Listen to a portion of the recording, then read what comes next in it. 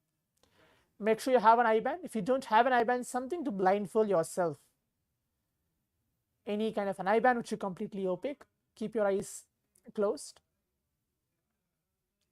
I'll be reciting the Shastra Pramana, the scriptural reference, and mentioning the powerful cognition, why we need to manifest actually this power manifestation today, and then let's see what we're going to manifest in today's power manifestation. Kapala antarmano nyasya tishtanmilitalochanaha kramena manaso dhadyat lakshayed lakshamuttamam. The translation goes, by fixing the mind on inner space within the crown center and sitting stably without any movement, having your eyes closed in succession, by that stability of the mind and inner space, through the power of the third eye, one directly sees the ultimate goal, Lakshyam, by having vision beyond the sight that reveals any object or place, attaining the space of oneness with the source, Paramashiva himself. Yes. Now, in today's power manifestation, this Shastra Pramana is directly revealed by Bhagavan Paramashiva himself, Swamiji, and with the grace and blessings of Swamiji, let us all now enter to the power manifestation science. Today, I'm going to be projecting any kind of random images for all of you for this first round of the power manifestation. The only powerful cognition which you need to hold within yourself is you are Paramashiva. Everything which is happening you is just a reflection of Paramashiva. You are the consciousness which is there inside yourself and happening in and around you.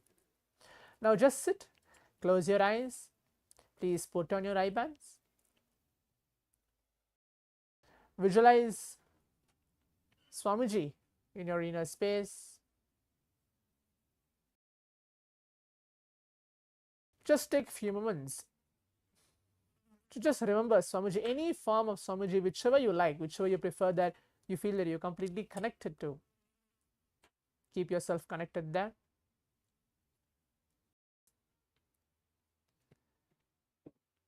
Let's chant the Mahavakya along. Om Nithyananda Paramashivoham. Om Nithyananda Paramashivoham. Om Nithyananda Paramashivoham. Keep your eyes closed, as now I'm going to project the image for all of you as we are blindfolded and we are ready for this power manifestation.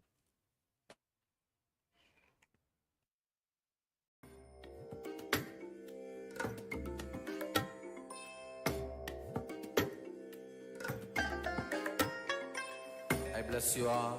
Let you all open all your three eyes and manifest the powers of Mahasadashiva. Om Nithyananda Paramashivoham. Om Nithyananda Paramashivoham. Om Nithyananda Paramashivoham. Om Nithyananda Paramashivoham. Om Nithyananda Paramashivoham. Om Nithyananda Paramashivoham. Om Nithyananda Paramashivoham. Om Nithyananda Paramashivoham. Om Nithyananda Paramashivoham. Om Nithyananda Paramashivoham. Om Nithyananda Paramashivoham. Om Nithyananda Shivoham. Om Nithyananda Paramashivoham. Om Nithyananda Paramashivoham. Om Nithyananda Paramashivoham. Om Nithyananda Paramashivoham. Om Nithyananda Paramashivoham. Om Nithyananda Paramashivoham. Om Nithyananda Paramashivoham. Om Nithyananda Paramashivoham. Om Nithyananda Paramashivoham. Om Nithyananda. Yes. Now please relax. The first round of the power manifestation has been completed. Please relax. You can take off your eye bands. Please slowly open your eyes. Now let's take few minutes to please type down or pen down everything which is revealed to each one of us through Swamiji and through our third eye, whatever it might be. If you're able to see darkness, if you're able to see colors, pictures, everything, please write everything down. In a few minutes, I'll be projecting the image to all of you. What was in the first round of the power manifestation? Please write everything down.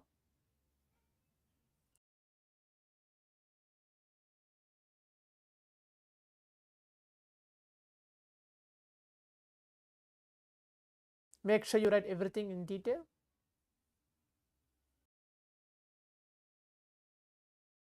Yes. So now let's all see what is the image which was projected to all of us for this first round of the power manifestation. Now as you can see, this is the image which was there for the first round, which has it's completely a nature based picture, which has green, which has brown in color, which has completely ocean over there. Whatever was revealed to you, to each one of us through our third eye, if you're able to actually get it correct, you can actually go ahead and share your experience as well on the Zoom chat or wherever you're watching this power manifestation session, telling that what you have manifested. If you have not manifested to your accuracy, that you feel that yes, I have not manifested, I might be able to get more better, we have one more round as well for this round of power manifestation. Now let's enter to the second round of the power manifestation. Please keep your eyes closed. Please put on your eye bands. Let's all start chanting the Mahavakya again. Om Nithyananda Paramashivoham. Om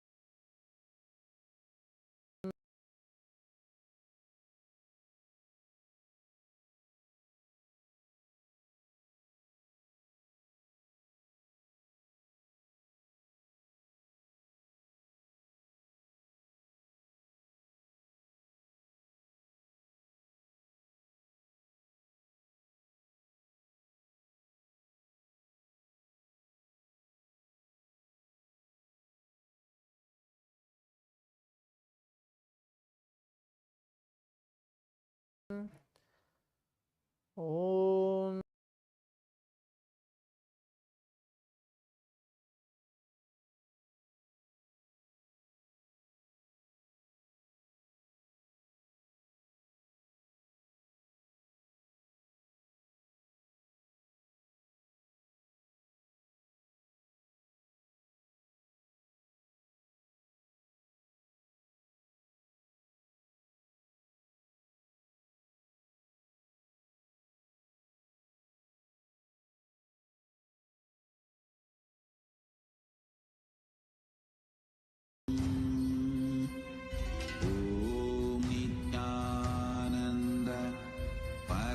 Paramashivoham.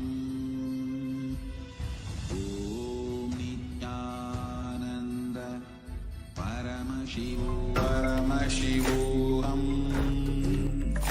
Om Nithyananda Paramashivoham. Om Nithyananda Paramashivoham. Om Nithyananda Paramashivoham. Om Nithyananda Paramashivoham. Om Nithyananda Paramashivoham. Om Nithyananda Paramashivoham. Sorry for the technical glitch again. As please keep your eyes closed.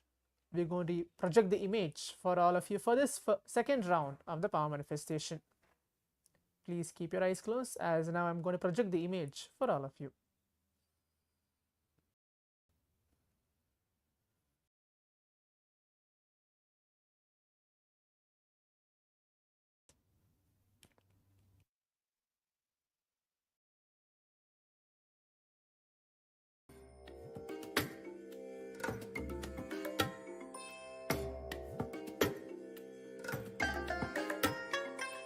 I bless you all. Let you all open all your three eyes and manifest the powers of Mahasada Om Nithyananda Paramashivoham. Om Nithyananda Paramashivoham. Om Nithyananda Paramashivoham. Om Nithyananda. Yes, now please relax and please open your eyes as the second round of the power manifestation has been completed. Now please take few minutes to write down everything which is revealed to you through your third eye. Please type down or write down everything in detail. As now we're going to see the image for all of you. What is the image chosen for the second round of the power manifestation?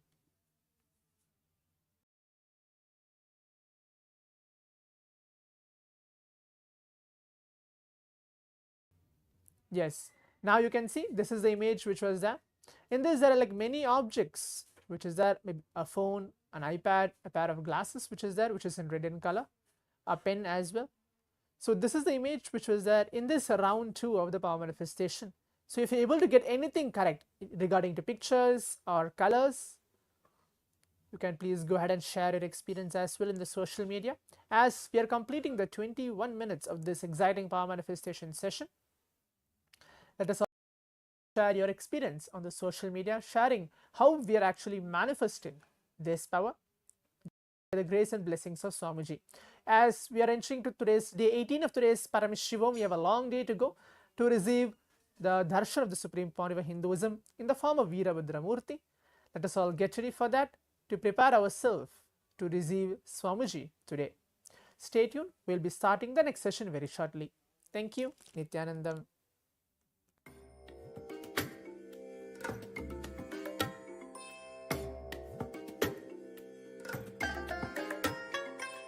I bless you all.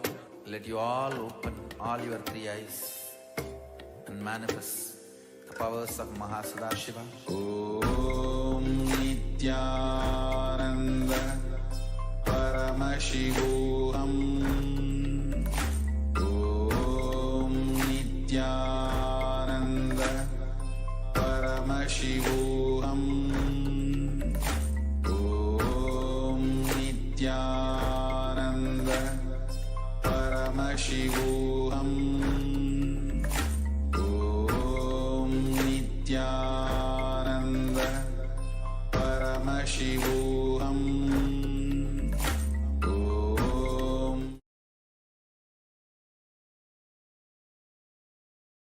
Om Nithyananda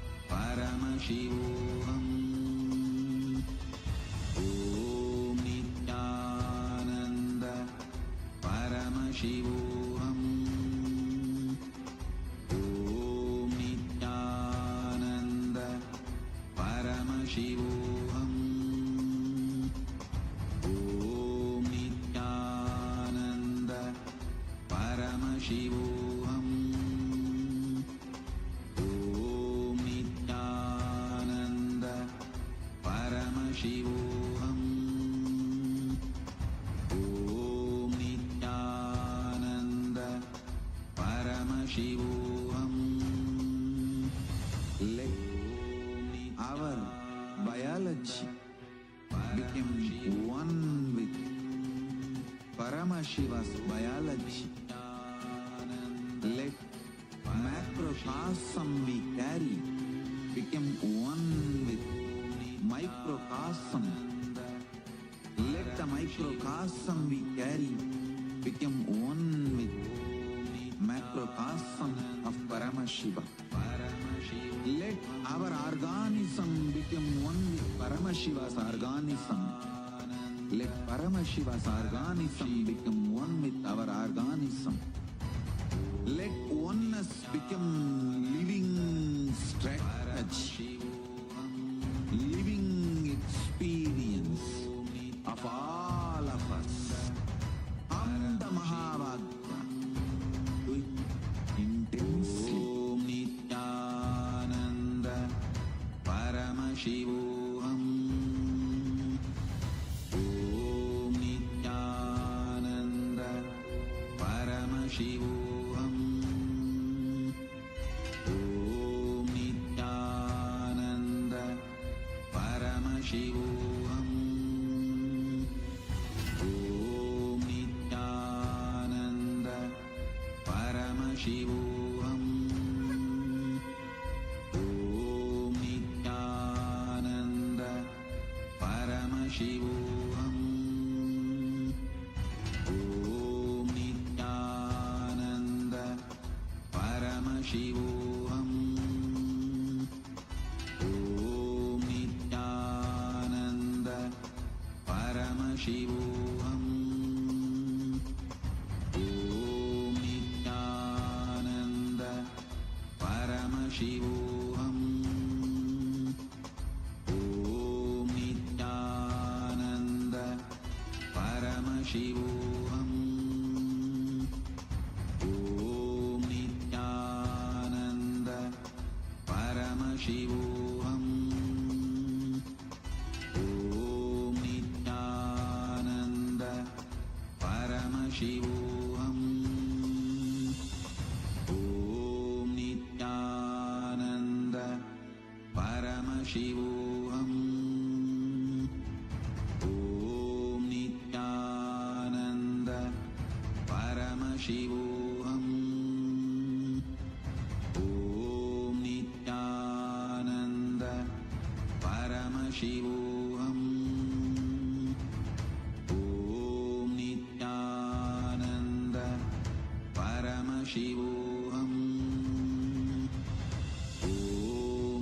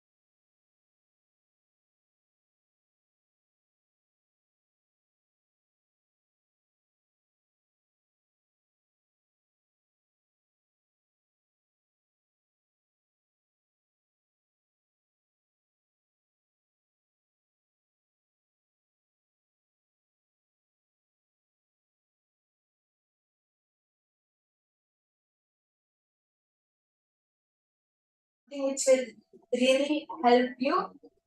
So it's like a supporting tool. So whoever has the Aushita, you can get it in palm. And now we'll be starting the cow manifestation. So I request everyone to get ready. And we are going to be identifying the details of what happened on a particular day, as I just explained. So we are going to be finding all the informations, whether it's the date, the incident, whatever happened, and when was it, all the information about that date.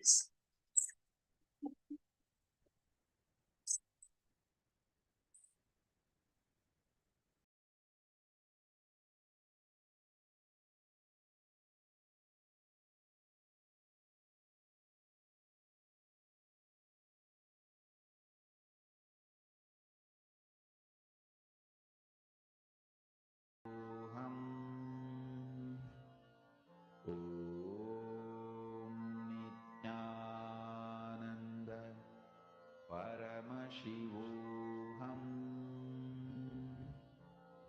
Om Nithyananda Paramashivoham Om Nithyananda Yes, now I request all the participants to connect to a partner, and it can be anyone in the Zoom room itself, or if you have anyone online, you can connect to any of your friends, family members, and request their consent for manifesting this power.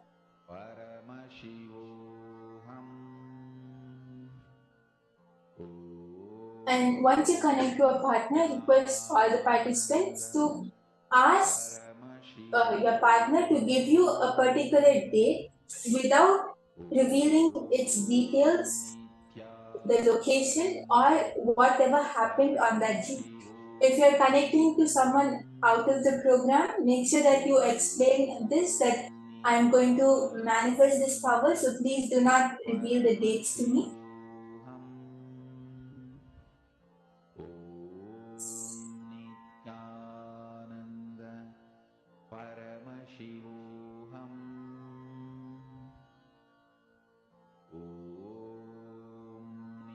I request all of you, let us take 2 minutes and please connect to your partners. It can be inside the Zoom room or call your friends, family.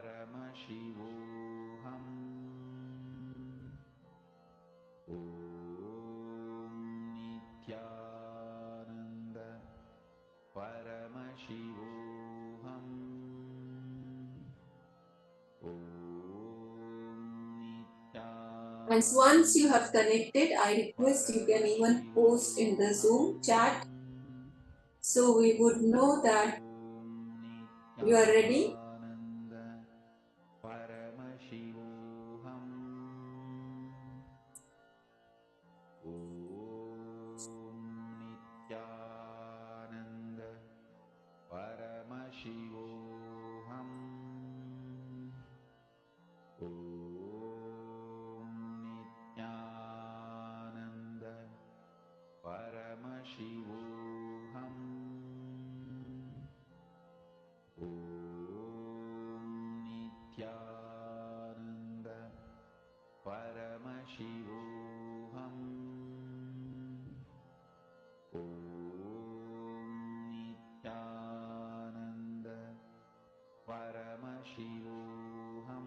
Okay, now I request all the participants to connect to Swamiji.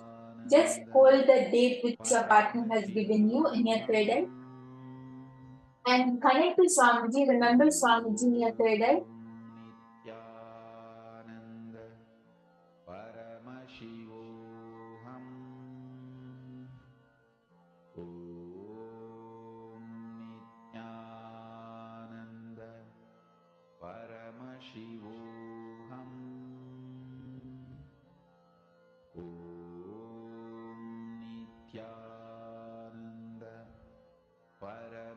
And you connect to Swamiji, you'll actually see that many details start coming. So you can even pen them down.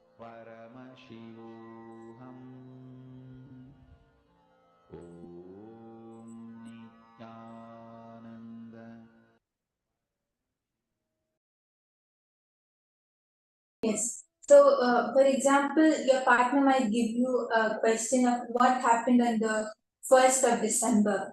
And you see that, okay, there is a birthday party happening and it was her 15th birthday. So you can write down, okay, I was able to see it was a bright sunny day. It was around 2 o'clock, it was on the 1st of December, and I'm able to see a lot of colors. It was her birthday today. She was turning this age, and how was the birthday? Was it like costume, like everyone was dressed in different costumes, or was it like a ritualistic birthday? Or you can explain the scenery, the how was the ambience around, what time of the day was it in, what type of cake were you able to see, or if there was something noticeable, something special and some unique thing in the area. You'll literally be going and you'll be seeing what happens, right? Like how all of us watch a movie. When if we pause at a specific scene, we can tell that, okay, there are two characters standing here. They're wearing blue dresses and it's a sunny day. They're standing in a building. We can literally explain the whole scenery. In the same way, we will be doing it for this also. Yes. So like this, let us all go back. This incident is on this particular day. What was the incident?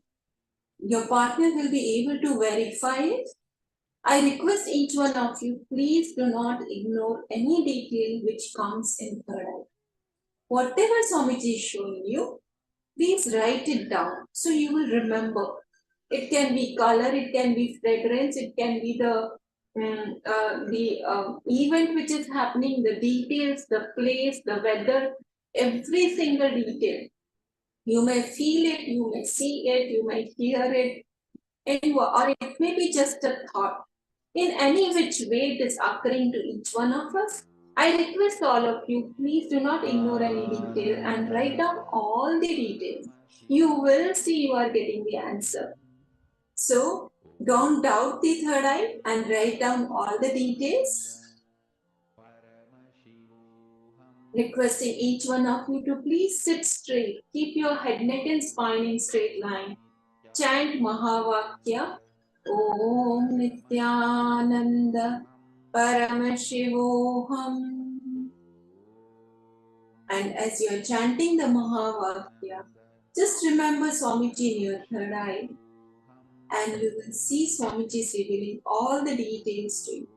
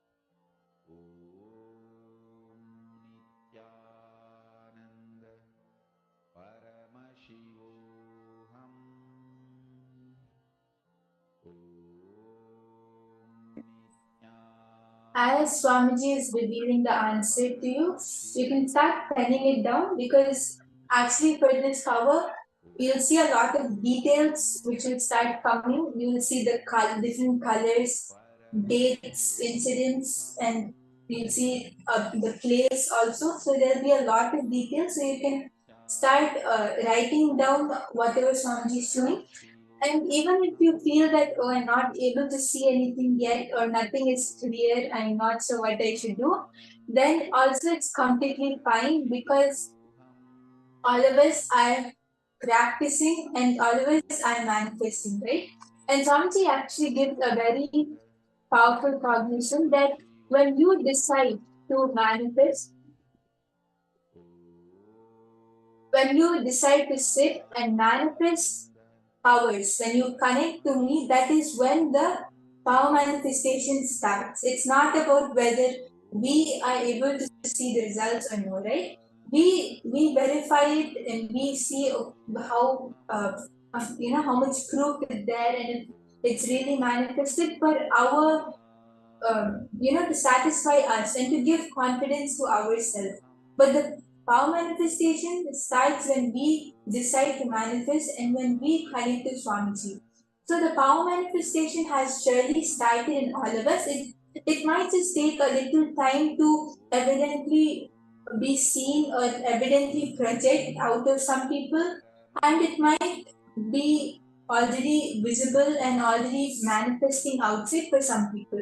But all of us are manifesting, and just the decision to sit and manifest will surely make it possible, and it will make your manifestation evident also. It's just that you just have to connect to Swamiji and drop the cognition that, oh, I'm not able to manifest it, I'm not able to see anything yet. And when you drop that, you'll see that you'll actually be able to see the answer, you'll actually be able to manifest it correctly. So all of you can start sharing your answers with your partner. Whatever Swamiji has shown you, you can start sharing all those details, where they were, what happened on that date, what was their dress color, etc. All of you can start sharing the incident which you scanned.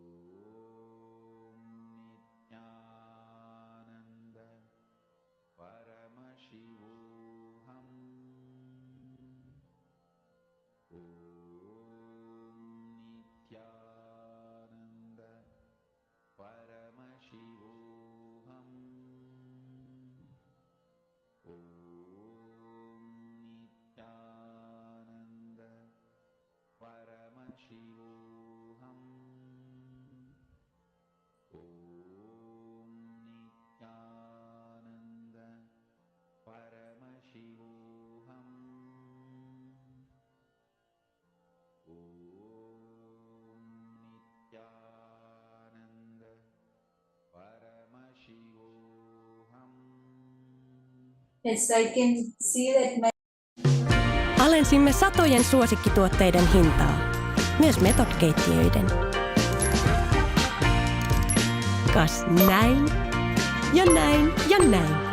IKEA. Ihanaa olla kotona.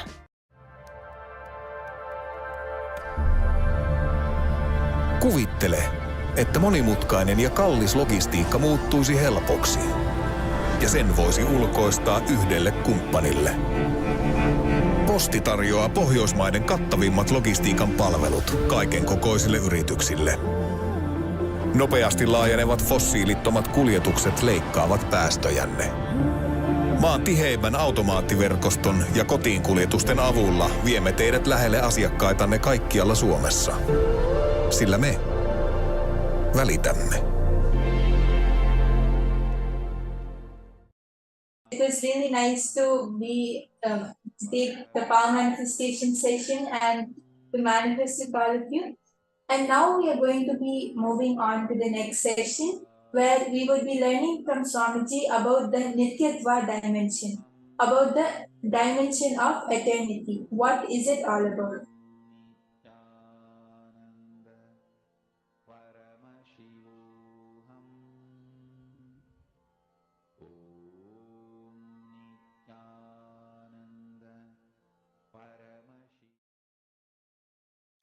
What is incompletion?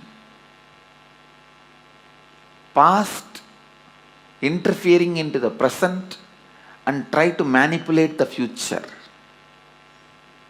That is incompletion. Your memory, form you carried in the past, entering into the present and trying to destroy the future form is incompletion. You can always see whenever you have a pain, guilt, powerlessness, incompletion, you will be visualizing, imagining your own form in a deep suffering. You will be visualizing, imagining your own form in a disgusting way.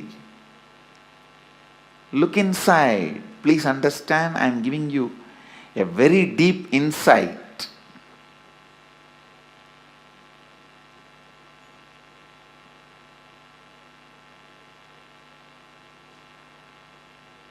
Whenever you are powerless, angry, violent, incomplete, look in. You will be remembering your own form from the past, which is actually you will be flashing your own photograph in your screen. Let me talk in the language of computer, you will understand. You will be running your own photographs in your screen, inner space screen, which is taken during the very sad, depressed moments.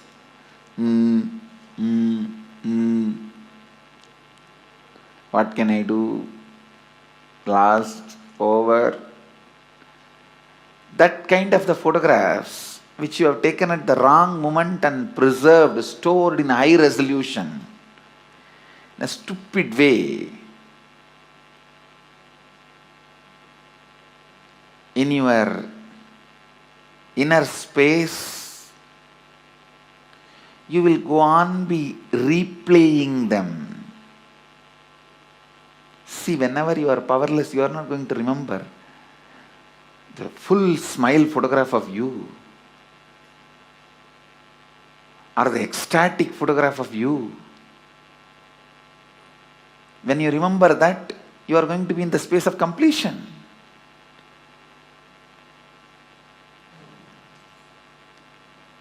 The deha, form you carried during incompletion, just by remembrance awakens the same incompletion.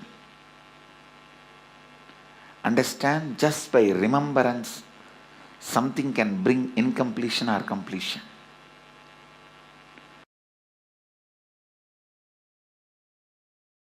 The moment one incompletion is triggered by somebody, then that's all. You don't see the world anymore. The world does not exist, only my world exists. That is what is meant by the great Mahavakya, Jagat Mithya. What you perceive as my world is Mithya. Because a small incompletion, the moment it got triggered, it gets triggered.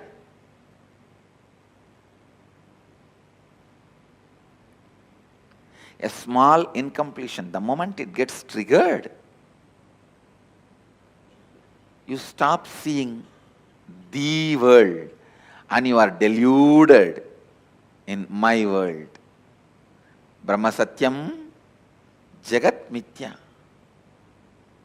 I don't disagree. Jagat Mithya. But that does not mean in your actions you will not radiate the truth Brahma Satyam. In your actions also you have to radiate the truth of oneness, non-dual consciousness. while you are seeing your finance, your accounts sitting with your auditor, do you feel that oneness without falling into the powerlessness? While you are sitting with the spouse and having a dinner or lunch, do you feel that oneness without falling into the powerlessness? When you are sitting with your team and discussing your corporate strategy, your office strategy, your consciousness, does your consciousness be established in that oneness and non-duality without falling into the powerlessness? Look in.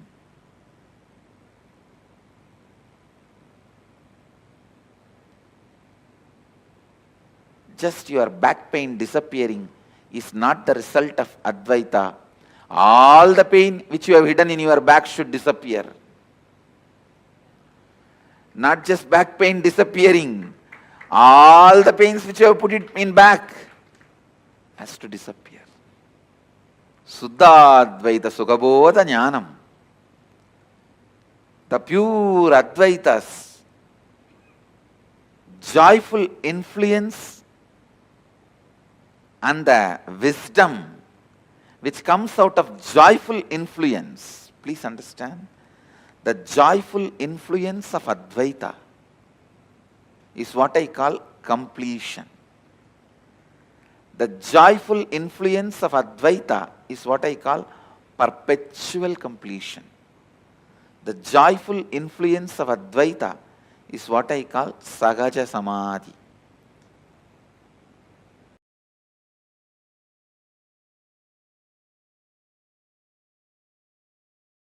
Paramashiva's own reflection, his own reflection in this universe is yourself. Yourself's original source in the parallel universe is Paramashiva. Listen.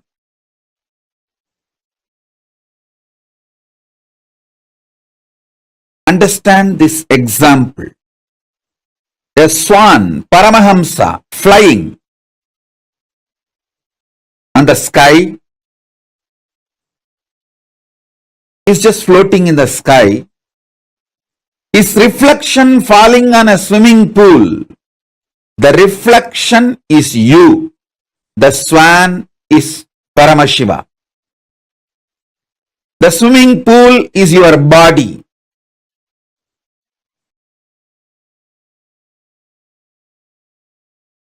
Understand, the moment reflection looks back to the source, it realizes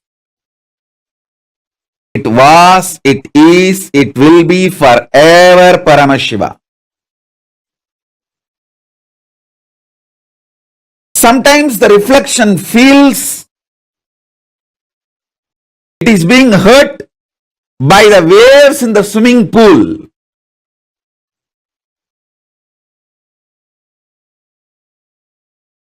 The reflection need to realize nothing in the swimming pool, even if the swimming pool is dried, it cannot hurt you. It cannot hurt the reflection, because reflection is centered in the source. You only have two choices. Either you can enjoy you being a reflection, or you can go back to your source. Beautifully, Paramashiva explains to Devi, anything goes circular. Listen, anything goes circular, repetitive, is reflection of me. Even when it believes it is suffering, it cannot suffer. It can only forget its existence In the delusion, it can force itself and imagine itself as if it is suffering.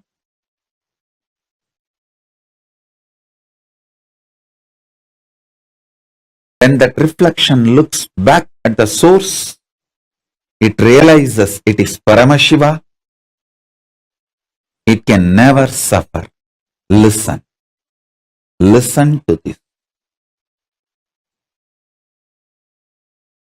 deeply. You in the parallel universe is Paramashiva, the great swan floating in the space. The reflection of that great swan on the swimming pool in this universe is your individual self. The swimming pool is your body.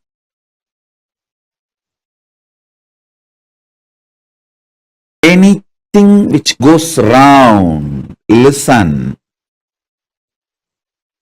Paramashiva explains so beautifully. I'll tell you in the modern language. Whether it's an atom or known universes, everything goes round it is in circular motion in the space, in Chitagasha, conscious space. Anything, whether an atom or the known universe, everything is rotating in the circular motion.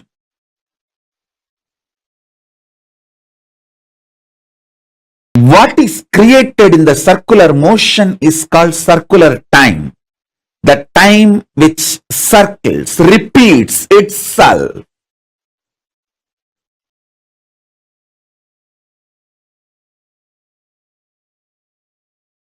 You can see in your body. Your hunger repeats itself. Your number 1, number 2, number 3 repeats itself. Your sleep repeats itself. Your patterns repeat themselves. Your decision to smoke, your decision to drink, your decision to be addicted to something, everything is repetitive. Understand? Anything which repeats is in the circular time motion. It is within the field of Nirantaratva but not Nityatva. It is within the field of Nirantaratva but not Nityatva. If you know, anything which repeats does not hurt you, cannot hurt you. You are liberated from time. You are liberated from Kala.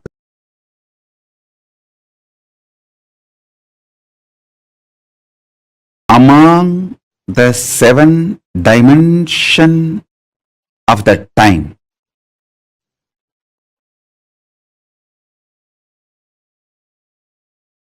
space before the past, past merging into the present,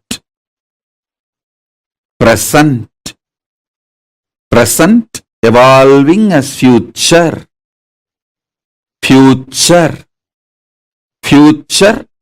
merging into the space beyond future.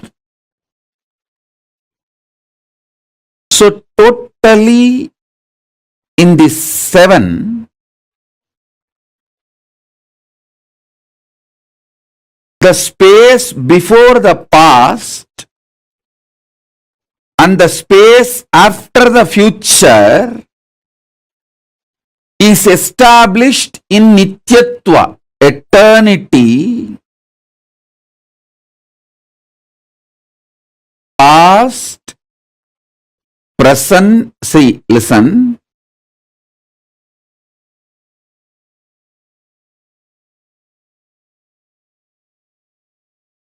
past, past becoming present, present, present evolving as future, future. This five is Nirantaratva.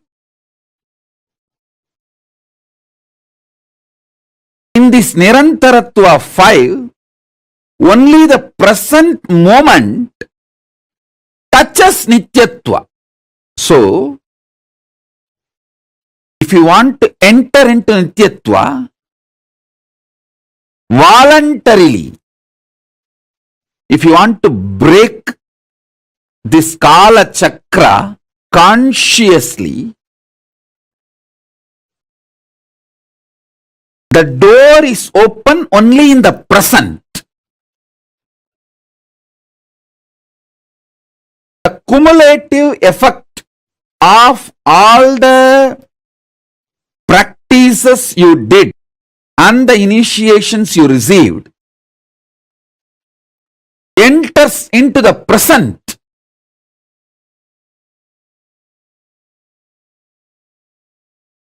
And makes you experience Nityatva. Listen. I wanted all of you to remember the cognitions I gave about Nityatva and Nirantaratva. Nityatva is 7, Nirantaratva is 5.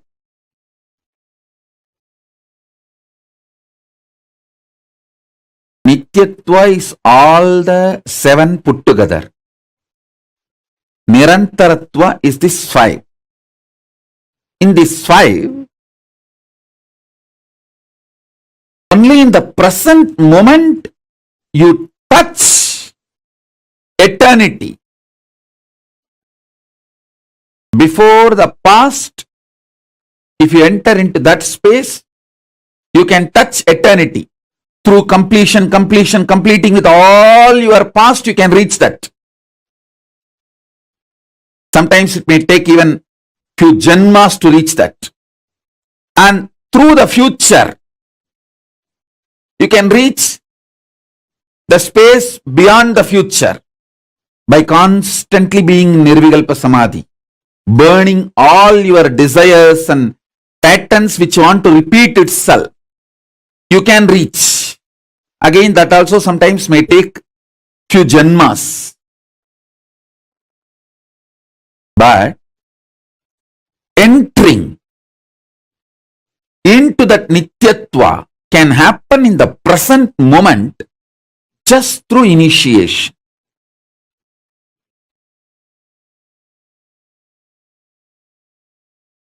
Remember the definition and the revelation about Nityatva. Remember the truth about Nirantaratva. Remember the next statement I made. You can reach into Nityatva by going before the past. You may need to complete the past. By completion, you may enter into the space before the past. You can enter that way. That is also one path. There is another one path where you can enter into the Nityatva by exhausting all your future. By being in Nirvikalpa Samadhi, you burn all desires, all seeds, all bijas which can manifest your future, all karmas burnt. And then you enter the beyond future space, Nityatva. That is also possible. But both will take few births to achieve. At present, in this very moment, through initiation, I can put you into eternity, Nityatva. In this present, three things are going on inside you. The identity default you cherish. And the identity you consciously want to manifest. And the struggle between these two identity, your doubts, hatred, denial,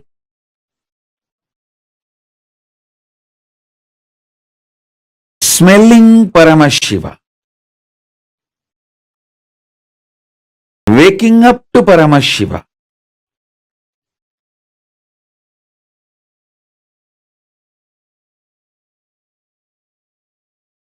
waking up to this highest. In this moment present, it can be done through the initiation.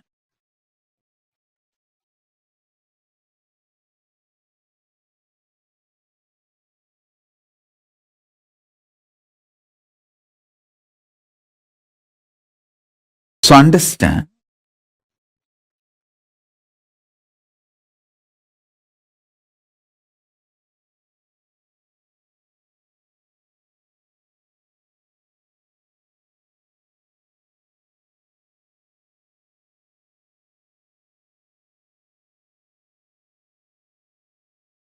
that is why always the ultimate manifests through initiation.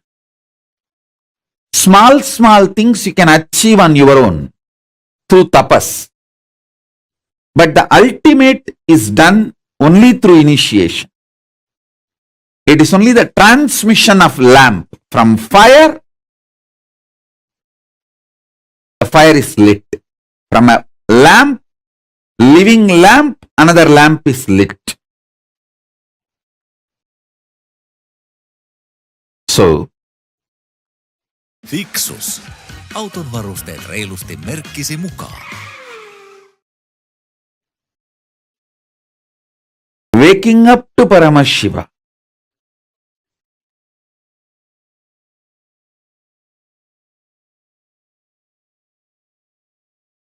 Waking up to this highest.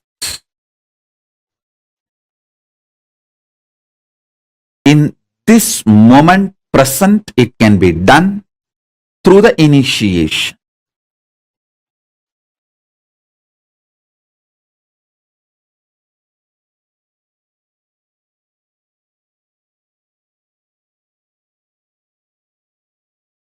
So understand,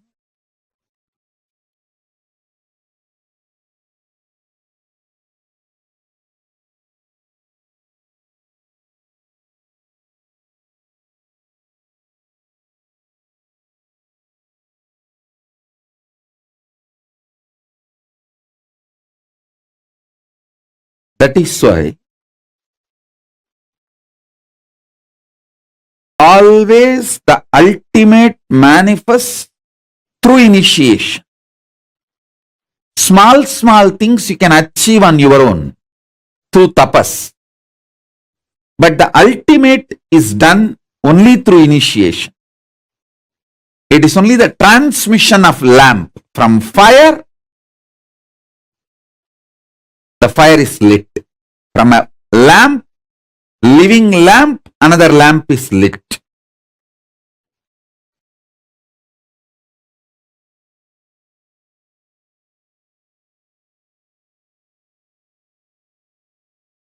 I'll explain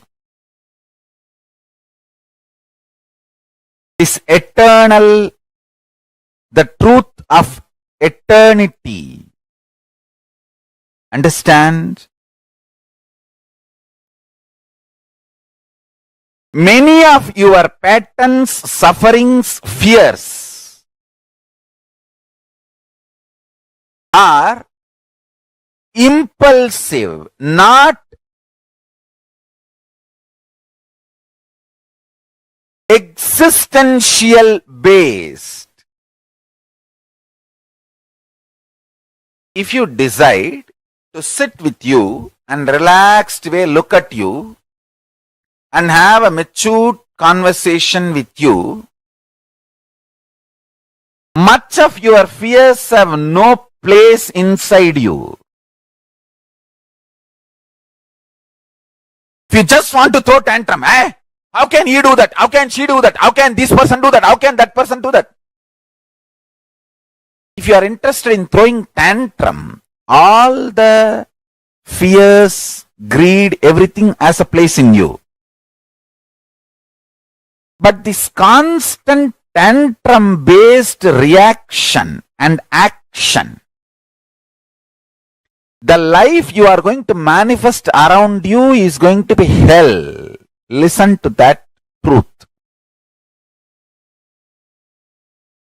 See, the constant tantrum throwing, violent hatred, action, reaction, you are going to create hell around you.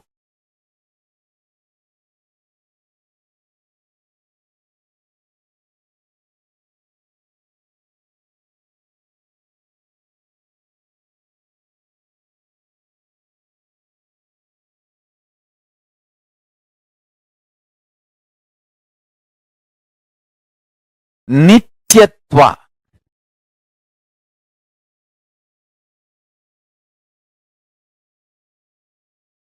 I can use, and maybe I'll create a new word, eternal, cosmic constant.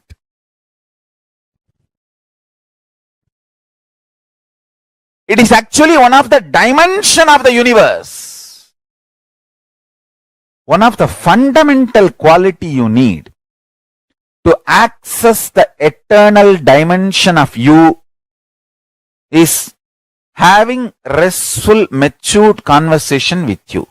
What am I doing? Where am I going?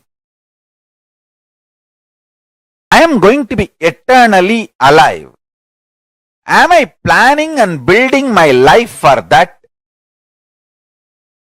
Or am I just agitated, tantrum throwing child, thinking that there is no tomorrow? When it comes, let me face.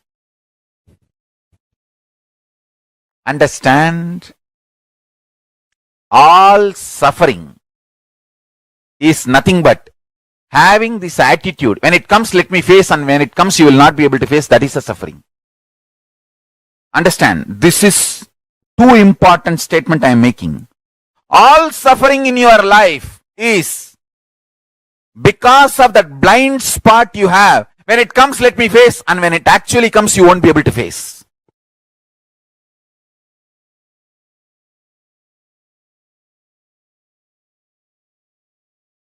In the past, you have a full freedom to form opinion about your past, and you have full freedom to create the possibility of your future. This clarity you will get only if you decide to do tyaga. Listen. I am freed. I declare boldly, I am freed, liberated from sufferings once for all. Suffering related to past, suffering related to future. Because I decided to do tyaga. Understand? You can always sacrifice the achievements, pleasantness, bliss, joy related to your past. You can always forget that you completed PhD. But you can never forget you got delayed for one of your examination because you spent time with your girlfriend, or you slept and you did not appear for that examination, that pain you will be carrying even now. Sacrificing the past related pains, understanding even factually, many of your pains are unjustified and incorrect. Understanding even factually, your pains are not supported, justified by the reality, real happening is completion. I am repeating. Even factually, as per the real happening, what has happened, if you look what has happened from all dimension, even your pains are not justified. Your pains are not really right. Even your pains do not have justification to exist in you. If you see the past happenings multidimensionally, is completion with the past. I tell you, how much ever you say, no, I know I have some pains which are absolutely justified. No. You may be Guni, you may be Kaikeyi, you may be Surpanaga, you may be Danganaka duck, Danganaka dick, I don't care. You are wrong.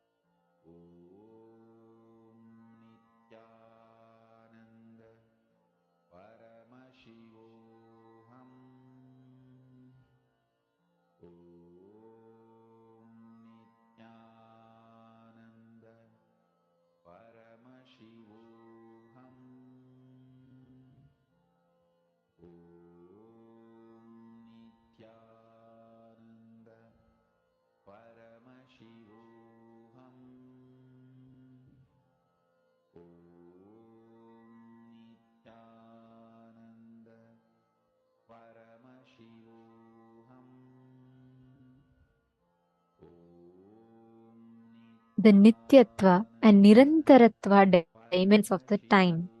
Swamiji very, very beautifully explained to all of us about what is time. The idea, the understandings that we have about time, Kala. The space before the past itself, past merging into the present itself, present evolving as future, the future itself, and the future merging into the space beyond the future. The space, all these seven put together forms time. All of us would have always heard about past, present, future. That's all is time for us, right? But there are 7 dimensions of what we know as time. Space before the past itself, past merging into the present moment, present evolving as future, and the space beyond the future. Now, the space before the past and space after the future is established in Nityatva. It's very important for us to understand this. What Swamiji is revealing, this is such a profound truth. Just if you cognize this one truth, you will be empowered so much in the way you meet time. Because we all get so bored and frustrated about the concept of time that beyond a point, time starts tiring us. We start getting tired of time. But here, Swamiji is revealing such an important truth about time, just by understanding which we will evolve into one of the best, having one of the best, amazing experience of life in itself. I request every one of you here to post what did you understand as Nityatva and what you understood as Nirantaratva. See, the 7 dimensions of time, right? The cycle of time. So there is space before the past itself, past merging into the present itself, present evolving as future and the future itself, and the space beyond the future. These 7 components put together forms time, the Kala Chakra. Are you all catching it? See, normally we all think, oh, okay, it's just past, present, and future. But here, Swamiji is revealing an amazing truth.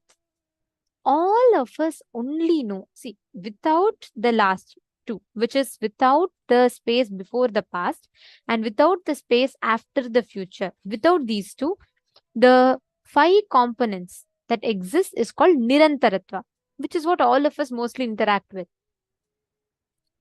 But what we are talking about is the space before the past and the space after the future.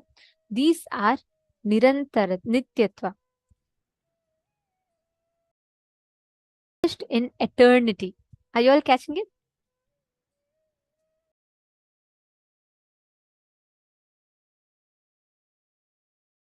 Just this one understanding, having this one understanding will completely shift this, because you will now know you are not limited to, or your understanding of time, your existence, Kala is not limited to you experiencing this.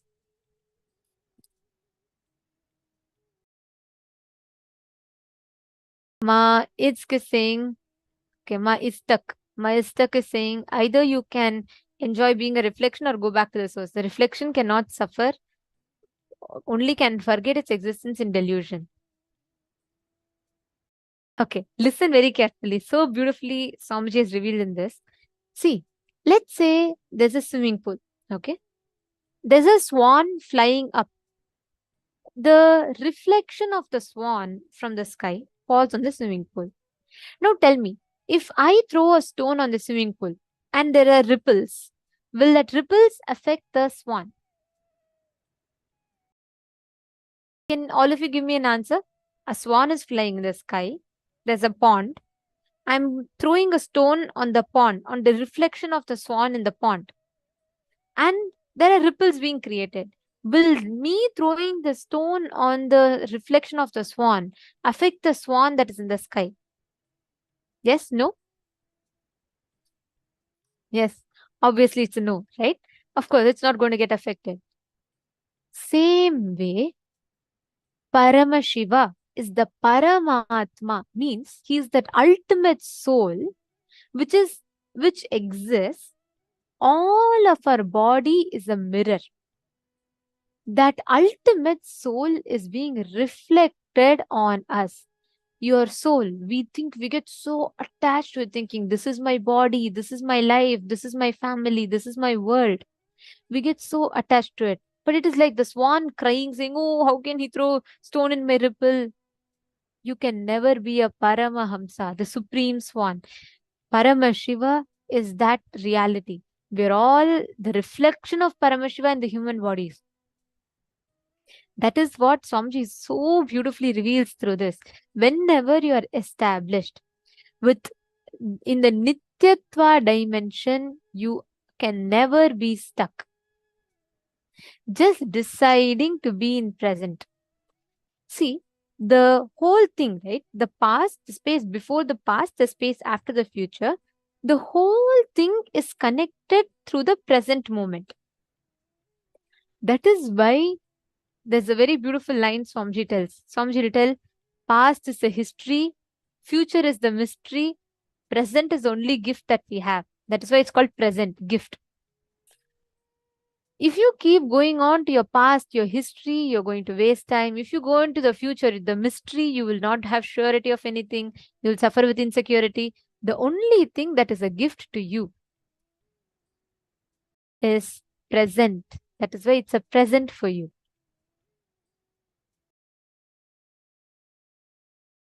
Understanding? So don't get stuck into the past. Ma Priyatma Surupini is saying a beautiful quote. Yes, I love this when Swamiji had told this in one of the satsang, and it's such a powerful, isn't it so true? Past is the history, future is a mystery. Only present is a gift for us. That's why it's called present. And whoever is in the present moment receives that gift. Understand, all the baggage of the past that you try to constantly put into the present moment, or your insecurities about the future that drives you in the present moment, both are not giving you the experience of present. See, it is like, let's say there are two, like there's a parabola or a hyperbola, right? And then there is a point, that x. Now, where exactly the point touches the line, right? Let's say there's a circle, there are two circles, like two things, two semicircles going. The point in which this and this meets, that point is called present moment.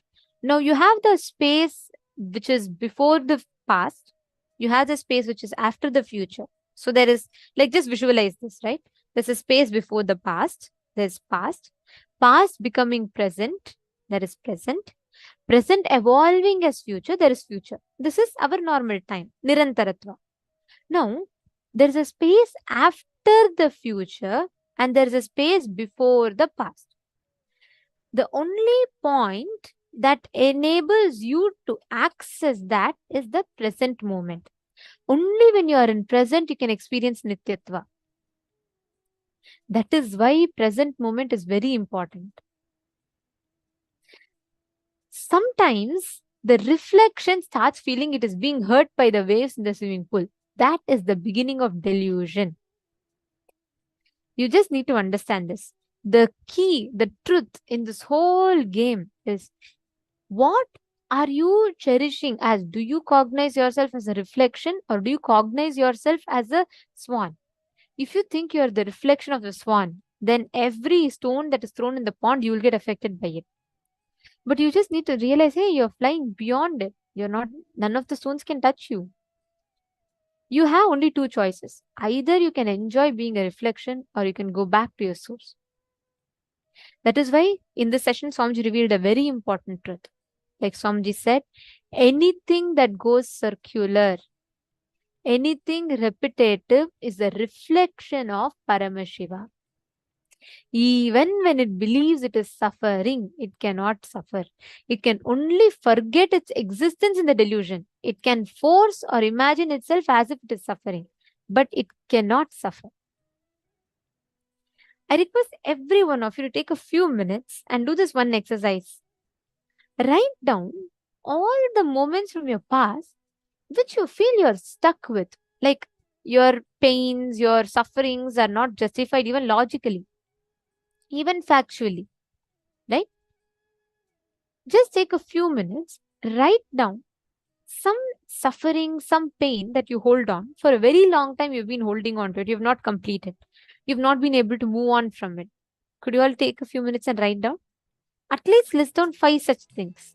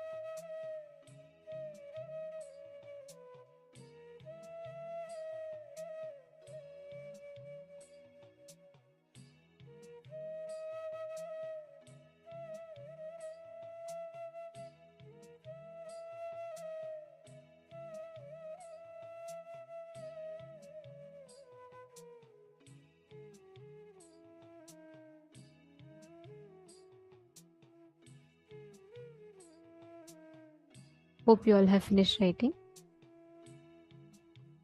Now, just understanding the truth about Nityatva, Nirantaratva can completely change the perspective in which how you experience life. Now, let's say you have some struggle. Let's say there's some struggle that you have, or you're being stuck. Life is giving you the same situation again and again. How many of you feel like this? How many of you feel like, God, no matter how much I try, I keep coming back to the same problem again and again and again? How many of you experience that?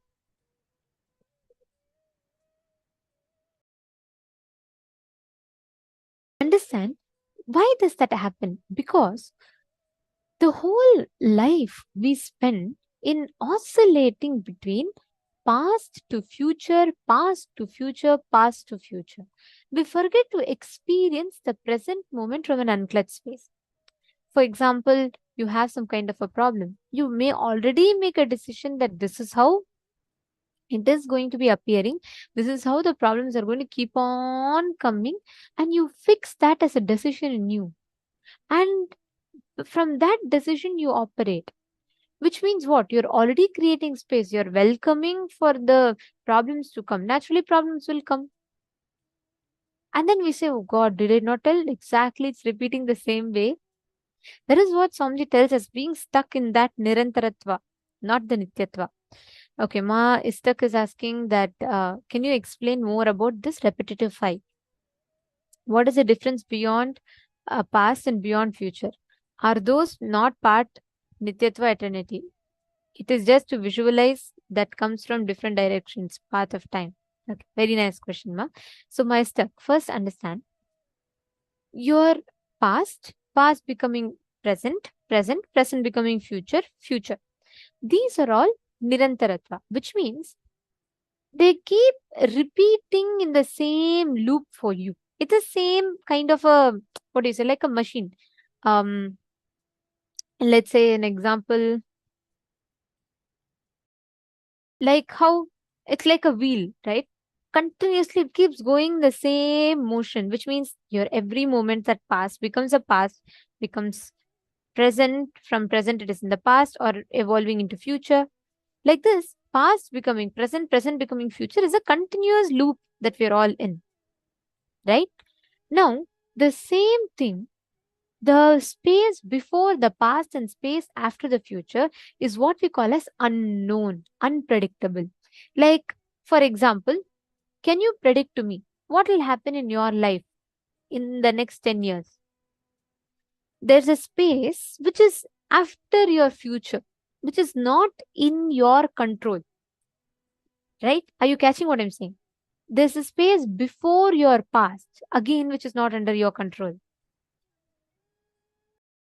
So understand every moment of your life, Maistak, your all the different fragments of life that is repeating to you. If something is repeating to you, it's within Nirantaratva. Means it is either your past becoming your present again or your your present becoming your future. It is only in this loop. Again, future becomes past. It is only in this loop. But there's a space after the before the past and after the future. That space is Nityatva, the place where you exist absolutely in the present moment. You're neither clutched about the past nor you're afraid of the future. That moment is Nityatva. Actually, whenever you all manifest powers, right, you literally get tuned into that space of Nityatva and you manifest from there. All of you can sit now. Can I request every one of you to sit? And you're going to be manifesting this space of Nityatva in you. Apply this one powerful cognition and start manifesting. Let us do something same like how you all did in the last round, where you identify the details of what happened on a particular date in a particular person's life. Let's say I give you the date of my 12th birthday. You will scan and you'll be able to identify precisely what happened, what dress I was wearing, where I was, everything on my 12th birthday. Like that, any verifiable past that you want, as per your choice, you can scan, identify, and you can verify that with the partner. And I'm also seeing that some of you are starting the power manifestation but leaving it halfway. Please make sure you're closing the whole power manifestation session. Make sure you're attending completely with your partner, because if you leave it halfway, it's not just your power manifestation that gets affected. Even the partner who's depending on you, their power manifestation gets affected. So let's be sensitive of that. And I request every one of you to connect to a partner and scan what exactly has happened on a particular date. They'll give you a date and you're going to scan what exactly happened on that date in the partner's life. Please start.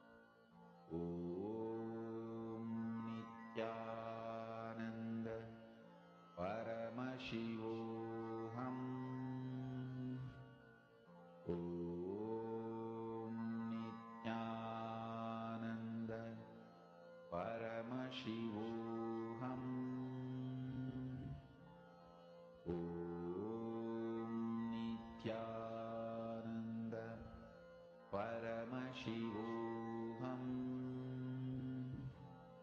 Om Nithyananda Paramashivoham.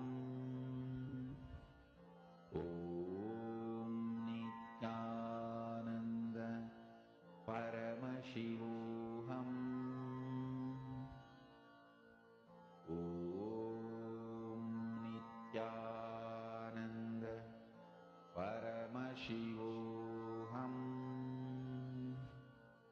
Om Nithyananda Paramashivoham.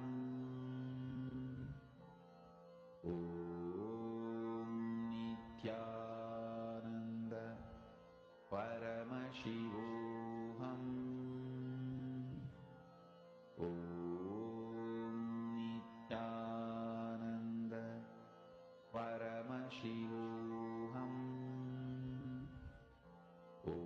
Om Nithyananda Paramashivoham. Om Nithyananda Paramashivoham. Om Nithyananda Paramashivoham. Om Nithyananda Paramashivoham. Om Nithyananda Paramashivoham. Om Nithyananda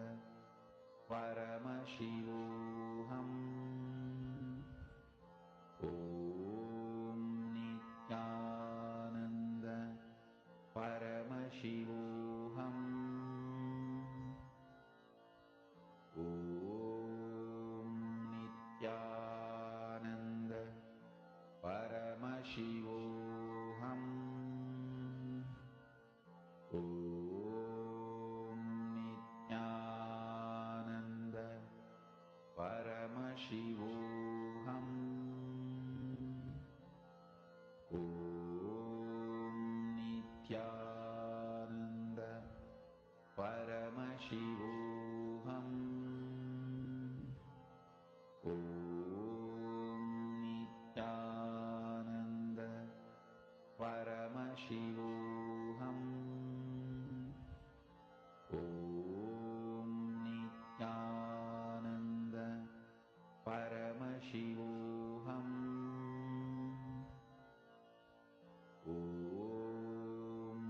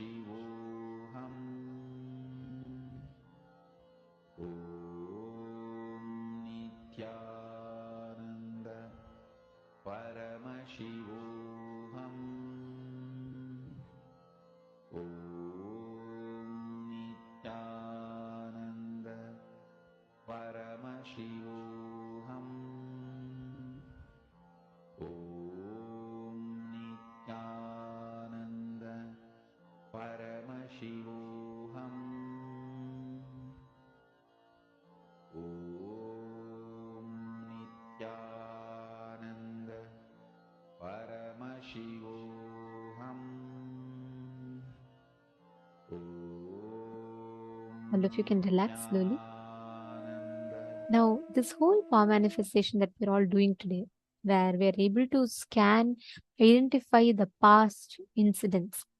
Understand this, whenever you manifest this power, your ability to go beyond the understanding that you're bound by time will change completely. Means you will literally have the experience of how you can experience that completion, that breakthrough, whatever you call it, right? That experience starts happening in you. And in the next session now, all of us are going to be learning one of the most important and a very beautiful truth about how you can conquer your desires. See, please understand, only a person who has the ability to conquer his or her desires, only they will have the ability to manifest their desires. Suddenly we all have different desires that comes in us. Once we want to have be wealthy, once we want to go on a vacation, once we want to do something that makes us healthy, the next moment we want to eat junk food. There's so much of chaos in our inner space with in terms of all the desires, etc. But how do we exactly manifest that space where the moment you will something, you can manifest it? That secret is what Swamiji is going to be revealing to us through conquering desires. Is desire wrong? Are we supposed to be having desire? Is desire the right thing to have? If it is right, then why are we having so much of chaos and conflicts in our desires? How do we conquer them? How do we control them? That is what we are going to be learning in this session.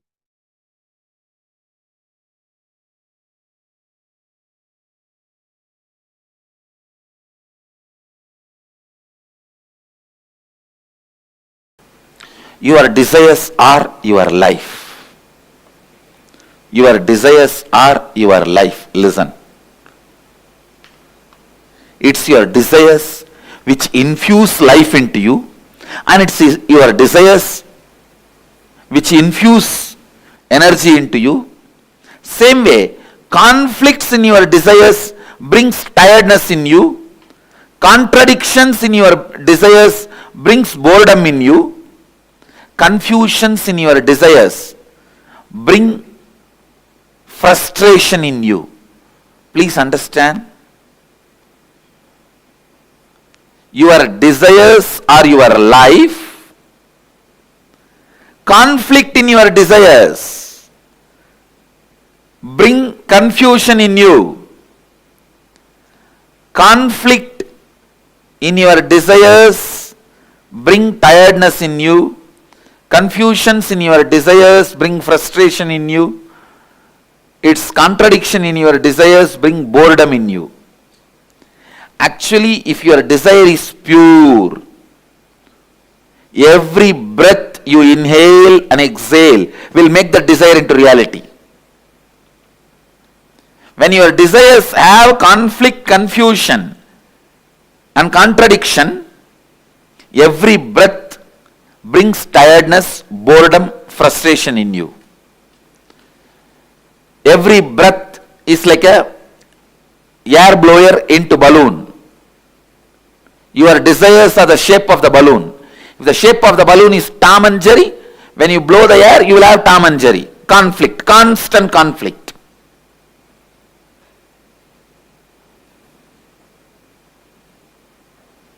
If the shape of the balloon is just round, when you blow the air into that balloon, you will have a round balloon.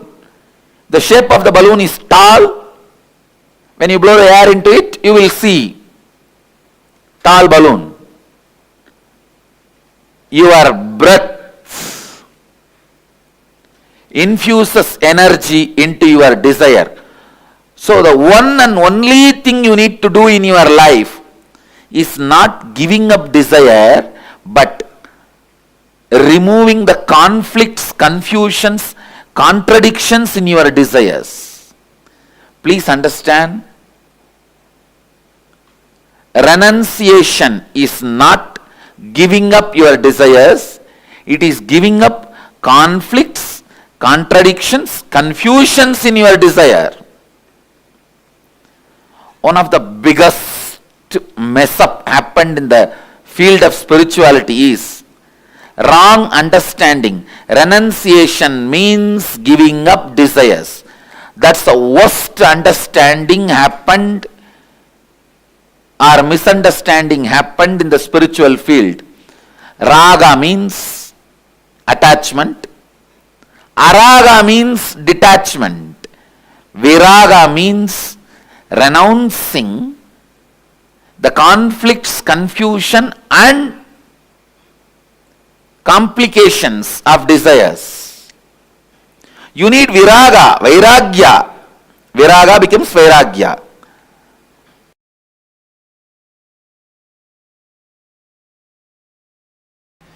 Be very clear. This is what I call, this is the definition of renunciation. Remembering nothing can make you powerless. Anything removed from your life cannot make you powerless is renunciation. Vairagya, raga means feeling obsessed, completely overpowered by the desire. Desire is raga. Attachment is raga. Obsession is raga. Araga means detachment, hatred.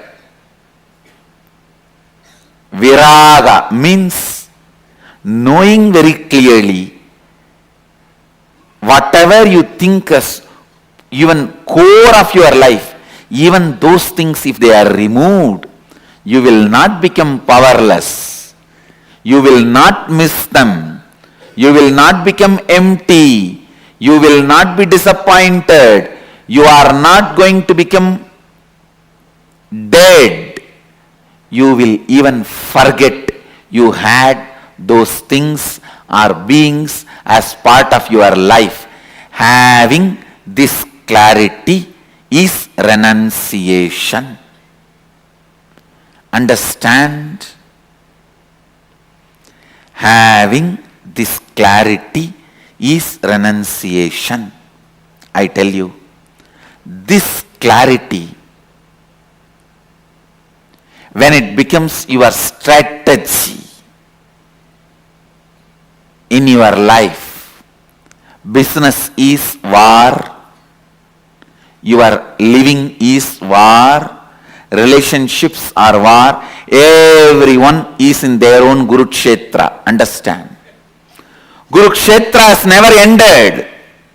Everyone has their Kurukshetra. Let this be your strategy for your Kurukshetra. No one can win you. No one can shake you. No one can frighten you. Be Vedanta Kesari, the lion of Vedic strength. I tell you, because I have applied this strategy, I applied this cognition in my life again and again and again, and I saw I always won the game.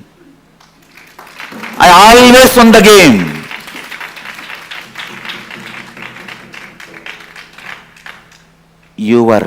The moment you have a fear that if something is removed from your life, you will become depressed, you will become empty, you will lose life. that fear becomes strength of your enemy. When he knows you can't be frightened, he becomes powerless. Understand? If you can be frightened, your enemy is powerful. If you can't be frightened, your enemy becomes powerless. I tell you, this simple understanding of me and this simple cognition of me, anything can be removed from me. I will not become powerless. I will not become depressed. I will not lose anything. I will not be lost. I may not even remember that I had that in my life. Be very clear. The spiritual truth, when it becomes part of your cognition and strategy, anywhere you go, Krishna is driving your chariot.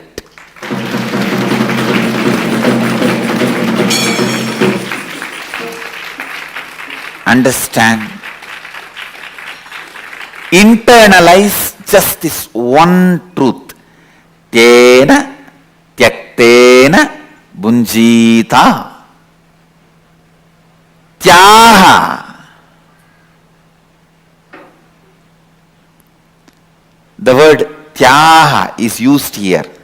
Tena means with this understanding from this context. Tyaktena bunjita ma krita kasya sridhanam. Please listen. The world is ever changing, but it is filled with consciousness, Isha. The consciousness is independently intelligent and compassionate. If something is removed from you, don't curse the life. It is done with tremendous compassion. It is done with tremendous compassion.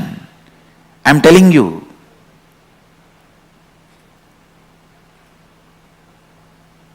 Here, Upanishads are declaring you to do tyaha, renouncing, you to renounce with this context of Isha Vasyam Idagum Sarvam Yatkincha Jagatyam Jagat.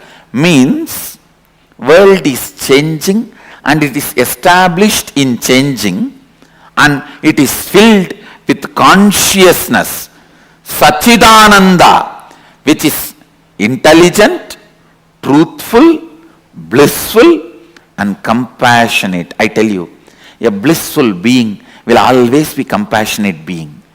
When you are blissful, you will see all the good things, best things comes out of you. When you are blissful, you will be such a good person. Only when you are frustrated, you will express all bad qualities, violence, cunning strategies. A blissful person is always compassionate person. Isha, consciousness, independent intelligence, which has its own will, functions out of pure compassion. So understand, renunciation is not supposed to be done out of frustration or inability or powerlessness.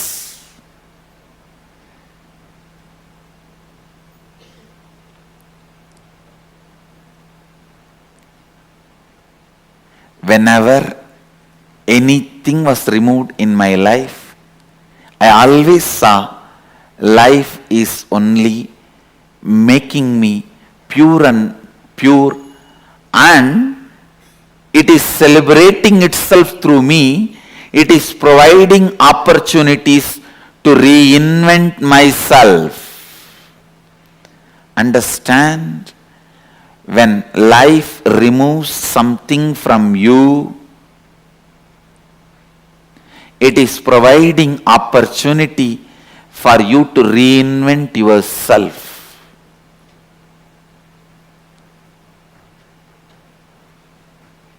And when you are clear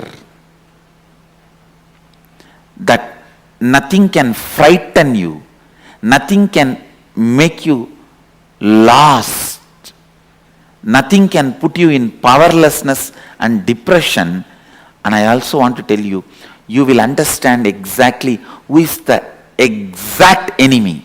You will exactly pinpoint who is your enemy, where things need to be done. You will not be confused. You will not overestimate your enemy. When you are frightened, you overestimate your enemy. Because you overestimate your enemy, you become powerless. Because you become powerless, it becomes easy for your enemy to destroy you. It's a vicious circle. And I am telling you, when you are clear, you will not be lost. You will not become powerless. Just have this one word in your throat all the time. So what? Keep this as a mantra. So what?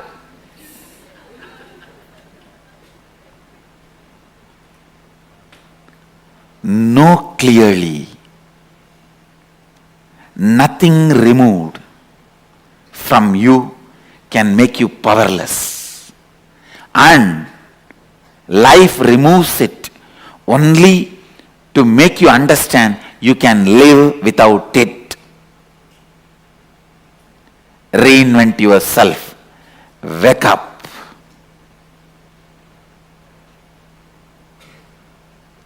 Please understand, I am not giving you any moral lesson. I am not giving you any self-development lesson. I am not giving you any self-help lesson.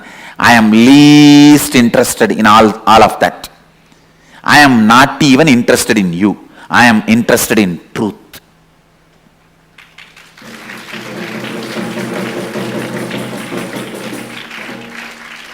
I am just interested in truth. I am singing it. Whoever wants to catch it, catch it.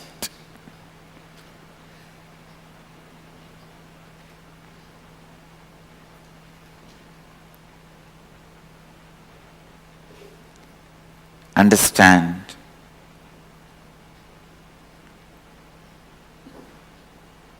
This one truth. Internalize. Internalize. Internalize. Today's homework for all the satsangis. List out 10 items which you really thought if it is removed, you will be lost, your life will collapse, but it was removed. Not only you are living your life now, you even forgot you had that once in your life as part of you. And I guarantee you will have 10 things, either persons or things or place, at least 10 things will be there. Pen them down and put it in your Facebook as a status. Pen the 10 things down. Put it in your Facebook as status. With your own understanding of today's satsang. You paraphrase it. Now whatever I shared, you paraphrase it and put these 10 things which was part of your life, which you really felt if it is removed, you will collapse. But now it is not there in your life, and not only you have not collapsed, you even forgot that they were part of your life at one time.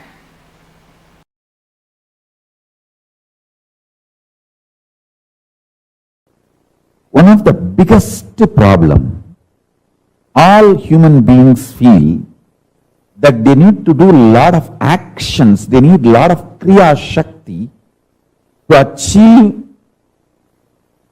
anything they want, health or wealth or enlightenment or powers.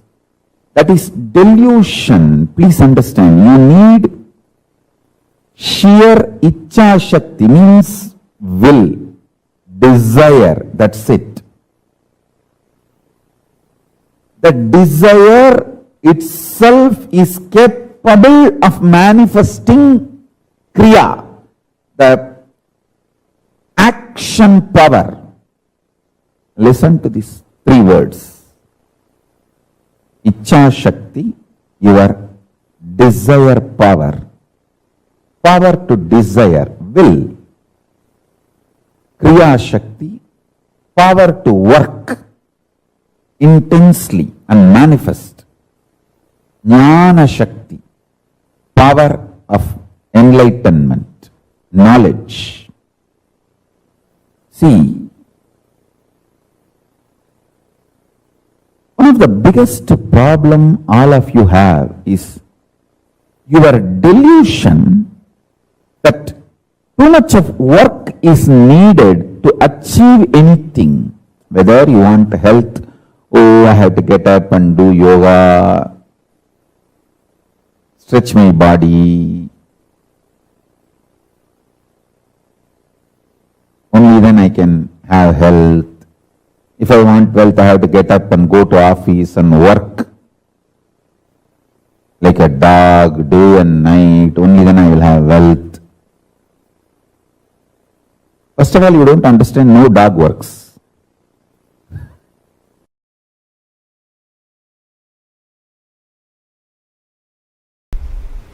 Third eye. It is also described as Anya in Sanskrit. Anya means will. Will to exist or will to collapse. Any will you carry is Anya. If your will gives you the hope about life, you will have life. If it gives you hope about death, you will have death. Anything you decide with your will, you manifest that. Understand, every breathing you do, you are giving life to your will to manifest. Every rupee you spend, you vote for that. If you are spending 1 rupee on pizza, you vote for pizza and its future. If you spend 1 rupee on Coca-Cola, you vote for Coca-Cola and for its future. On anything you spend money, you vote for it. On any idea you breathe, you make that into reality. Your will, what it carries, hope or hopelessness, right or wrong, good or bad. Listen carefully. Right or wrong, good or bad, hope or hopelessness, whatever you carry in your anya, in your will, you are breathing life into it continuously. You are giving life to it. That is why I am saying your anya is the most sacred spot in your life. Your anya is the most sacred space in your life. What you cherish in your anya matters. What you cherish in your will matters. Let me repeat once more. Listen intensely. Your third eye, which is called Anya in Sanskrit, which literally means will.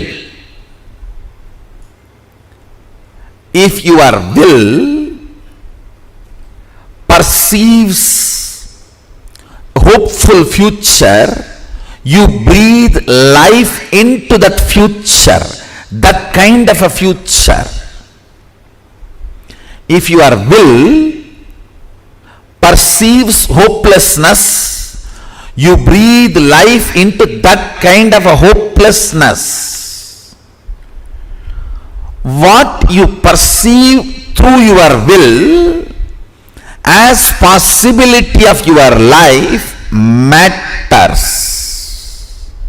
Don't think you can go on be perceiving negative possibility and suddenly out of the blue something great positive will happen. No. Everything unexpected is accident. Listen. Everything unexpected is accident. You can't cope up with it. Even if it is lottery, you can't cope up with it.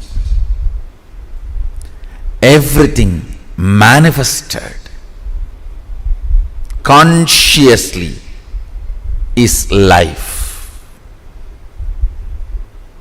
So decide to manifest consciously with will, Anya, by infusing life. It can be anything you want: health, wealth, spiritual powers, anything you want. You can manifest from the will, because every breathing you do, you are empowering your will. You are strengthening your will. You are infusing life into what you are carrying in your will. Understand?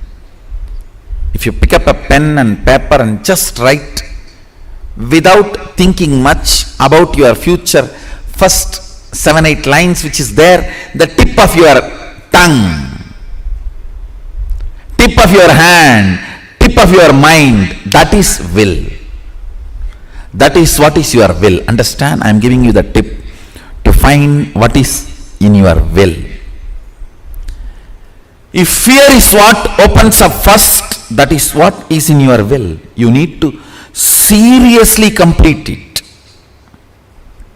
If confusion is what is there in your will, the first 4 or 5 statements are all about confusion. That is what is there. Seriously you need to complete it. Otherwise, with every breath you are giving life to it. Unplanned, without planning, spontaneously what is there on you.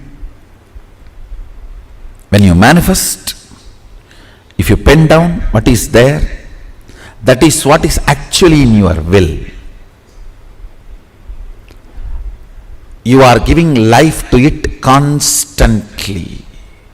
Beautifully Sadashiva describes about this Anya and its power. More and more you think about your body and mind, the power of Anya goes down. More and more you think authentically, responsibly, it manifests as what you want. More and more you look at the cosmic principles, the energy of the Anya goes up. Listen.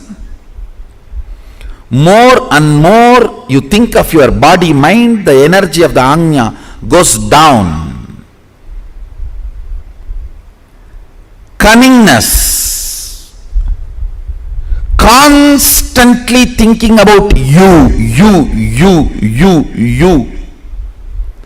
makes the energy of the Anya go down. Understand? Constant remembrance. Listen carefully. Humbleness is not thinking yourself as a less. No. Thinking about you less.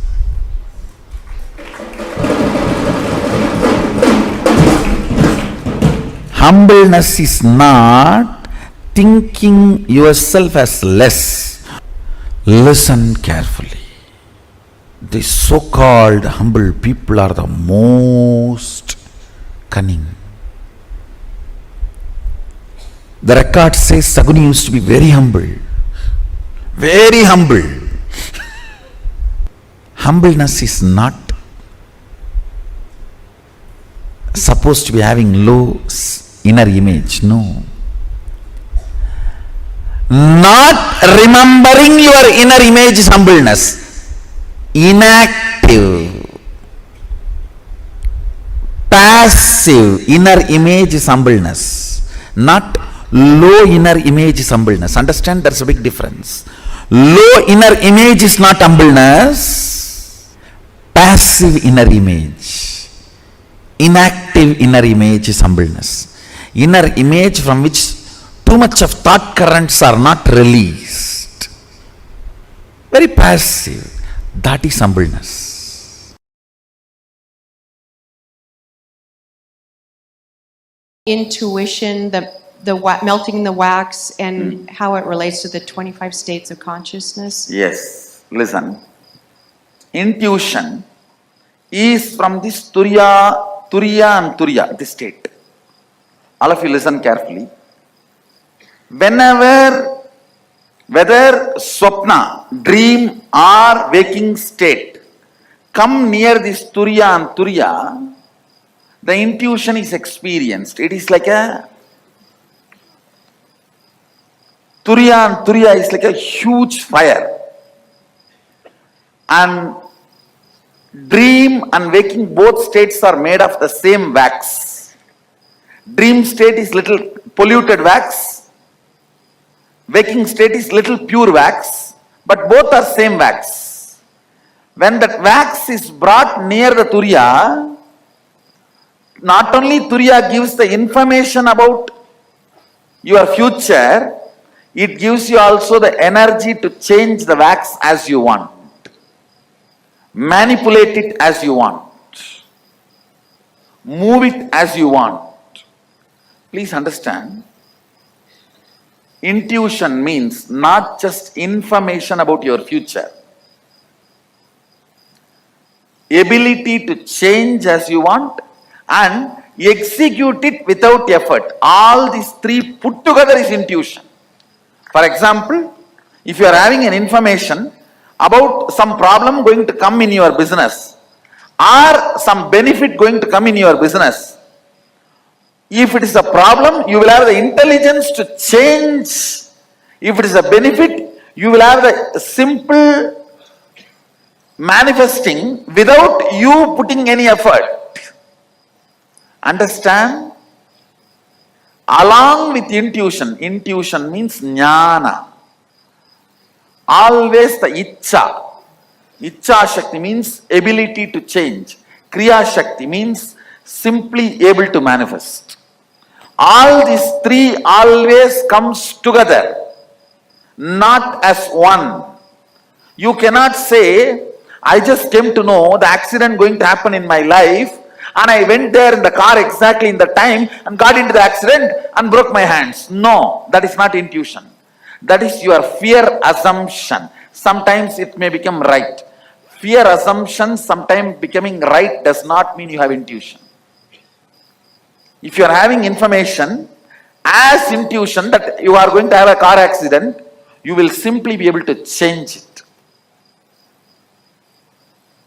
Same way, if you are having intuition, you are going to have $1 million, you will manifest it without any effort.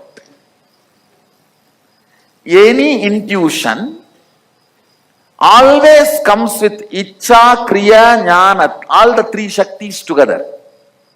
Jnana means knowledge about the future.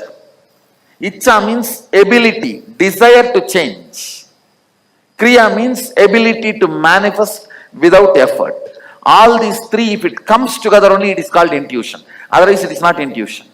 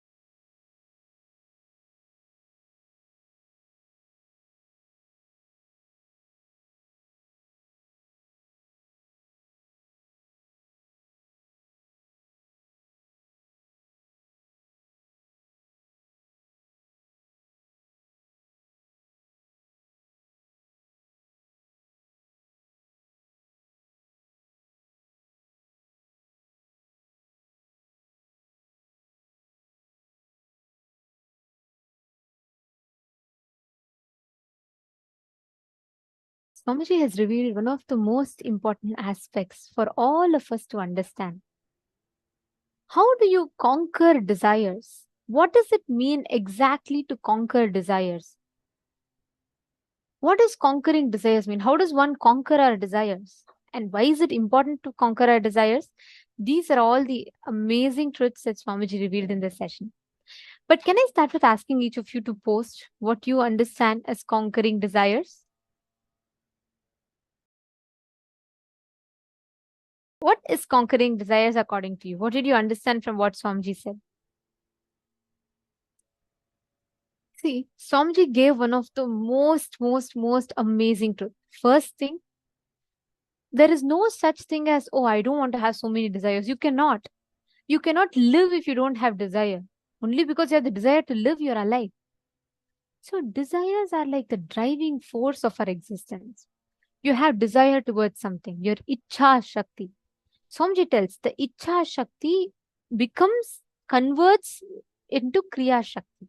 Means as much as strong as you want something, that makes your life energy flows towards that. The moment the Ichha Shakti comes down and comes to a lesser frequency than the Kriya Shakti, you die. Because without will, if there's no energy, I'll give you all an example. Let's say a water bottle can hold 1 liter of bottle. As long as that water bottle can hold 1 liter, I can keep pouring. But if I keep putting more than 1 liter, what happens? The water overflows. Better example would be a water balloon. So let's say I take a balloon which can hold only 2 liters of water. So as much as I keep pumping water into it, it'll expand. Now, if I try to fit 3 liters of water into it, it'll just burst, correct? Same way, the water balloon is like that is the Kriya Shakti. Sorry, the water balloon is the Ichha Shakti. And the Kriya Shakti, the life energy. How big, how strong your Ichha Shakti is, only that much Kriya Shakti it can hold. All our actions are driven by desire. All our actions. Your actions for your desire to live, your desire to breathe, your desire to exist. That makes you alive. That makes you function. That makes you move in life. Now, renunciation is not giving up your desires. It is giving up the conflicts, contradictions, confusion in your desire. We all always say, oh God, I don't want to have this desire. Or I don't want to have desire for wealth. I don't want to desire for health. No, it's not that. Deciding anything can be removed from me. I will not become powerless. I will not become depressed. I will not lose anything. I will not be lost. I may not even remember that I had that in my life, but I will not lose anything. I will not give up. That experience in you, anything can be removed from me. I will not become powerless. I will not become depressed. That is renunciation, tyaga. That's why there's a very beautiful verse in Mahanarayana Upanishad. It says, na karmana na prajaya dhane na tyage naike amritattvamanashuhu. Tyage naike amritattvamanashuhu. Swamiji used that line for explaining this. But how? Why? Because Swamiji tells, renunciation of the desires will make you manifest it. Renunciation of the desires means not giving up the desires, not saying, okay, I will stop desiring to become successful. I will stop desiring to become happy. I'll stop desiring to become healthy. No, that is not called renunciation. Renunciation of desires means dropping your self-doubt, self-hatred, self-denial, conflicts, contradictions, and confusions in desires. Are all of you catching it?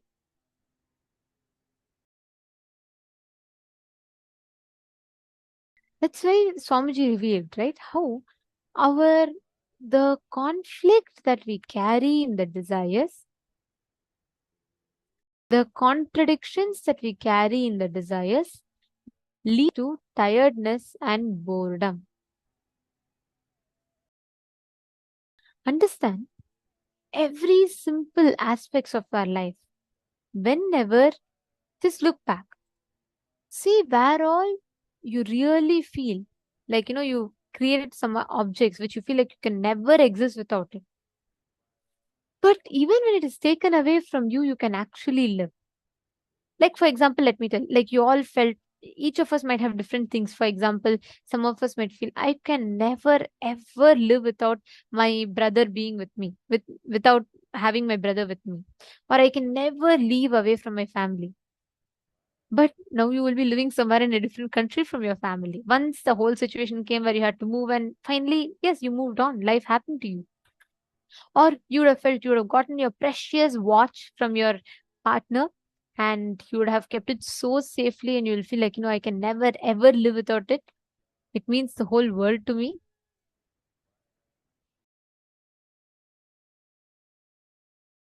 Understand, it is very important. The conflict, contradictions, confusions. Purushananda is saying, I wish I could have all of that written down that you said. Okay, I'll repeat it once more for you so that you understand it. You're saying you didn't get it fully. I'll explain it to you. See, Purushananda, you desiring to be a teacher is not wrong. Many times, what do? When we're all young, we desire, when I grow up, I want to be a lawyer. I want to be a millionaire. I want to have millions of dollars. I want to have a big house. But as you grow up, let's say you're 25 years old, 30 years old, but you're still, trying to barely pay the rent. You have loans and debts on you. What do? We give up the desire. We feel the desire to become a millionaire is a load. It is not meant for us, and we give up the desire. Giving up the desire is not the solution. Giving up the conflicts, contradictions, confusions that you carry inside you towards the desire is a solution. Are you understanding? It is not, oh, I can never achieve $1 million. Let me just give up. It's not meant for me, I think. That is not called renunciation. With that, you will never achieve anything in life. You have to have desires so that you can expand in life. But dropping renunciation is not for the desire. Renunciation should be for the conflicts, the continuous struggles in your inner space. Are you catching it, Ma Purushananda? Susan Davidson is asking, what if I don't have any conflicts, contradictions about a certain desire? It's still not happening. See, Susan Davidson, if I have a balloon that is Tom and Jerry shaped, conflicts. If I have a balloon that is heart shaped, love. Now, what exactly you're doing is, I'm saying this to you in your situation. You blowing the balloon of Tom and Jerry and you're expecting heart to come means, understand, you are saying that there is no conflicts, confusions, or contradictions. That means, why is my desire not become reality? Understand, if you blow balloon air into the balloon that is shaped heart shape will only come. If it is not coming,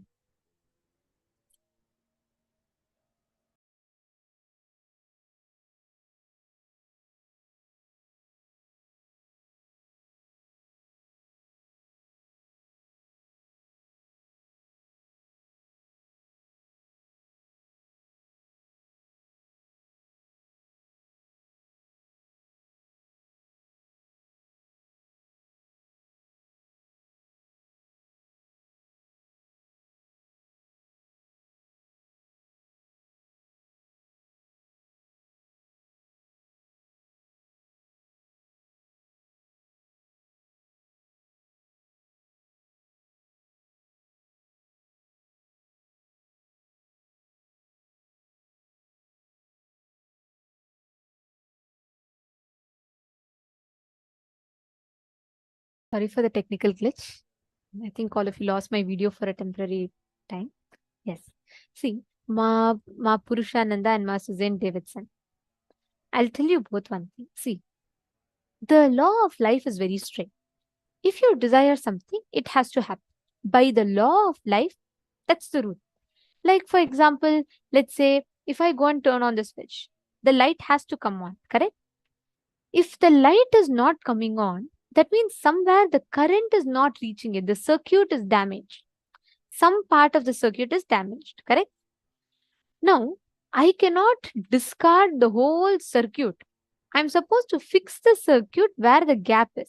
The whole circuit will become functional, active again. Am I making sense? Are you both understanding this much? Now, the end desire, if your desire is not happening, renouncing that desire is not the right thing to do. You're supposed to look in, identify what conflict. For example, you have a desire to become millionaire. Okay. Now, what is the thing? What is the action points that you're supposed to do for that? You should work, you should find resources, you should strategize, and then you should achieve it. You should work towards it consistently and achieve it. Now, it is like morning when you wake up to go to your job where you want to start earning money from. You decide, okay, for me to become a millionaire, I need to go to this job, I need to work. You go to the job, the boss gives you a big bundle of files for you to go through, and you are like, oh my God. So by afternoon, you go through, you become so tired. And then you feel like by evening, you feel, who wants this job? Hell with it. I just want to go and vacate. I just want to go and enjoy a vacation. I can't do all this. All my life, I can't be sitting in front of a computer and moving. Morning, you have the desire to become a millionaire. You decide to go to the job, and you're deciding that you're going to achieve it in the this thing today. By evening, you decide, oh my God, this is not meant for you. You want to give up and you want to just go away somewhere and enjoy yourself. This is called conflict. Like this, the energy, life energy in you, we direct it continuously to different things, which is why the desire does not happen. But end of the day, what do we say? We say, look, for the last 10 years, I've been having the desire to become a millionaire and I've not become a millionaire. I don't want to be a millionaire anymore. That desire is just not meant for me. You give up on the desire instead of understanding where exactly the conflict is. Mahapurushananda, this you would have understood, right? Did you catch this? And Ma Susan Davidson, even in your desire, Ma, see, the law of life is it has to happen. If it has not, there might be some unconscious, conscious thought current, a part of you which believes it is not going to happen. There will be one part of you that is convincing you, hey, see, you have no conflicts, but still it's not happening. That means this is just not meant for you. That part that is convincing you is again a conflict in the desire. So catch that part, complete. When your whole being inside you with all its integrity decides, yes, I can manifest. That the moment you decide that, you will start manifesting your desires. That is why Swamiji tells humbleness is not thinking about you low. It is thinking about you less. Means it is having an inactive inner image where you or your ideas, rights and wrongs about you does not have a role to play. Satyajata Shivaya is saying, on any idea you breathe, you make that into reality. What a tasty truth. So beautiful.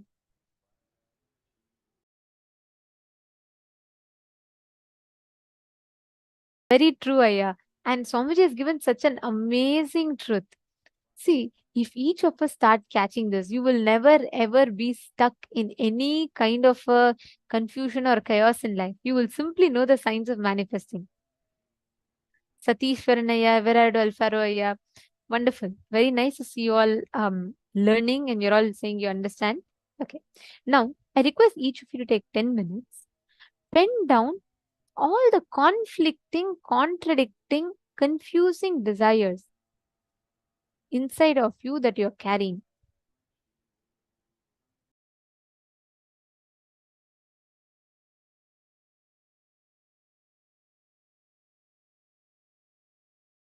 Take a few minutes, pen down 10 items in your life which you really protected. You are afraid that without that, you may not be able to live. Without that, you may not be able to even move ahead with life, and you're holding on to that desire. It could even be people, it could even be person, it could be object, it could be money, it could be something. Pen that down.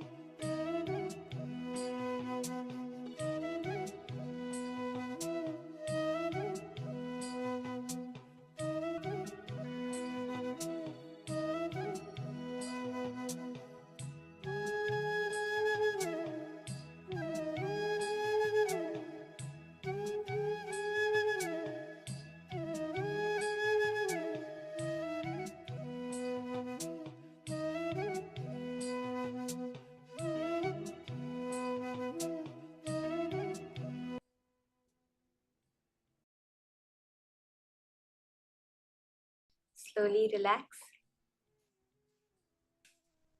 When we realize, when each one of us realize how at our fundamental space we are completely unaffected by anything that's happening in the external world, we so beautifully start opening ourselves into that unknown.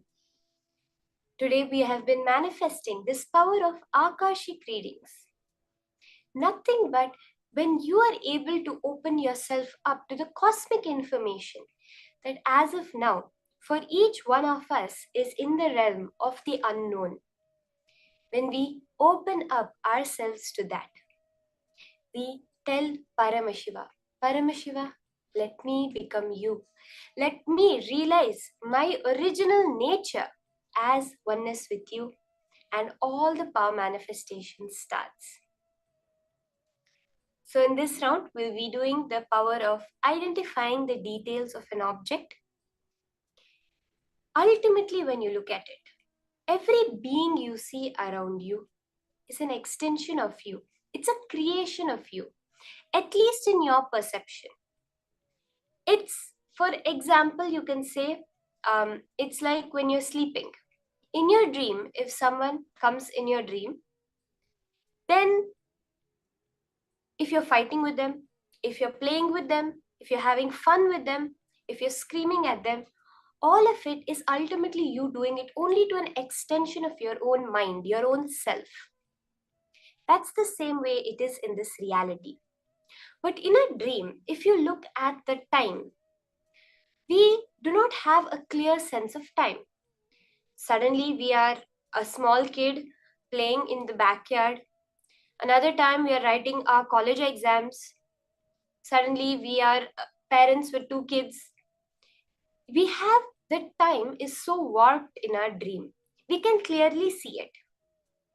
But actually what we perceive as time, even in this reality, is not constant. We hear science say that when astronomers go to deep space, they age differently due to the different effect of gravity. Just not that, even when they go to the top of a tall mountain, because they're so far away from the core gravity of Earth, they age differently. So even for us, the way we perceive it, time is still relative. It is not a constant the way we think about it. The laws of physics do not account for time. They say that there is no law of physics that prevents time travel, that prevents time moving backwards. But for some reason, it never does. Because the very concept of time is a delusion. The very idea we have of past being gone, present being now, and future is to come is a delusion. There is no existential evidence for the start of time, Swamiji so beautifully reveals. When we understand this, we disconnect ourselves from this delusion that we have called our reality. And the perception of past, present, and future appear together in the present moment. Through this power of Akashic readings, we are starting with a basic level. Ultimately, this power of Akashic readings has the power for you to see any distance in the past, the Big Bang, what happened before the Big Bang. Any distance into the future, is the end of the universe going to be a big crunch, a big freeze, or a big rip? We hear all these theories. You can see that with this power of Akashic readings. To start with, we will start with a few verifiable facts so that you can be convinced that yes, I am manifesting this power. You see, Akashic reading is a very advanced power. Mahakala Bhairava opens up the time layer, reveals the cosmic archives to each and every one of us with initiation from the Supreme Pontiff of Hinduism.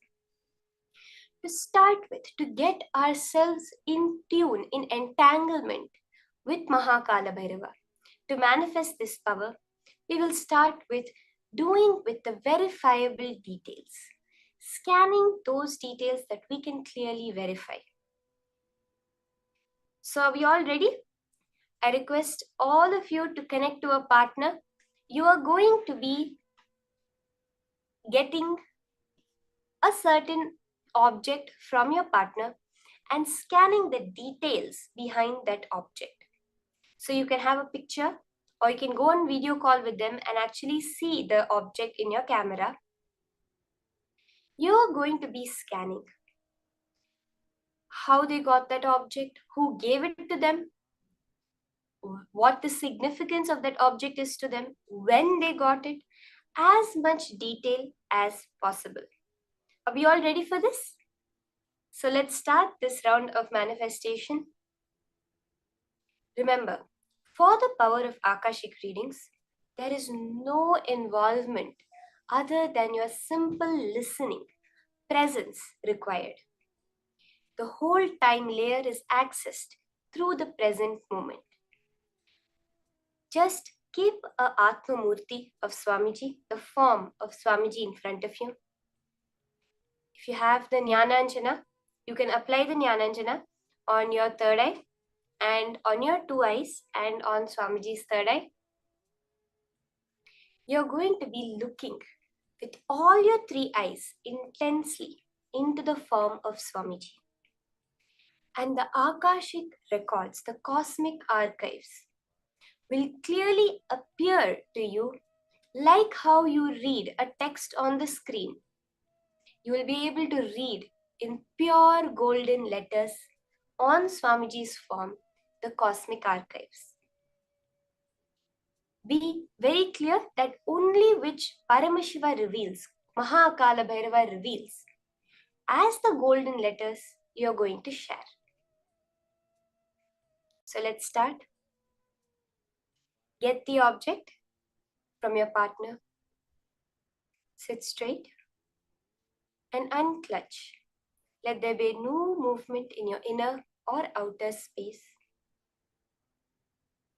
Anything happening, witness it. Chant the Mahavakya intensely.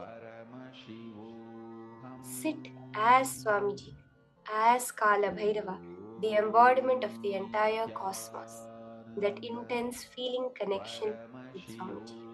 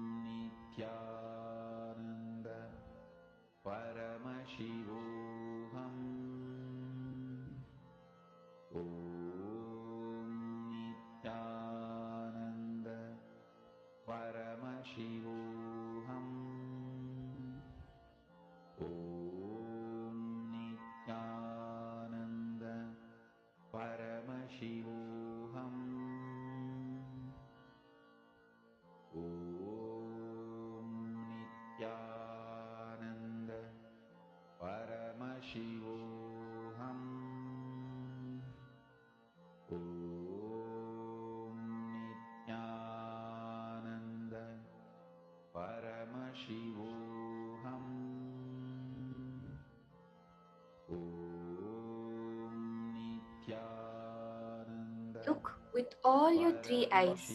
Keep your two eyes open for the power of Akashic readings. Look intensely into the form of Swamiji. As I said, all you need for this power is your intense presence. When you relax into that present moment, you become Mahakala Bhairava. The whole cosmic archives is just revealed to you. Go to the specifics of what you want to see. Tell Kala Bhairava, Swamiji, show me the place where they got this object. Show me who gave them this object. Show me when they got this object. You can keep these three as the parameters for you to manifest. Where they got it, when they got it, and who gave it to them. Whatever Paramashiva reveals to you, clearly in golden letters, in a golden form, on Swamiji's Murti, share it just like that.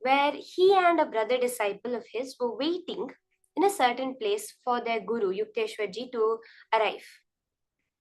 And the Yukteswar Maharaj had sent a telegram some time back saying that I will be arriving on the 9 o'clock train. So you be ready for me in the train station. And on the day, Paramahamsa Yogananda will actually get a vision of his guru, of Yukteswar Maharaj, saying that, see, I've gotten delayed for some reasons. So I'll be arriving at the 10 o'clock train, not on the 9 o'clock train. And the vision will dissolve.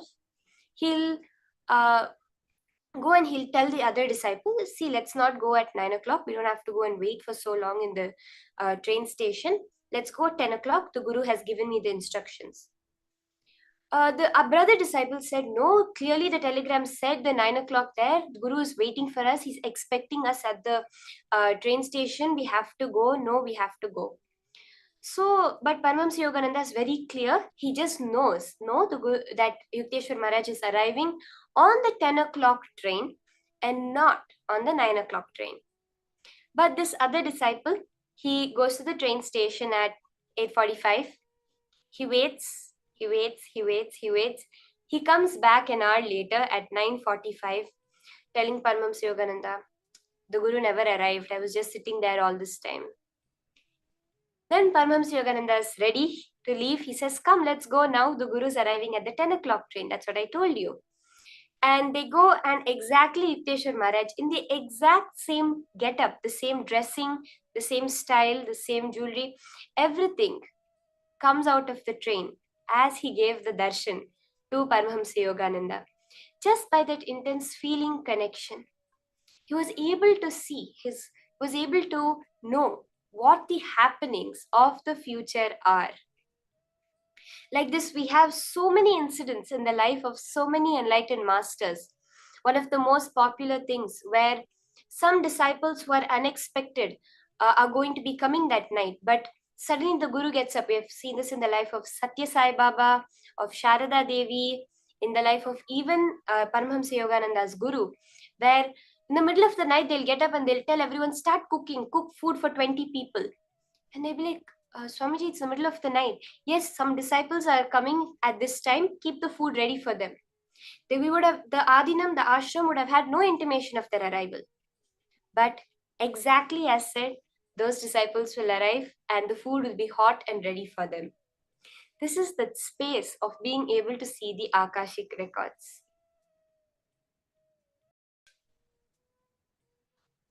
So you can post whatever you have verified that you share with your partner, whatever details you got, even the smallest detail, if Paramashiva has revealed to you. It may be something as small as just a small color you got right, or else one of the numbers in the date and time. That itself is a manifestation. You are manifesting Paramashiva.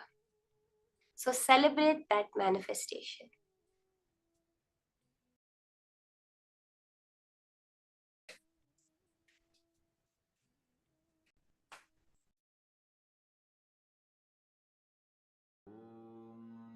Nithyananda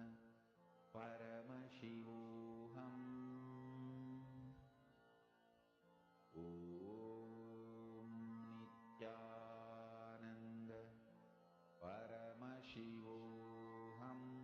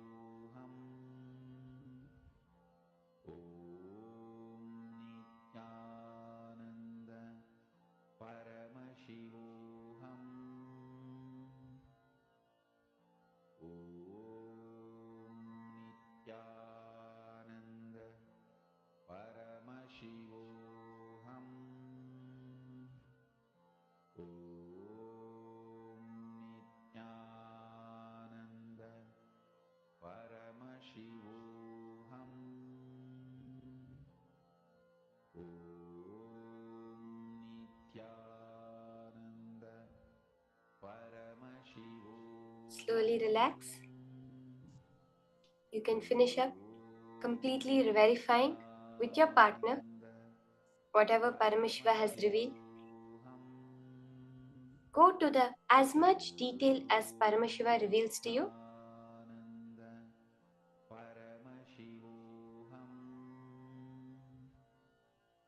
And whatever has appeared, share it exactly like that. Don't bring some kind of interpretations or understandings from it. Like if you saw a line, just say I saw a line. Don't say, oh, it may be this kind, it might be a wall, or it may be the number 1. Exactly as Paramashiva has revealed it to you. Share it exactly like that.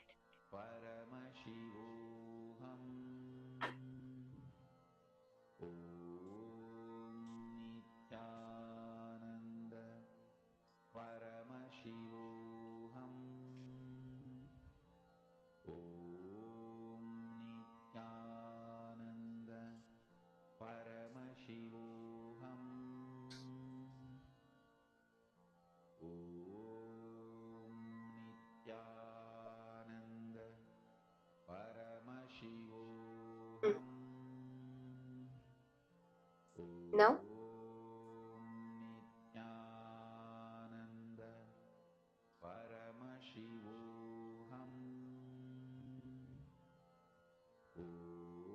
you can now post whatever Paramashiva has revealed and what was the actual object and the details of the object that your partner had given you, how you manifested the power. Celebrate any small manifestation that has happened, because that is the message you are sending to the cosmos to make you manifest more and more.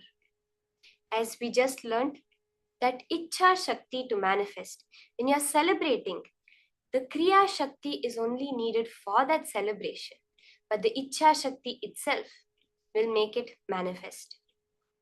Now, we are going to be entering into the next higher powerful cognitions from Swamiji on the time-space continuum. Swamiji says, time and space are not two entities the way we perceive it. They are a single continuum. So let us understand more about this from Swamiji now.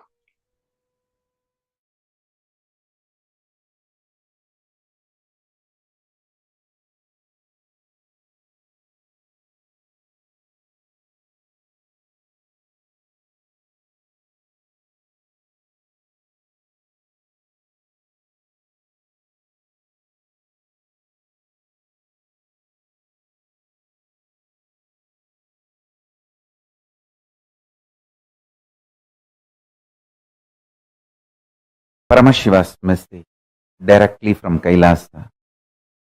Listen.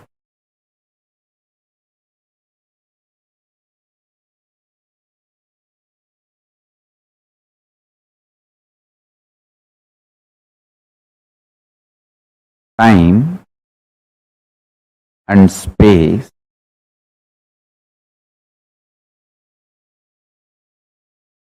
the continuum of time and space is due to a stuff connecting both.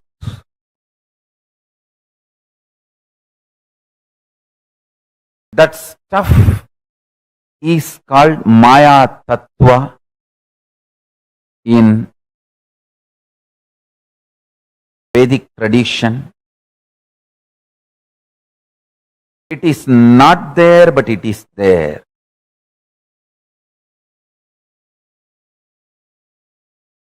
Because the time and space, both the dimensions, do not have a clear border, kind of a watertight compartment border. No. Understand this very intensely. For example, if time and space put together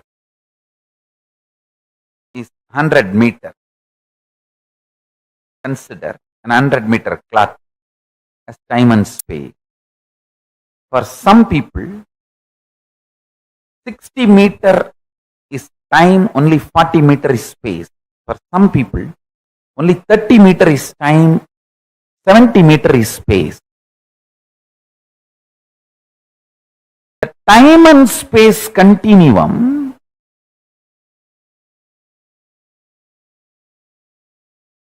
and the way it exists as reality for you is not the way it exists as reality for others. That is why some people are so excited to wake up in the morning. Some people feel, oh God, I don't know why I need to open my eyes. Listen carefully. The outer world reality is perceived between certain frequencies. Like I gave the example, 20 hertz to 20,000 hertz sound only can be perceived by any normal human being. Below 20 hertz or above 20,000 hertz, you can't perceive it. You can't hear it.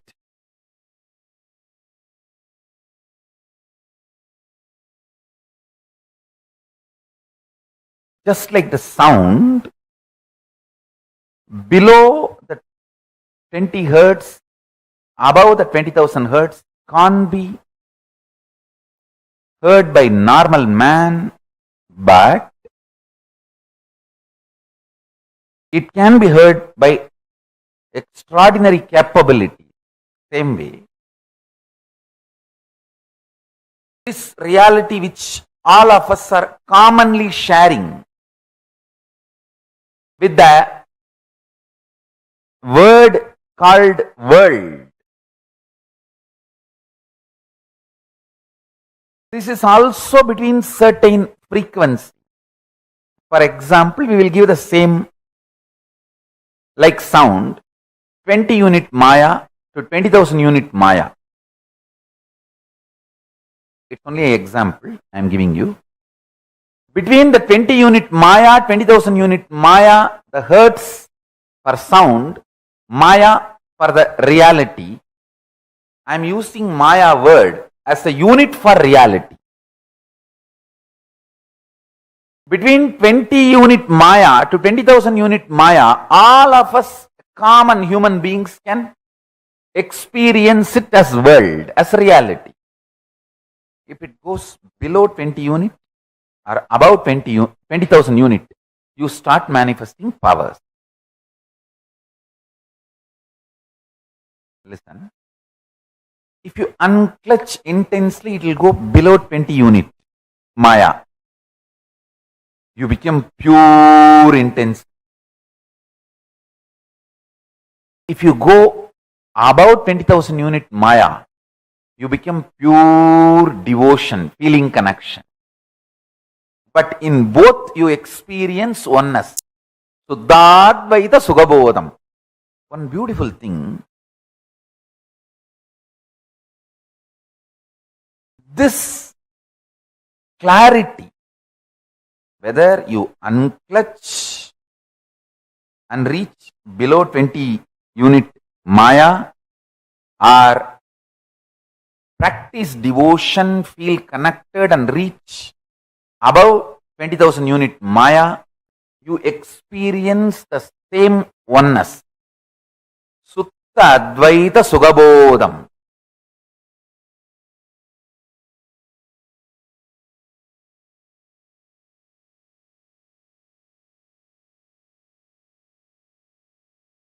If I initiate you into power manifestation, your whole body, mind starts getting grounded in that oneness space. Sutta Advaita Sugabodha. What you manifest is Shakti, not ordinary Siddhi.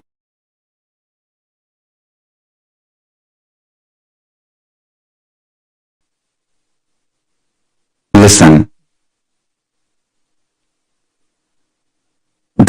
higher dimensions,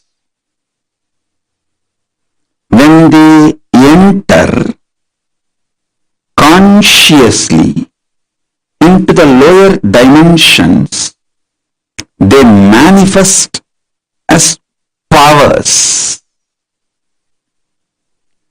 Unexpected positive turn of the events and the reality you experience.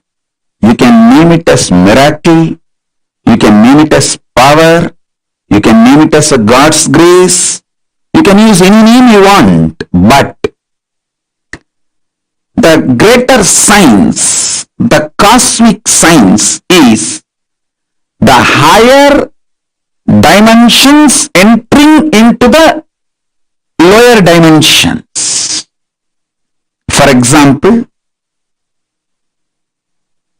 length, breadth, depth, time, space. If the space dimension enters into time, time literally manifests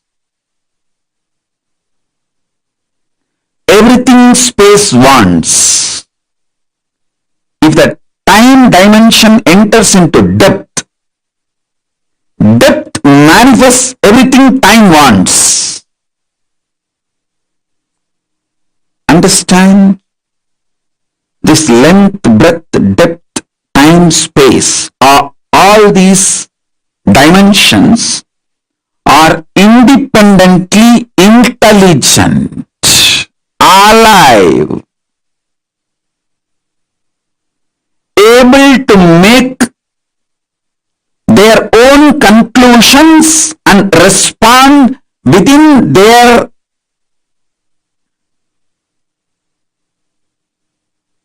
frame and working zone. Please understand,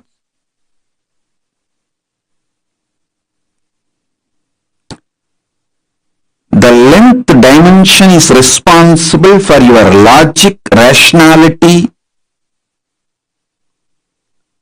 The breadth dimension is responsible for your ability to feel the emotions, feeling connections. The depth dimension is responsible for you making cognitions, powerful cognitions about life beyond your logic and emotions. I am mapping the cosmic dimensions into your practical every day-to-day experience. Listen.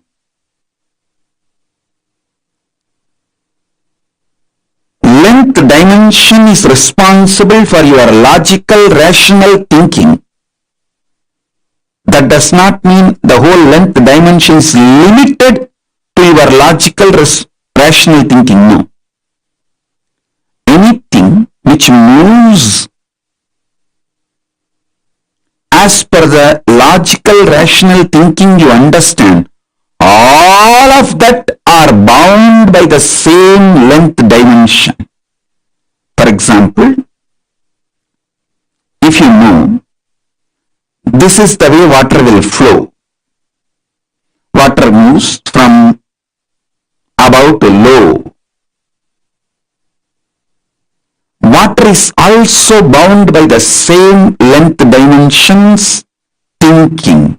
That is why your understanding about the water based on your length dimension thinking proves true forever. So, the cosmic length dimensions flow. When you understand the length dimension in you through logical, rational thinking, opens the life and its benefits of length dimension to you.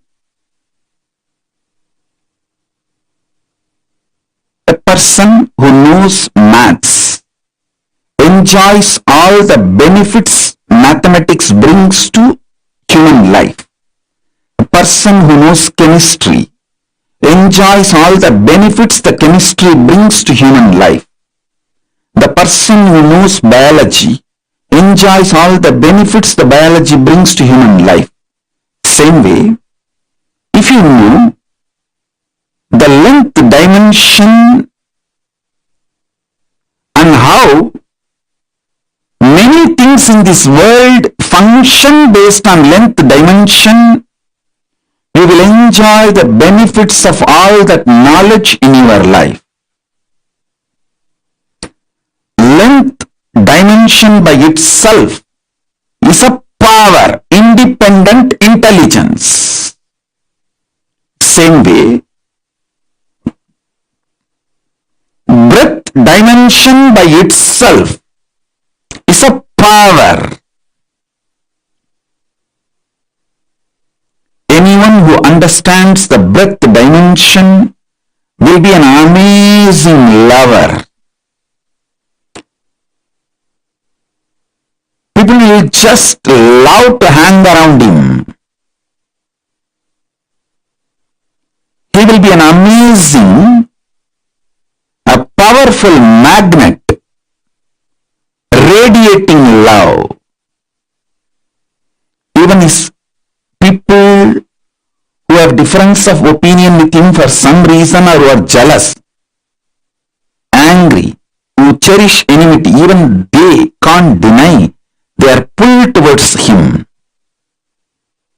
How he gravitates them.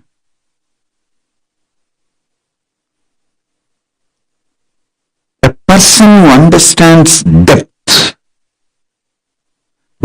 dimension of the universe has access to everything which functions centered on any principle.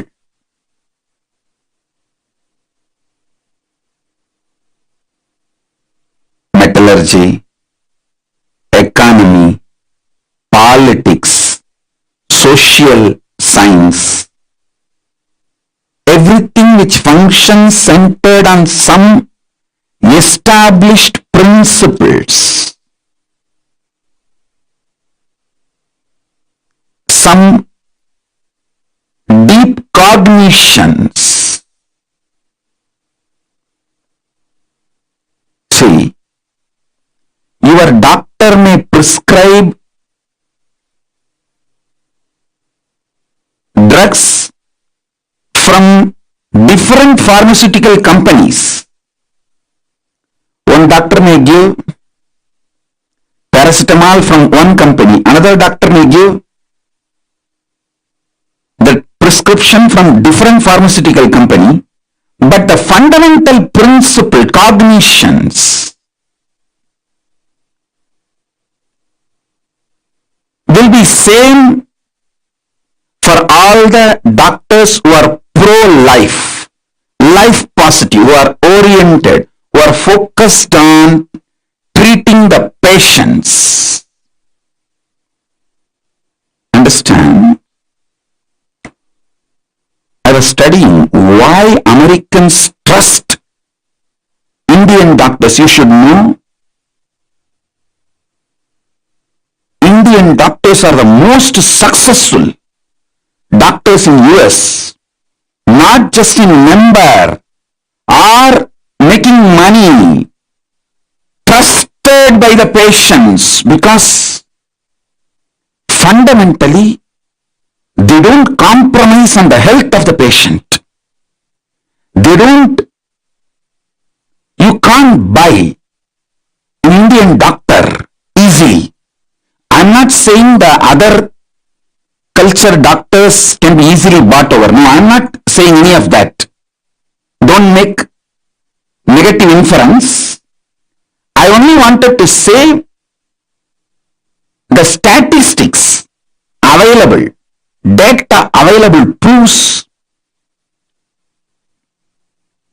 not only big pharmas are not able to buy Indian doctors to do unethical practices,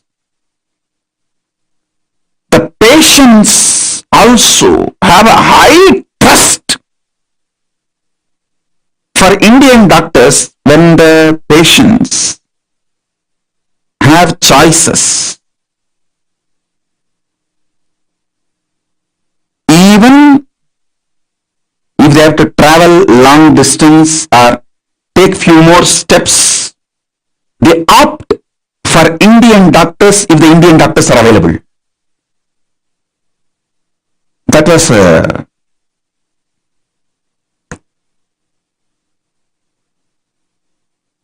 surprise. I should say pleasant surprise. Because fundamentally, Hinduism drills the cognition life is sacred. Ahimsa paramo dharmaha. Make money within the framework of non-violence. Do not violate the fundamental principles of life. So understand, every dimension, when it enters into the lower level dimensions, it manifests intense power. Now, I want you to understand,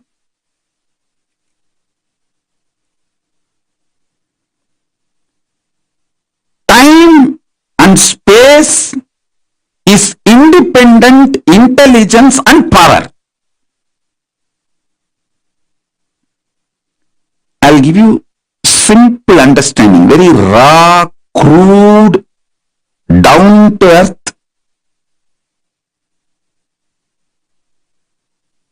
simplest understanding. You just try to internalize this one understanding.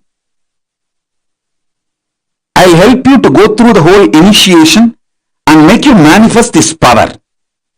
I commit with you. Just understand this one. Time is as alive as your skin. If you believe, cognize, your skin is alive. If somebody massages your skin, you feel good. If somebody cuts it, you feel bad, pain. How much your skin is alive,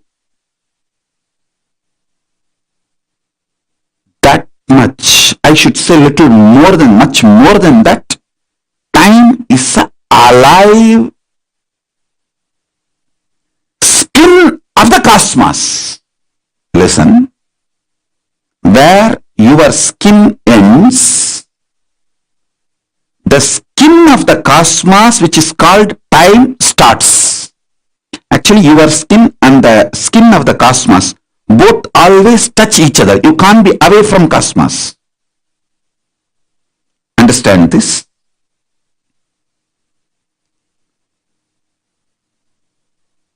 Where your skin ends, exactly that is the spot time starts. Time is the skin of the cosmos. Time is the skin of the cosmos. How you have a nervous system which passes the thought currents inside you, same way the cosmos has a nervous system which passes its decisions and thought currents, that is the space. Your skin is alive.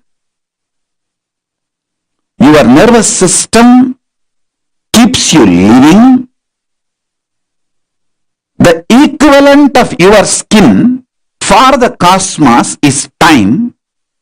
Equivalent of your nervous system for the cosmos is space.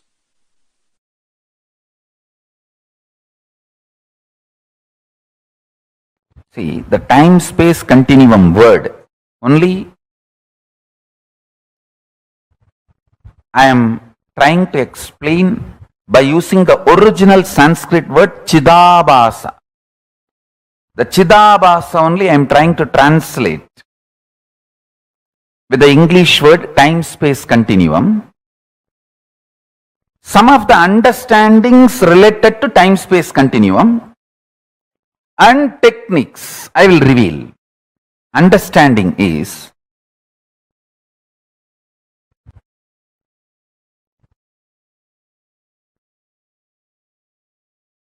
simple conscious will persistence. Conscious decision. Decide. Today I will not be tired. That's all. If you decide, I will not be tired for ever, immediately one part of your mind, you have inside you, your automated artificial intelligence version of your wife sitting. How many times you told the same thing, you did the same sankalpa, you tried, and how bitterly, utterly, stupidly you failed? Keep quiet.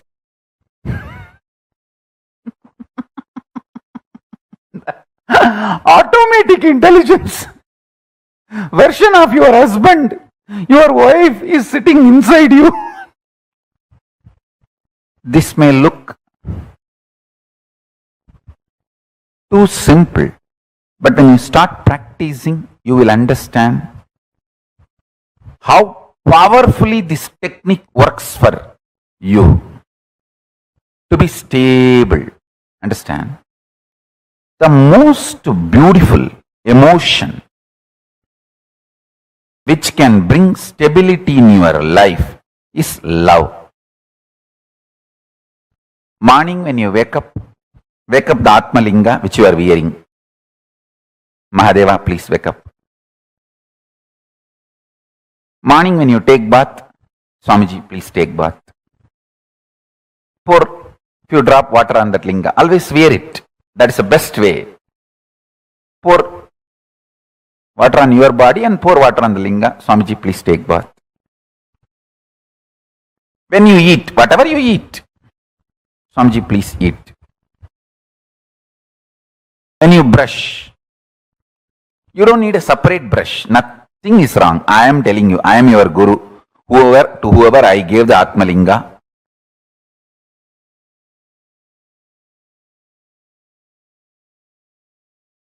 maybe you don't need to put the same brush on the Atma Linga, but take little Hariteki powder and put it on.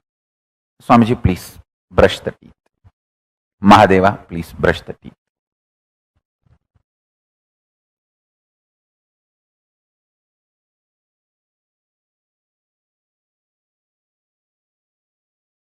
Too simple. And when you are falling asleep, tell him, Mahadeva, please sleep.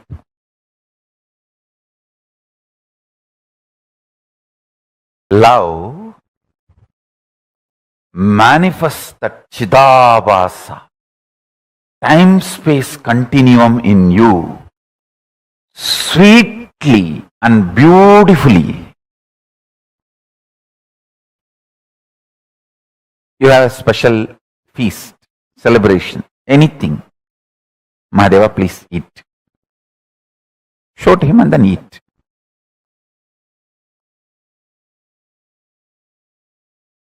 Start this. It is too simple. Time-space continuum. That Chidabhasa will explode in such high energy. When you spray perfume for you, just put little on him. Mahadeva, very good perfume. I got it yesterday. Lipstick, just put little, nothing wrong. Whatever I am enjoying, I have to give.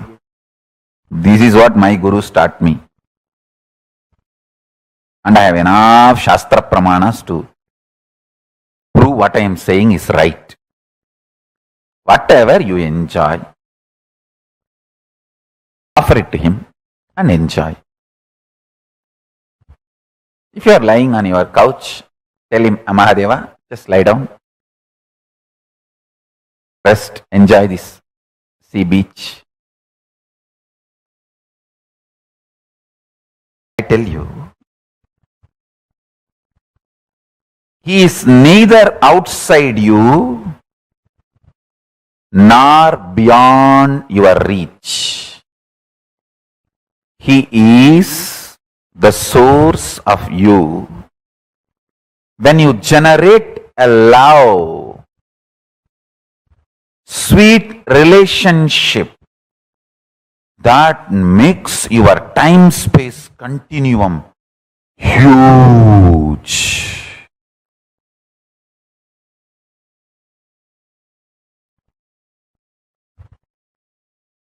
Huge.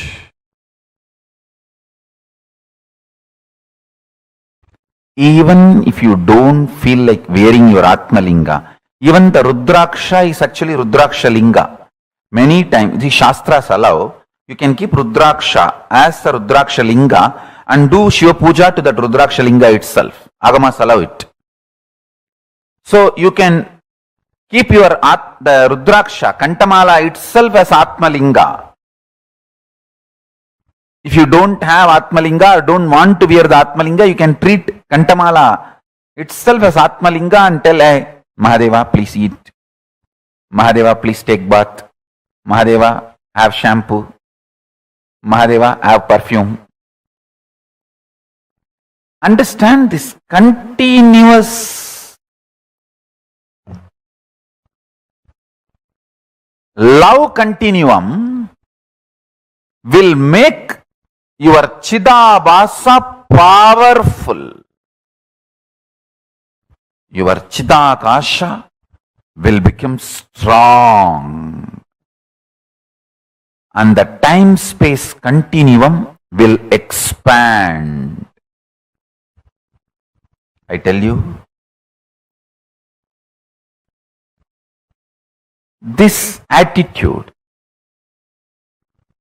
this will start building everything. People who lived around me can remember very clearly. Even if some book is printed, invitation printed in our Kailasa, in our Sangha, and first copy is brought to me, first I will take it and put it on Atmalinga. I always have Atmalinga on my body. Whenever, if I am not wearing it, it is there in the Ananda Gandha. I will put it on Atmalinga and say, Paramashiva, please have it. I tell you, that will bring such extreme sweet relationship. And you just see, even if you start understanding He is watching over, He is continuously seeing you, that is enough to make you fall in love and explode in love. I have seen people, the moment they know I am seeing them, they just go crazy with love.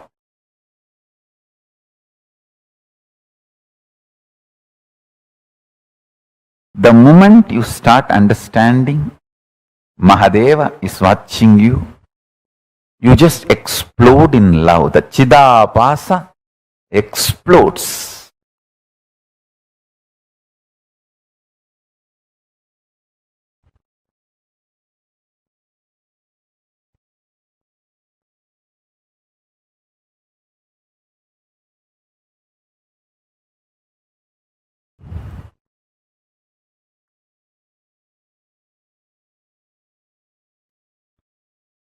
Vyutpatti of the word Chidabhasa means the explanation of the word Chidabhasa, Chita Abhasaha Pradivimbaha, reflection, and the source of Chit, consciousness. Buddhavatma Pradivimbe Jivaha Jive. The source and reflection of consciousness, Chit, in the Buddhi, in your being, self. buddhi vritti chidabhasau idi vedanta karika. This word chidabhasa is used in Vedanta karika as buddhi vritti chidabhasau.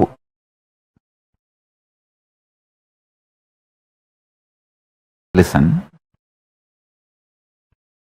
The source where the being of Chit and doing of consciousness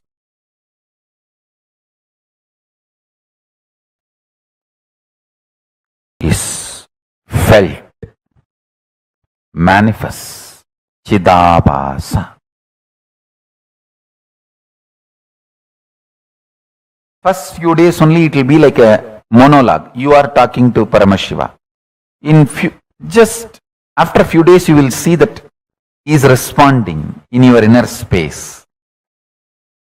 You just know he accepted your food.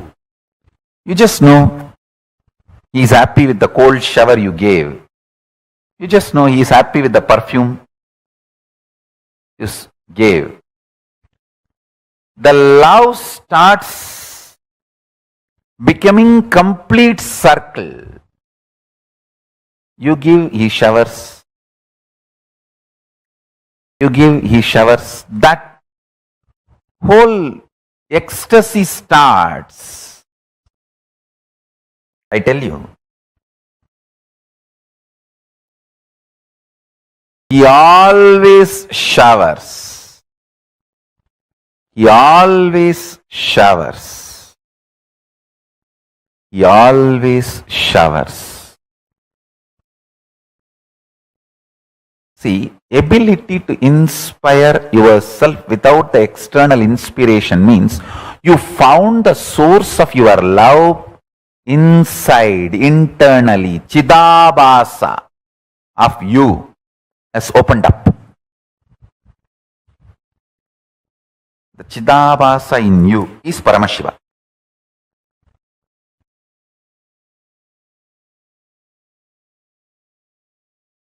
I'll be absolutely integrated to all of you. Let me give you the first truth, powerful cognition from today. It got revealed into me in Tamil, so I'll recite as it is, then I'll translate. Agachar budamayum புறச்சார் புடமையும் பரம்பொருள் நிலையே என பரம்பொருளுக்குள் நிருந்து நீரு Hindu. That's the word got revealed. நீரு இந்து. தன்னை தன்மயத்திற்குள் இருப்பார்க்கே தான் தானே வெளிப்பட்டு தன்மய சக்தியெல்லாம் பொங்கி பிரவகிக்கும். Let me translate in English. Understanding the inner dependency or outer dependency for your existence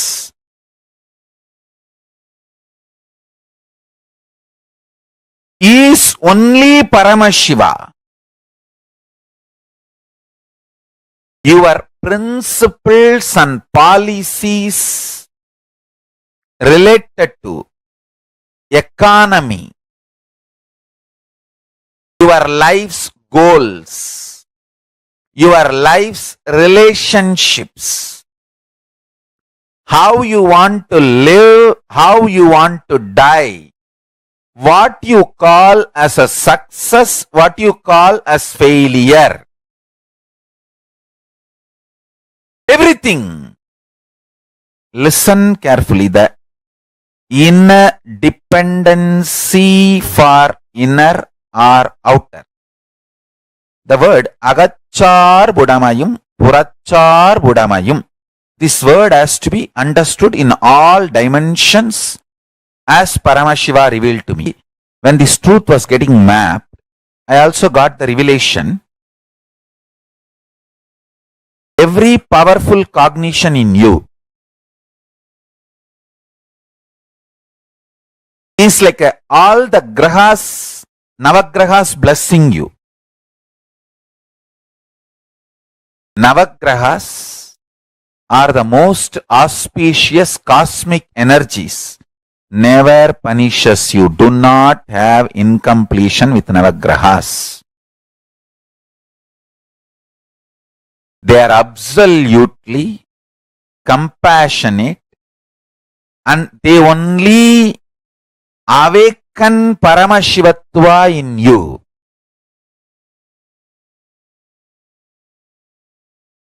They only manifest Paramashiva in you. Listen carefully.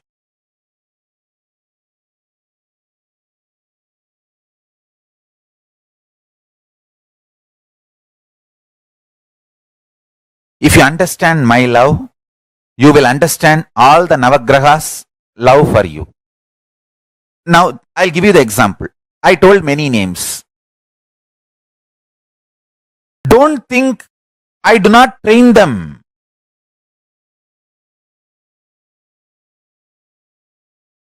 My extreme love,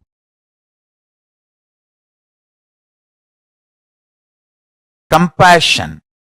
Whenever I see they are dependent on wrong things for their internal, external centering, I correct them. That correction is not because I hate them, but because I love them deeply. Same way Navagrahas, sometimes Shani may remove some relationships or wealth from your life. That doesn't mean he hates you. That means you have a blind spot there. Your inner dependency and outer dependency is moving away from Paramashiva, which is not good for you. So he removes them and makes you centered on Paramashiva.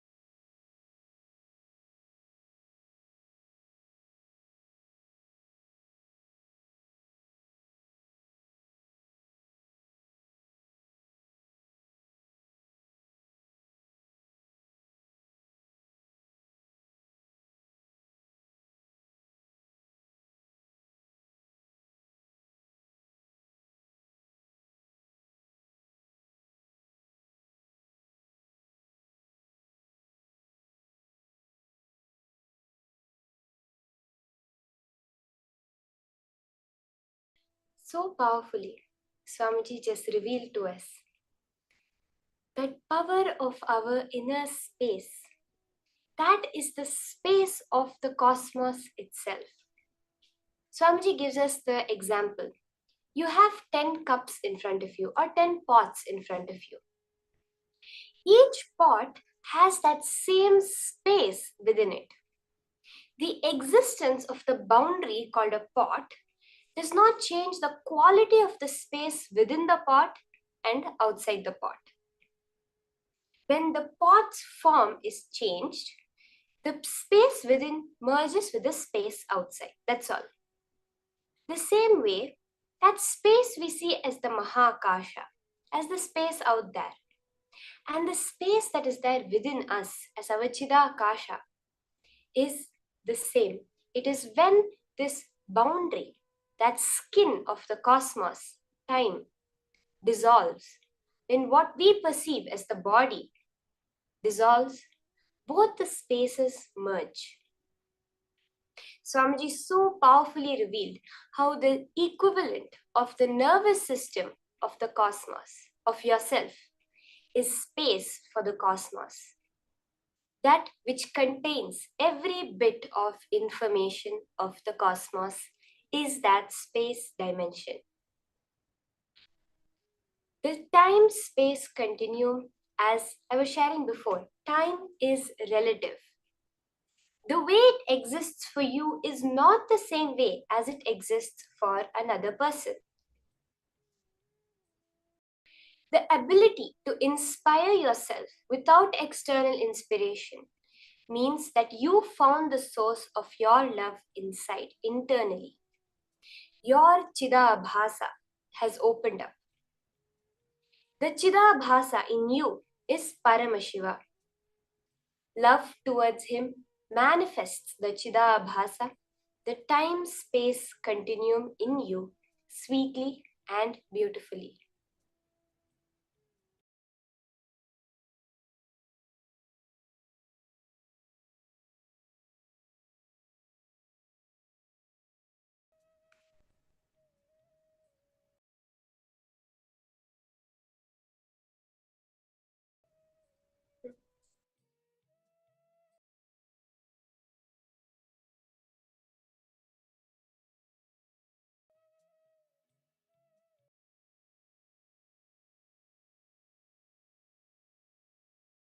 We heard the Pramanas, the Shastra Pramanas, Hindu scriptural references that Swamiji had revealed for this time-space continuum, Chidabhasa.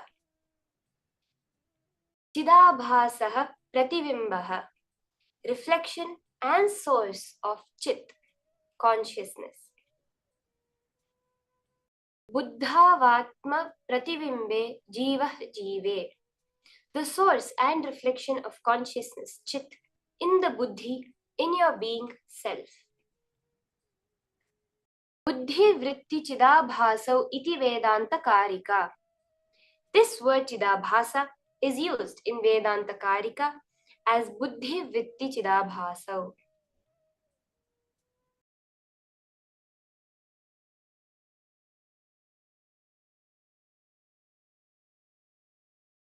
For almost all human beings, the immediate time-space available is only the next few days. By that time, your space is different.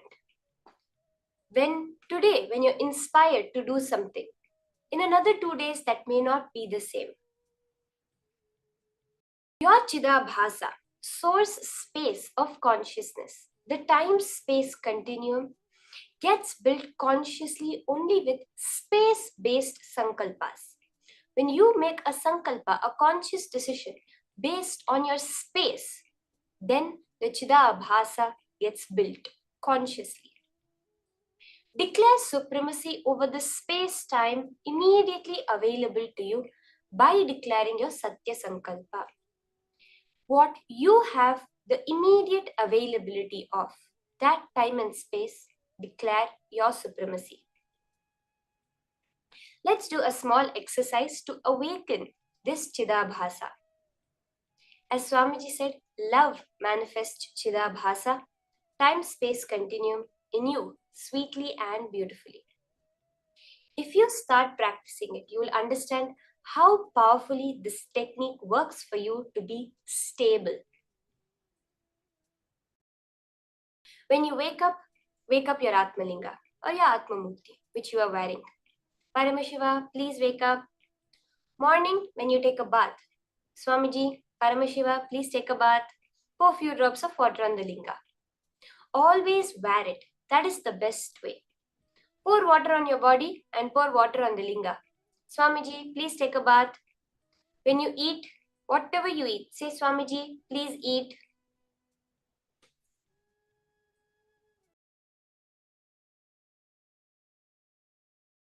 Like this, constantly live with the Atmalinga.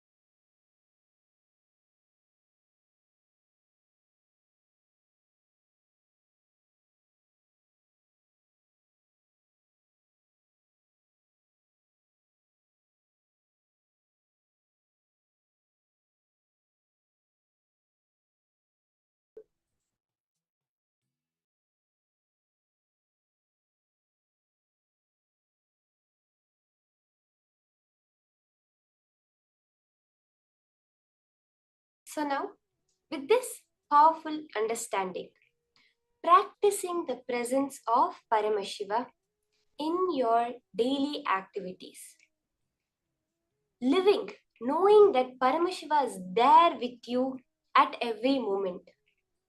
There is a beautiful story that Swamiji says, which is one time there was a man, in a dream he got a vision of God, and God said, ask for anything you want. And he said, oh God, I just want one thing. Always be by me in my life. And from then on, he always saw two footprints.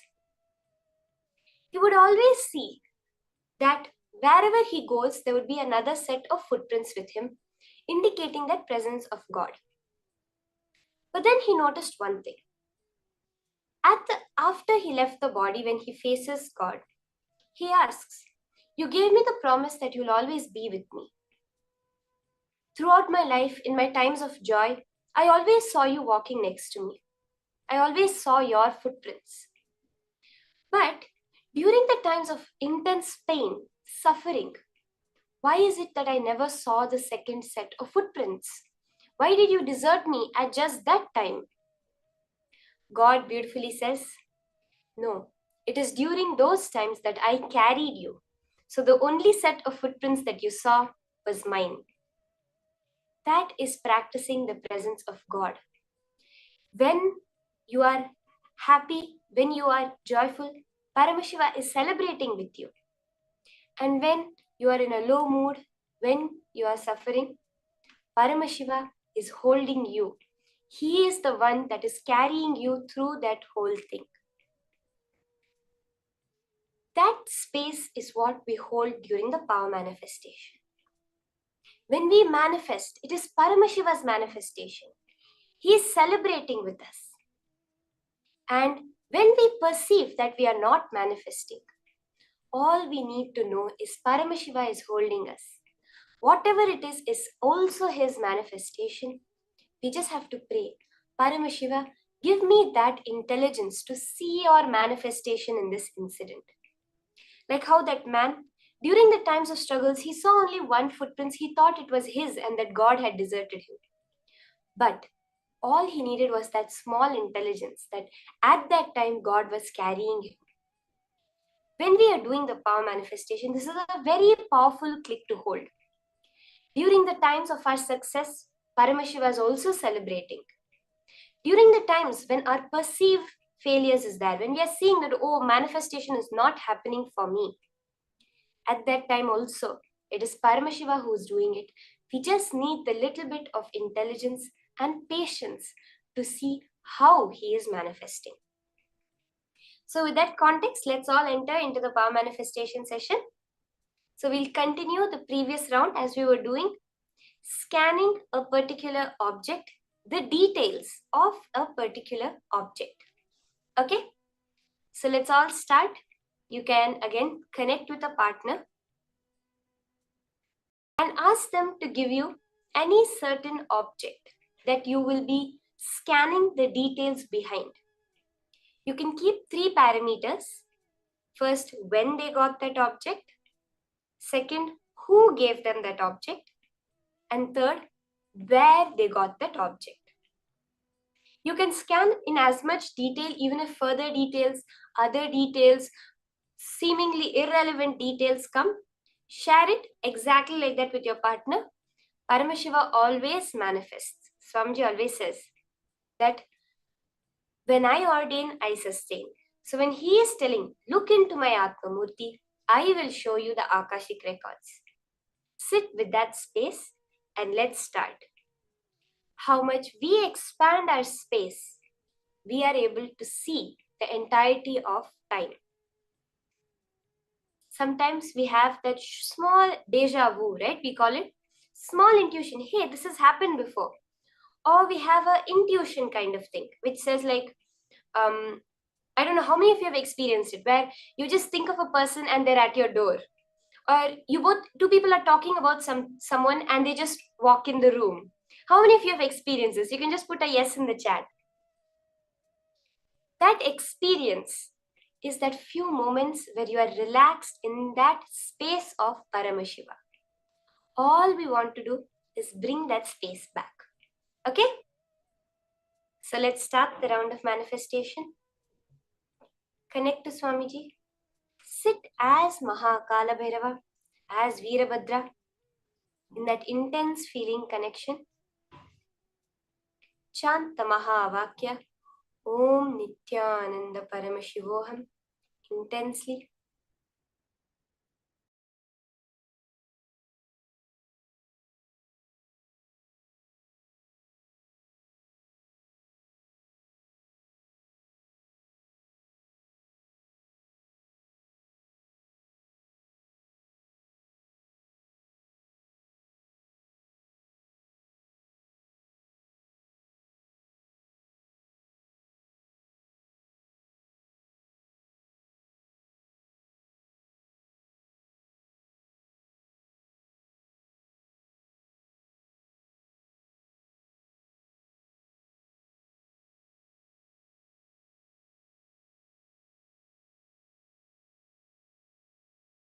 Scan the particular date that they got that particular object.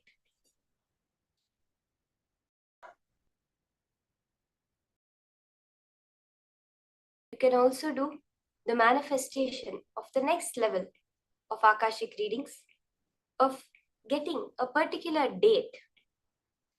What are the happenings on that date? Where were they? What happened? What was their dress color? Connect to Swamiji. Look with all your 3 eyes into the Atma Murti and reveal whatever Paramashiva shows you in pure golden letters.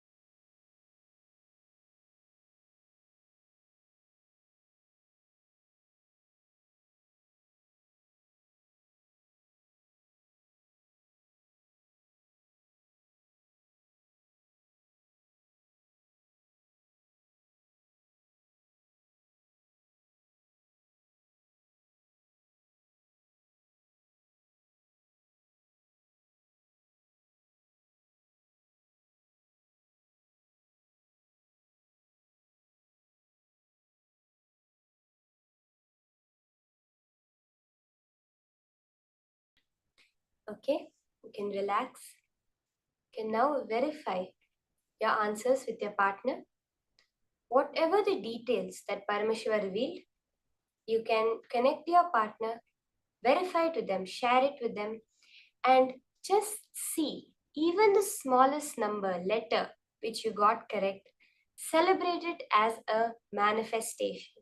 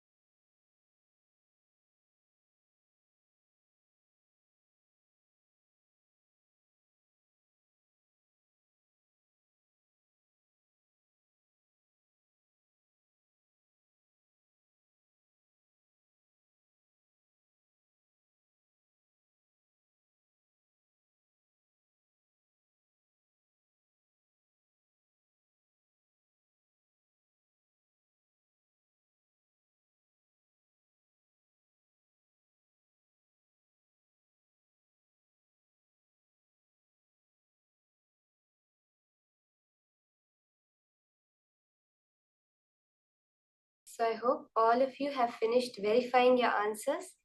Do post your celebration, how you are celebrating that manifestation of Paramashiva. Whatever details, you can actually post how was the whole experience of the manifestation for you. What exactly were you able to see? How were you able to see that extraordinary experience of the golden letters appearing on Swamiji's murti?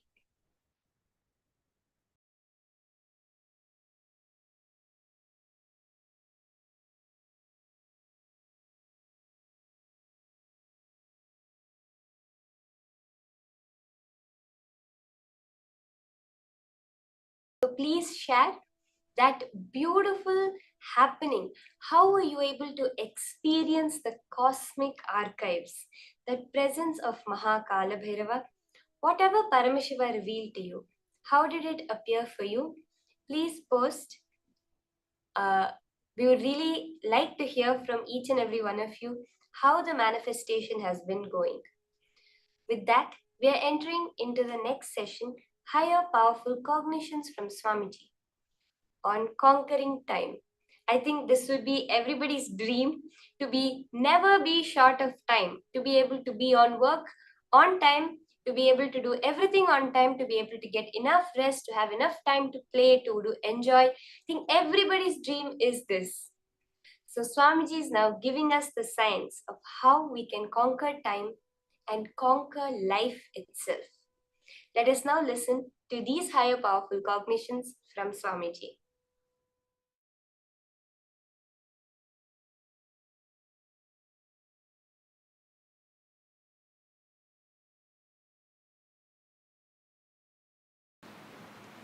Few basic truths.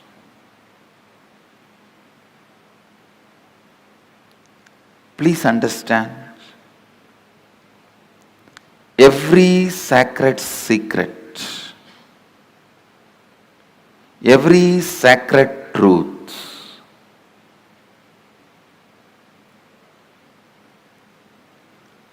I am uttering, every word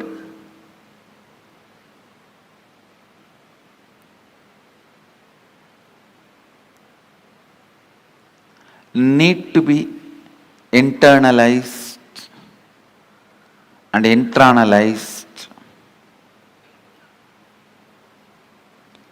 Do not sit with the intellectual tiredness. Usually people have this pattern. Tell us finally what we should do. No, things don't work like that. Please understand.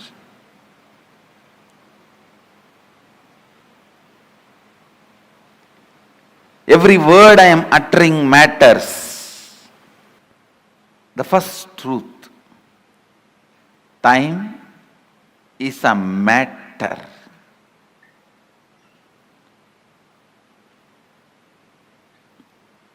And it does not matter.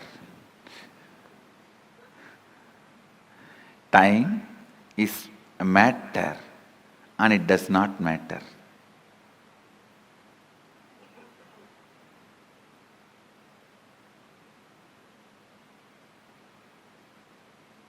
You can manipulate it as you can manipulate your body. Understand? You can make your body big or small with certain practices, diet control. You can manipulate it. You can play with it. Same way, you can play with time. You can play with time. How? We will see next. But some of the basic truths, you can play with it. Please listen. It was such powerful click for me. I'll tell you exactly what he said. He said, how the moment your bladder is full, your brain can create the restroom which is not there and give you the comfortable feeling you are protected, safe, you are in a proper place, please relieve yourself. Only after that signal goes to the body, the internal organs decide to relieve and relieves itself.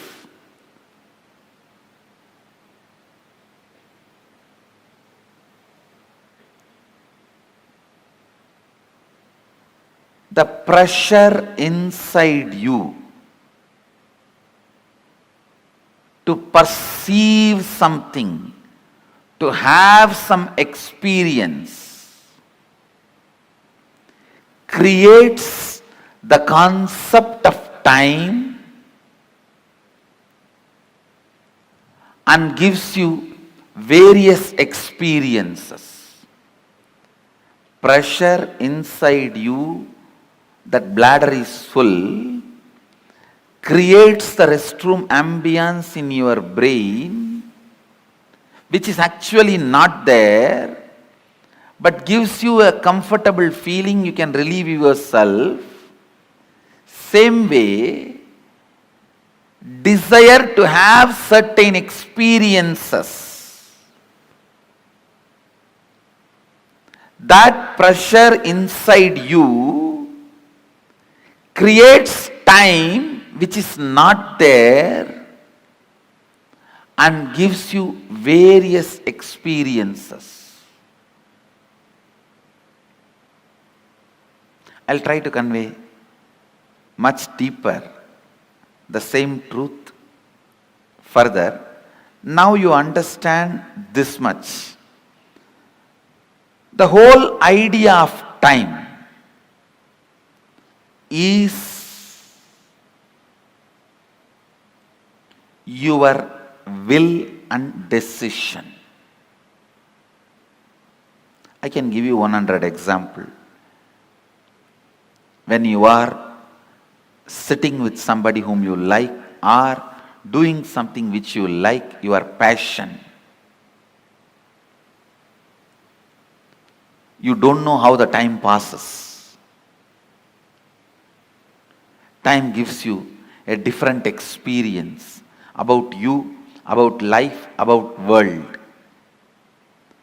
But when you are sitting with somebody whom you don't like, or when you are doing something about which you are forced, time gives you different experience about yourself, world and life.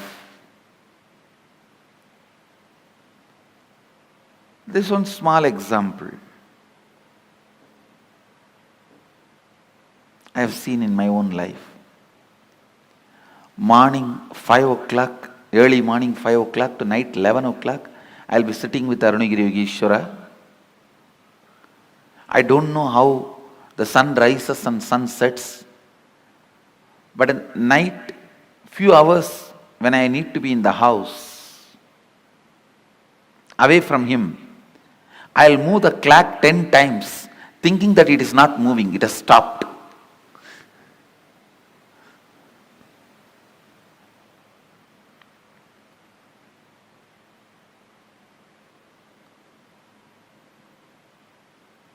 I'll feel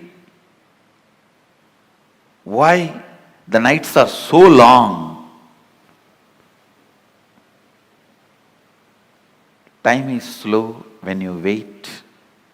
Time is fast when you are late.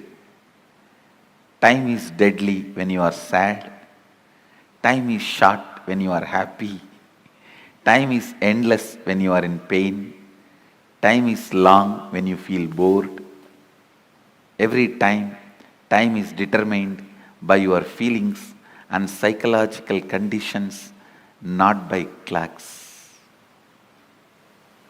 So learn to have nice time always.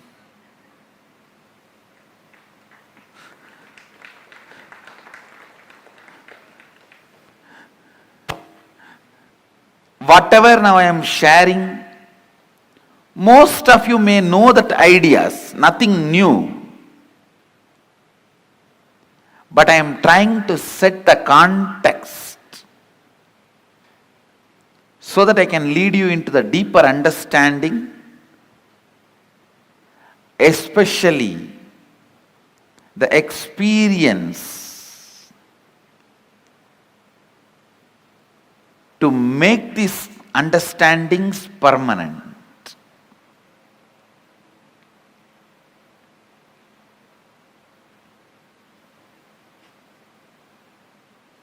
Time is a matter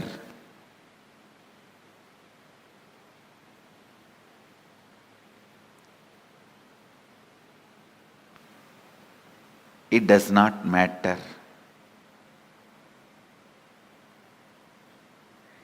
It can be manipulated as you want. You can play with it as you want.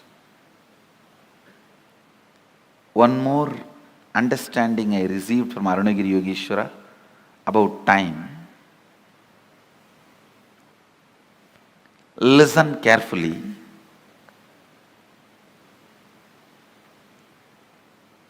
The whole life is just a vast canvas. Space is the canvas.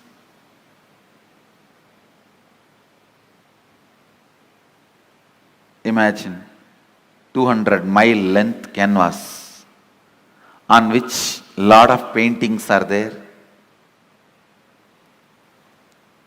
The paintings which you already perceived is called past. The painting you are perceiving is present. The painting you are going to perceive is future.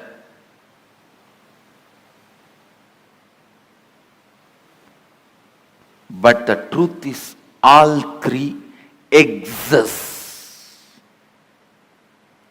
All three exist.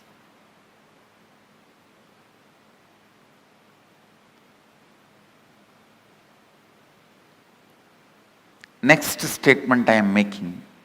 Please listen. First statement I am making. Past, present, future, all three exist.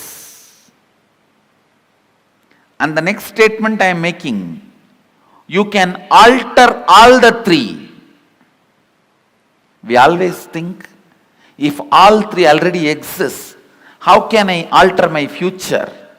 If it is already existing, how can I alter?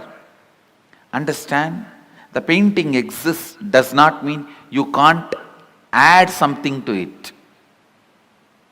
Your powerlessness, I can't add something to it, only makes you stop adding.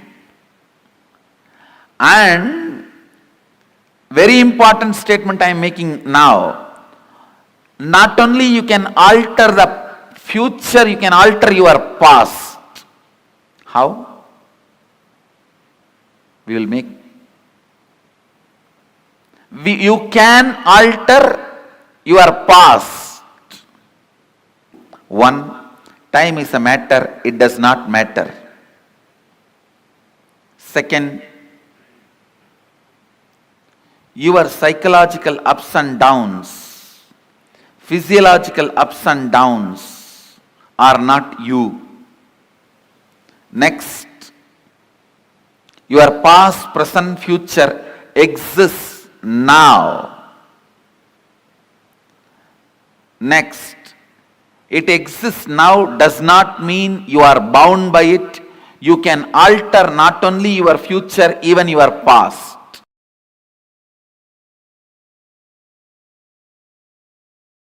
I had a fortune of meeting a great Paramahamsa.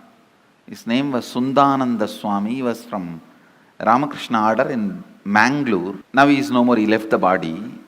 In his room he will have 25 clocks. One will show 8:30, one 9:10, another one 1:30, another one 2:40. Like this 25 different times. I used to ask him, Maharaji, why this is an elderly person. Maharaji, why like this? So many clocks with so many time. What is actual time? He will say, hey, Koka.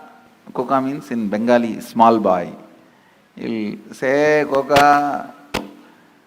Whatever time I want, I will keep that clock as a real time. It was very shocking. And he was head of the mud monastery where so much need to happen as per the chronological clock.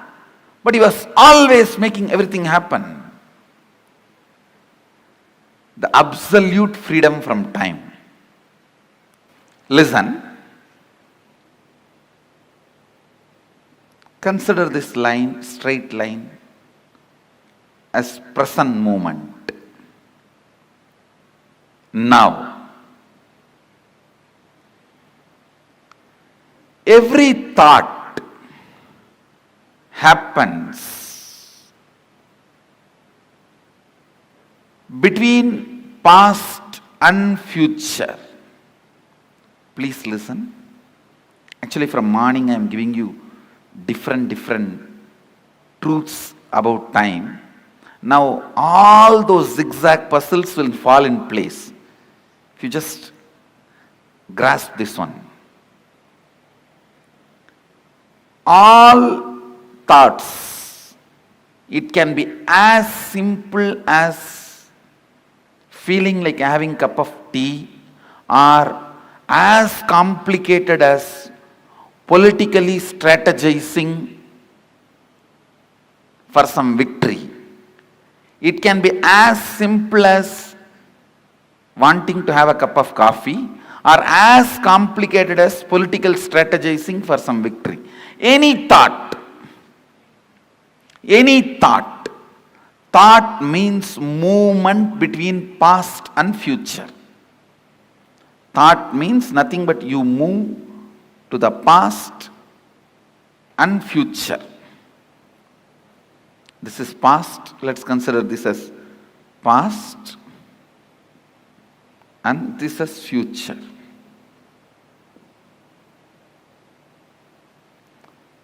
The center moment, present, where the present meets the past and future. That moment is now. This is that now. Present.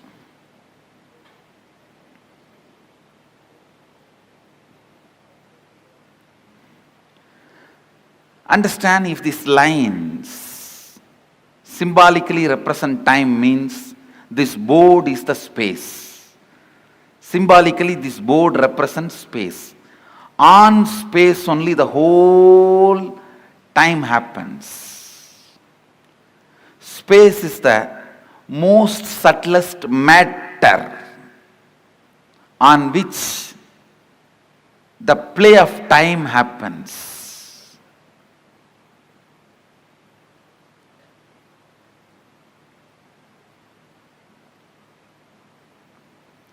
Just understand this example. Your movement between past and future is thought. Like you jump from here to there to here, here to there to here, here to there to here. That is what I call your perception about you, life, your existence. Your existence is nothing but the movements. Because till you know your real reality, as of now, whatever you know about you is nothing but your thinking. Am I right? Is there anything you know about you more than your thinking? Anybody? If you know something more about you, more than your thinking, this seat is for you.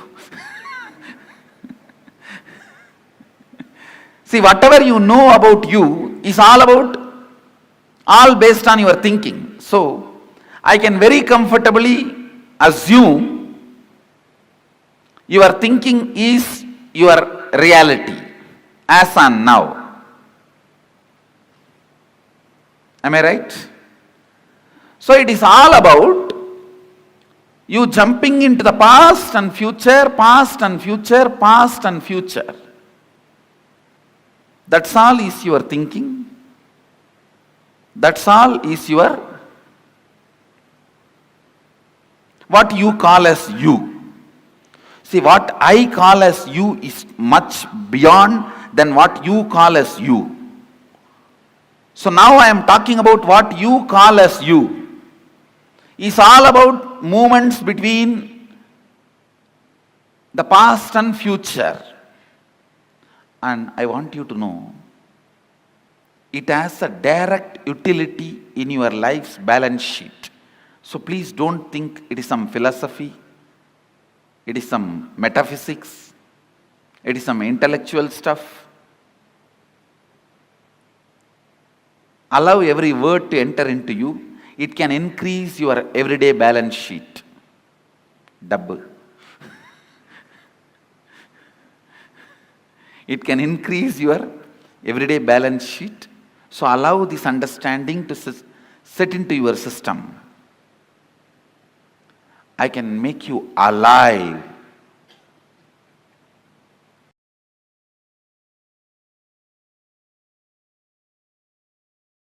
This I received directly from Arunagiri Yogeshwara.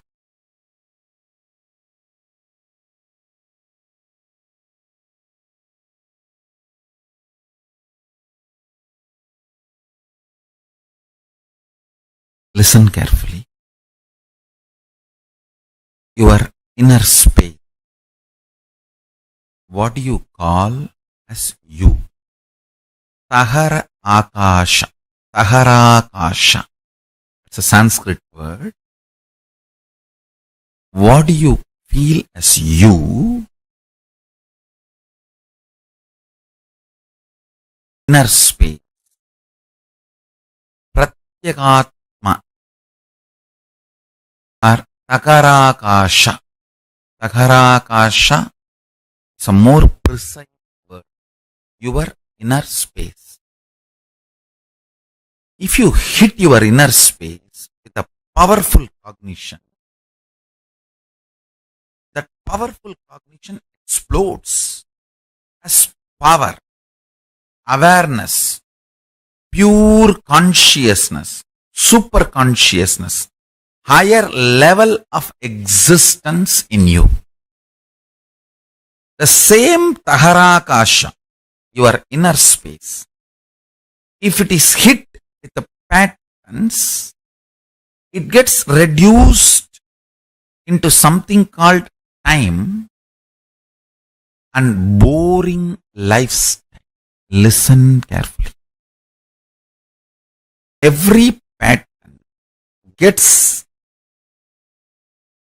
settled in your inner space, makes you time bound, means you will feel days and months are passing, but you are not doing anything. You don't know how the time is passing. It is just going. Suddenly you remember next year is here. Suddenly you remember next year. Suddenly you remember, oh God, one more birthday. And you don't know what is going on, what you are doing. Understand? More patterns, more unconscious, more delusion, more you become time bound. That is why Kala Bhairava is described as ferociousness. This is exactly I learned from Arunagiri Yogeshwara. He says, whenever you are ferocious and break one pattern, you gain 1 hour extra in your life. Understand? I am giving you a rough example. Sometimes when you break one pattern, you may get even 3-4 hours extra. Means that 24 hours chronological time is different.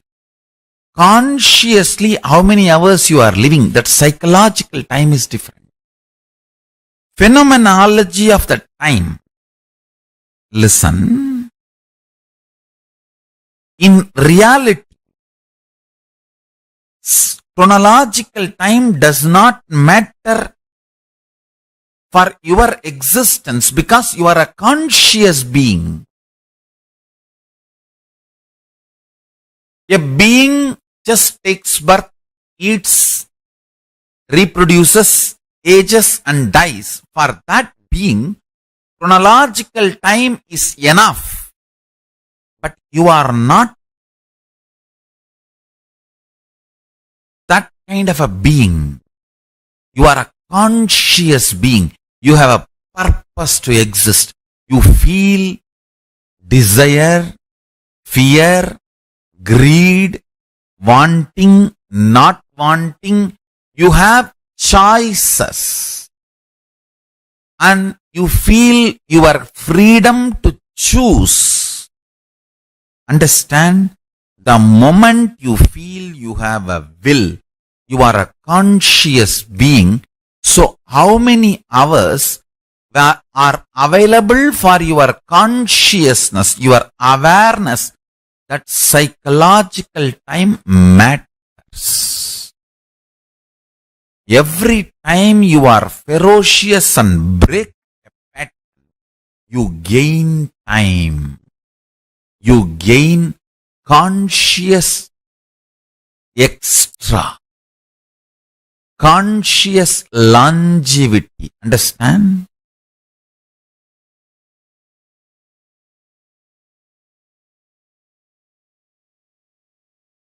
In Hindu tradition, we have two. One, increasing the physical longevity. Another one, increasing the conscious longevity. Veda, Ayurveda. Ayurveda is all about increasing the physical longevity. Body functioning with health for long period. Veda is all about consciousness functioning more. Understand? Every time you break a pattern, you have more psychological time available to you. Living in Kailash, Kailasavasi is all about making the maximum conscious psychological time available to you. Of course, I do work on your body, detoxification, giving you the best organic food and make your body also live long.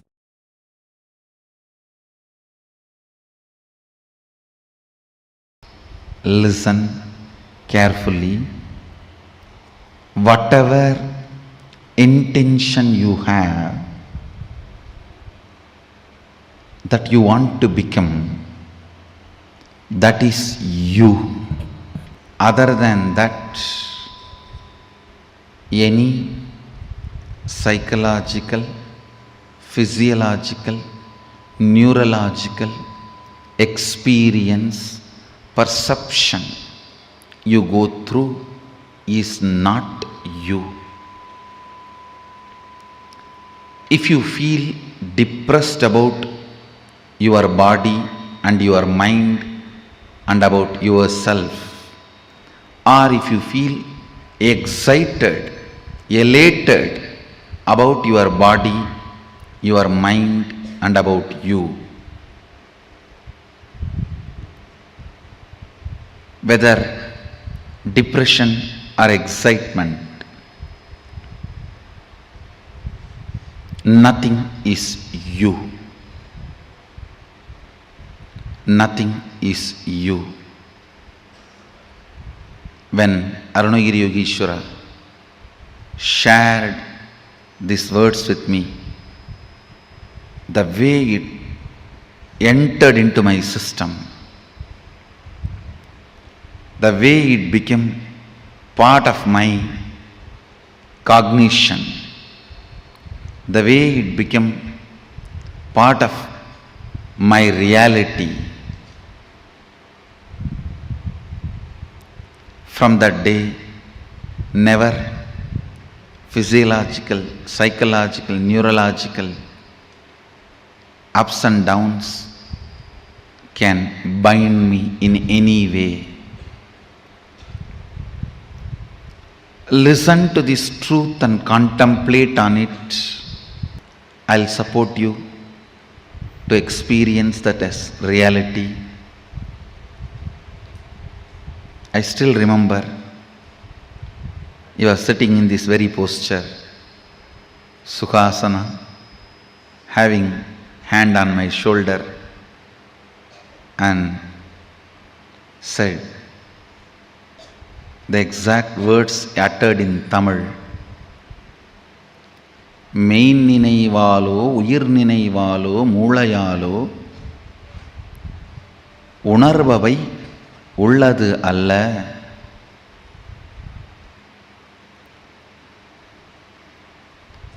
I know for sure, even if you are a Tamilian, you can't understand these lines because it is classical Tamil. I asked him, then what is me?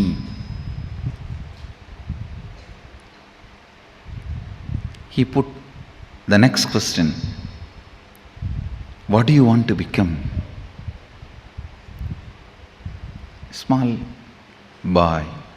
I just stretched my chest in a wide way, put both my hands on the hip and said, Sadashiva.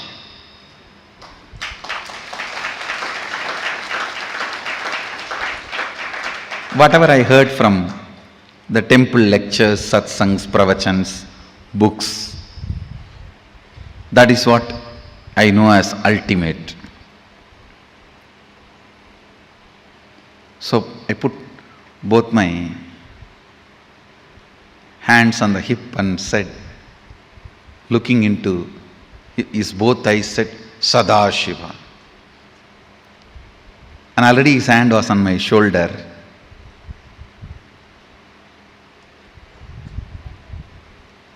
The one more reason I put both my hands on my hip, I just want to give him more space so that he will not take his hands off. His hands will rest comfortably on my shoulder.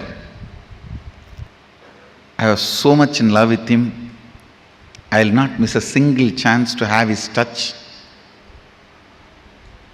Whether he touches me or I get a chance to touch him. Already his hand was on my shoulder. He said, you are that.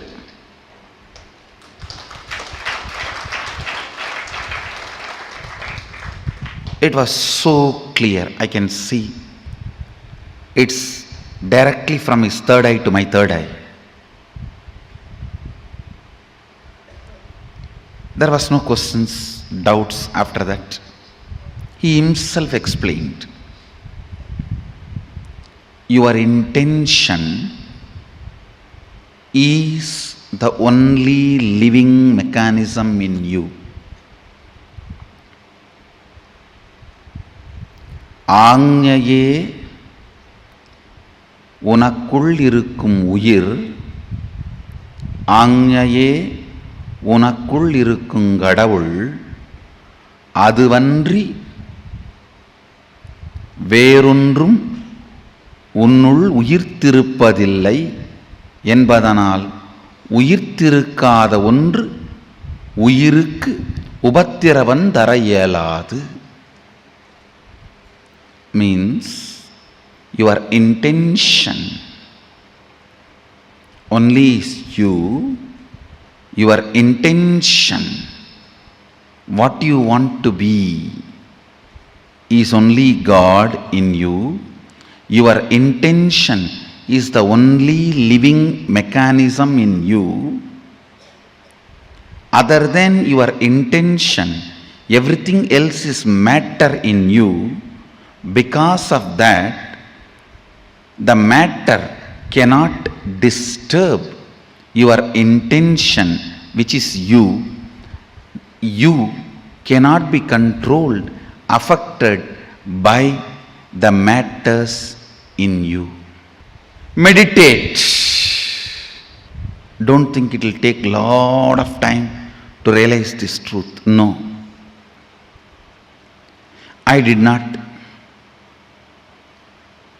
put all my self-effort and realize this truth. I got it as gift.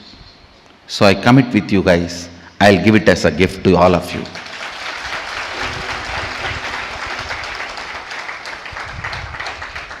Ultimately, I received it as a gift. Because I received as a gift, I am bound to give it as a gift. That is the way I show gratitude to my gurus.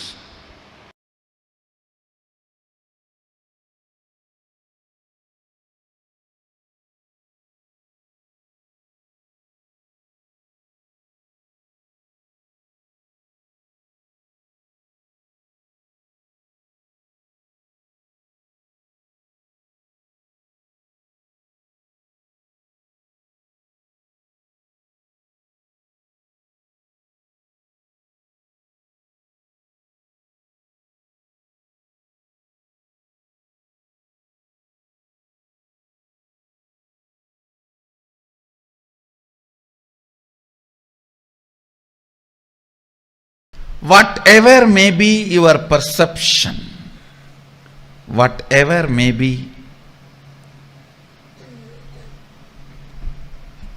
the way life occurs to you, don't try to find reason now. Please understand, I only asked you to pen down how life is occurring to you. I have not asked you to find your reason. No. All your reasons.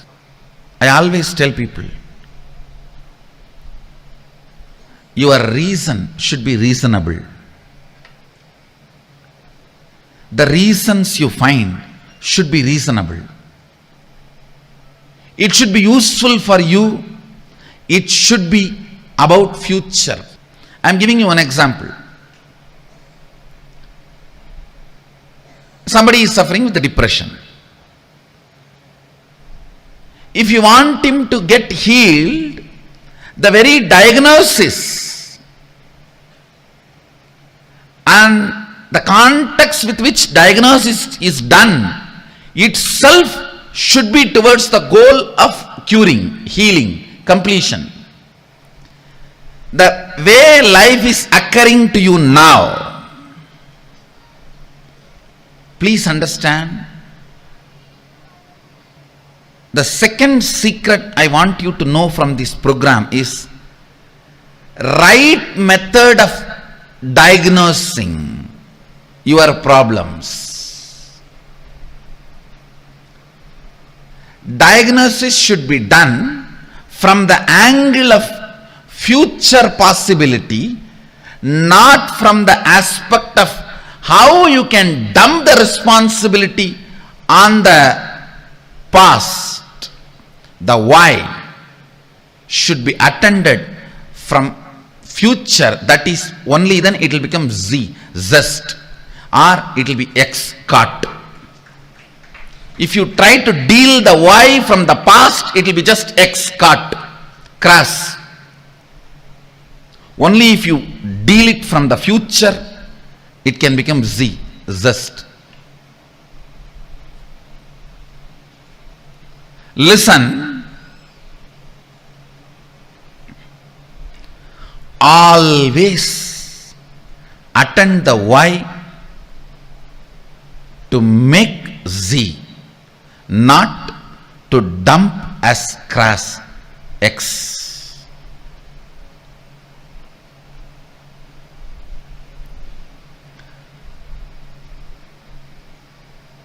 Depression. If the simple diagnosis can be done to a depression, any depression has to attract the high energy. It's a simple logic.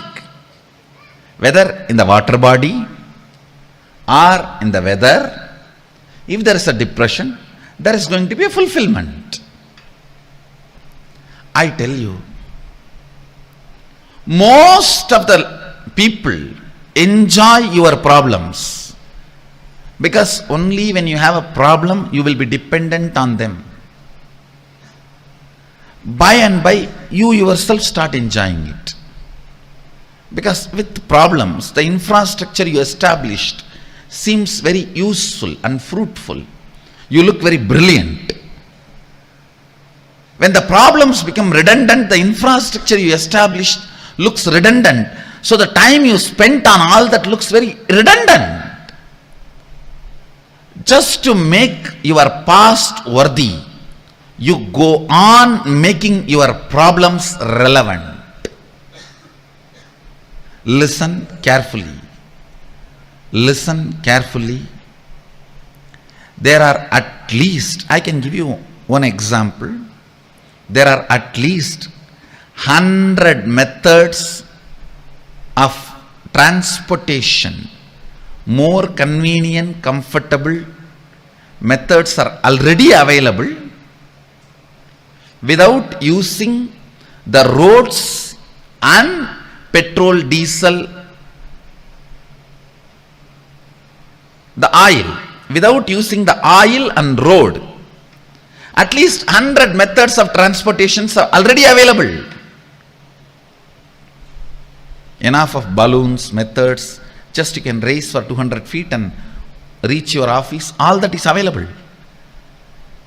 Nobody wants to make that popular because all the energy, time we spent on road and oil will become irrelevant. So we will look like a fools. I am giving you one example. Whether in the field of health, or whether in the field of communication, whether in the field of transportation, in every field, enough has happened. If you look at the why from the angle of solving it, but the why is not looked from the angle of solving it. Let me give you some more example which you can directly understand and analyze. See, now you have written lot of lines, thoughts, ideas, how life is occurring to you.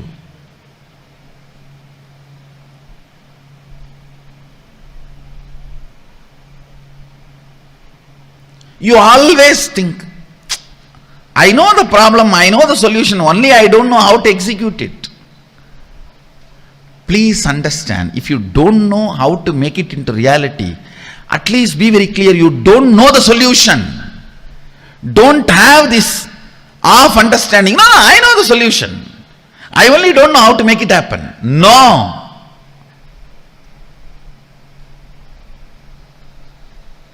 That is what I call consolation out of confusion. Trying to console yourself out of confusion. Understand, till the result happens, effort cannot be called as effort. Till the effect happens, effort cannot be called as effort.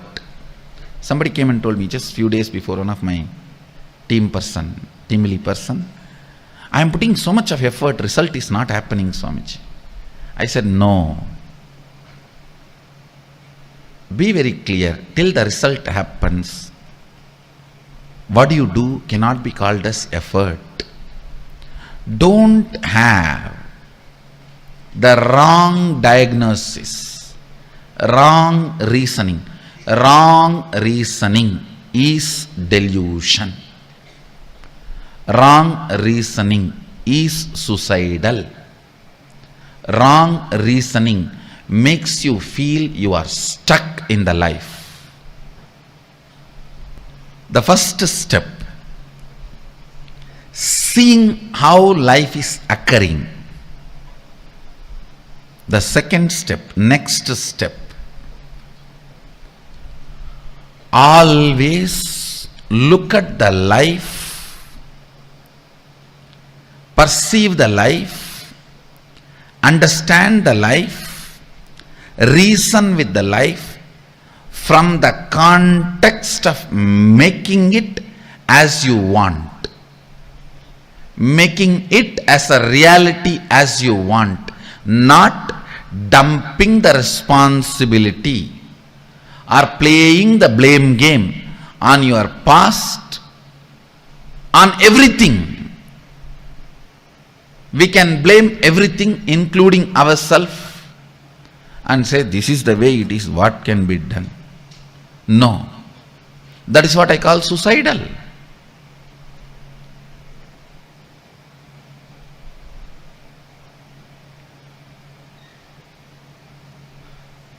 Many times we even start enjoying our belief that we are only capable of this much. This is the way it is.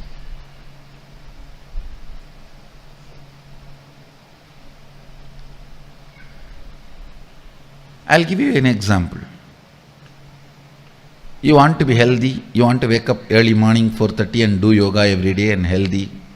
Is there anybody putting you in prison and tying you with chains on your bed at 4:30? No. But you enjoy. I can't get up at 4:30, you see. I tried my best. I had enough of alarms, yoga mats, shoes.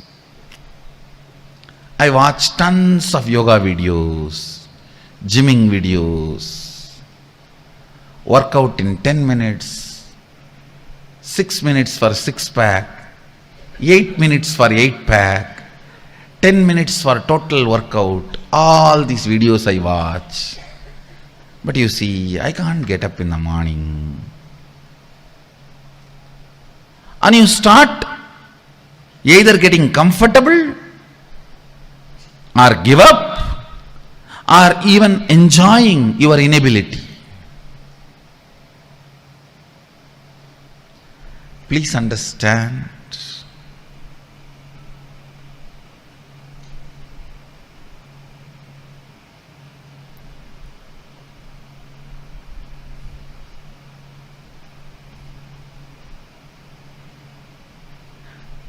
I am not even saying you need to put all your effort. I want to make only this statement as essence of this session. If you can start looking at the whole, analyze each and every situation from the angle of manifesting it as you want, instead of the blame game of why the way it is. See,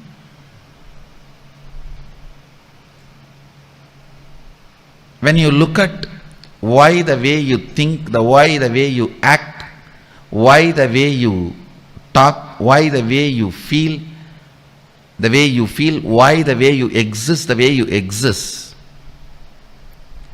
If you feel tremendous pain, inability, you are only enjoying, entertaining blame game, putting the blame on the past.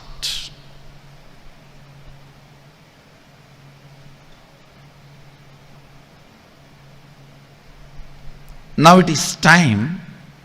Even the why should be from the context of how. Oh, you don't know, Swami, my background. For my background, even how I survived is extraordinary. No one else other than me would have survived in my background, the way I grew up or the place I was in. If you are interested in that, you will never find solution. You will never find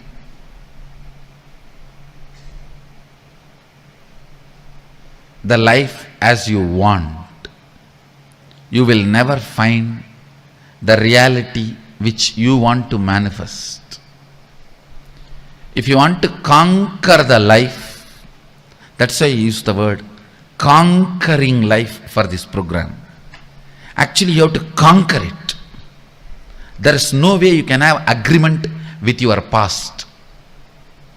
The way as life is happening to you, there is no way you can just paint, do the tinkering, touch up here and there and use it again. No. It is just straight your enemy. The way the life is occurring to you now is not your business partner, is not your friend. I think not your friend, all of you know already. But you always think there is a possibility for negotiation.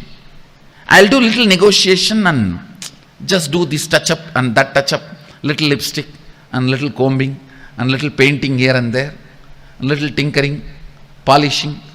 No. Only if you understand, Your past should become redundant, and you should not expect inspiration from your past. You should generate a mechanism in you as a source of inspiration and make the whole redundant.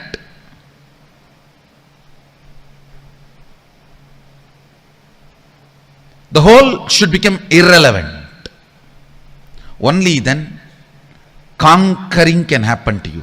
Please understand, the spirit with which you need to approach whatever way the life is occurring to you is conquering, not adjusting, not manipulating, not withdrawing.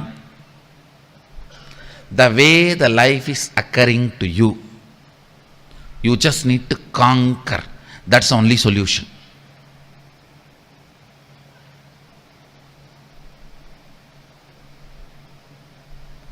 As long as you have the light, soft corner and sympathy for you, and justification about the way you exist, conquering is not possible. I am not asking you to be angry with your past. No. I am asking you to be ferocious with your past. Be ferocious with the way your life is occurring to you. The way you approach your life should be the attitude of conquering. Not angry, but ferocious. Not angry, but ferocious.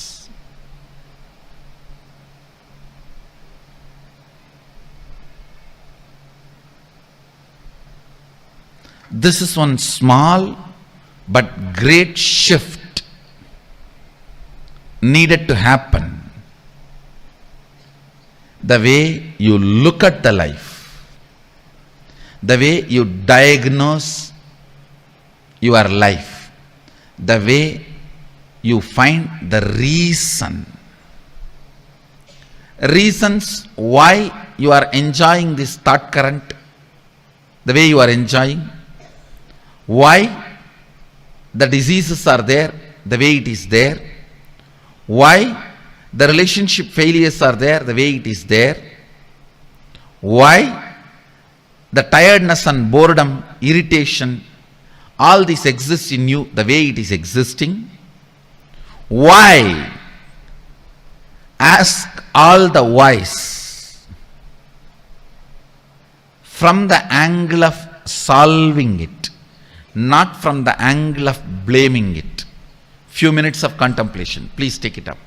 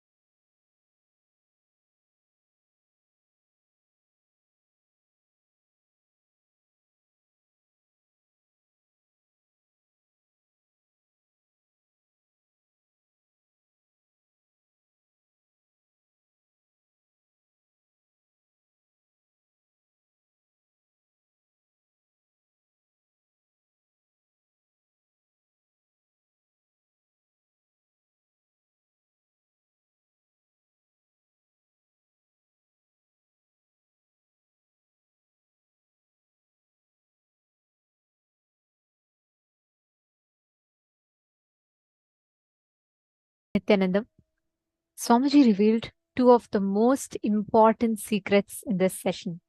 Understanding about how exactly the law of life is, how time functions, how life functions. Swamiji taught these two most important principles. And this whole session was so powerful, the way Swamiji revealed the truth, right? How many of you understood the science of conquering time and the science of conquering life? Like Swamiji was telling, many times when we spend time with someone we love, like for example, Darshan, let's say, when Swamiji comes and sits, we will be like, oh my God, I felt like Darshan just started, already 3 hours have passed. How many of you have had this experience? How many of you have had this experience where you feel like, oh my God, just now I thought satsang started, already an hour has passed? How many of you have had this experience? Yes? Okay, I see so many of you saying yes, giving me thumbs up. Now, let's say you go to a boring lecture or you go to something that you don't like much. You will feel like, oh my God, why is my clock not moving at all? Right? It feel like I've been here for an eternity. And it's just like 1 minute has gotten over, 10 minutes have gotten over, 15 minutes have gotten over. And you feel like, oh God, why is time running so fast? Understand, time is the skin of the cosmos. Every time rubs against you. The Kala Chakra. See, that's why it's called Kala Chakra, the circular time. It keeps rotating. Let's say this is your life, right? Let's say your life is the x-axis. And the Kala Chakra is continuously rotating. Now, any incompletion, resistance, powerlessness in life is like a bump on the x-axis. So every time there's an incompletion, what will happen? The wheel will have a jerk. It'll skid. Every time there's a bump, the wheel will have to like go over it and hit hard. Like if a speeding car runs over a speed breaker, what happens? It just rams. It just slips, right? The exact same thing happens. That is why you feel whenever you're incomplete, you feel time is painful. Every passing moment is a load, burden. Swamiji has given such an amazing truth. Like every time I hear this satsang, I feel like what a sign Swamiji has blessed us with. Just understanding the principle of conquering time, conquering life. It is just so powerful. I request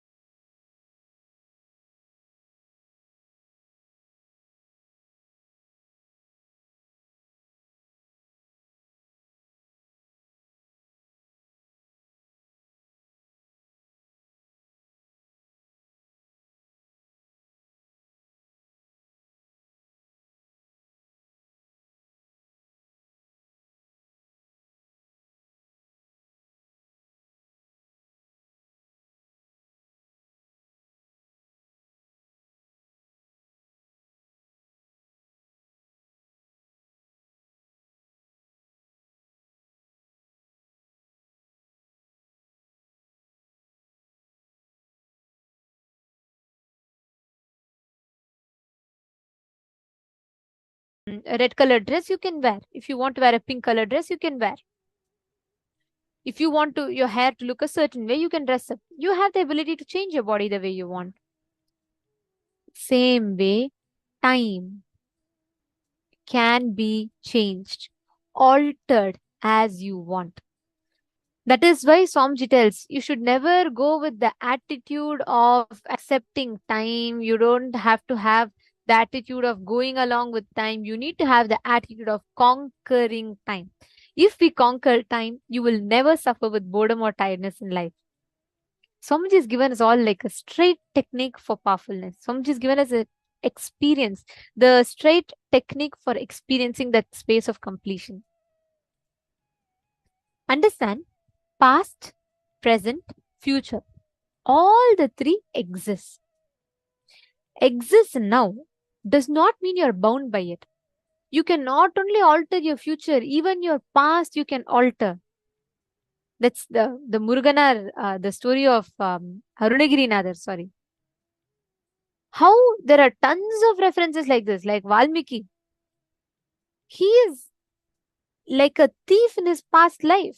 Not even in past life, like just before he takes up sannyas, Valmiki is a great Maharishi who's author of Ramayana, and the whole Hinduism, everyone worships him today. But he was a thief. His name was Ratnakar. But the whole past has been altered. How? The moment you conquer time means the moment you come to the space of completion, you have conquered time, which means you can never struggle with boredom or tiredness in life. Are you all catching it? This is the straight truth that Swamiji has revealed, which is so powerful. Ma Priyatma Surupini is saying, wow, I have heard this many times now. Many times. Now only it's even hitting me. Great. Completion is the key to come out of boredom and tiredness. Beautiful. That's why when Swamiji tells that each time you experience completion, each time you have a breakthrough, Swamiji tells the same satsang you listen again and again and again. Every single time you listen to it, you will have a new understanding about it, because life expands. Each time as you listen, you will break your pattern in a deeper and deeper and deeper manner. And also one of the most important aspects of this for all of us to understand is how the law of life functions, Every single time you get stuck with an incompletion, every single time you get stuck with the pain, you need to understand you are recreating that suffering, that set of patterns in your future by holding on to the incompletion. Same way, every time you break a pattern, you have more psychological time available to you. Means, for example, like Swamiji told, right? Swamiji is explaining about chronological time and psychological time, right? Because Swamiji said, in reality, the chronological time is just a scale to measure everything in against a unit. Like, for example, the weather now time is 6:03 EST. Now time in India might be different. The chronological time, because Swamiji tells we are conscious beings, we are not matter, we are not bound by the chronological time.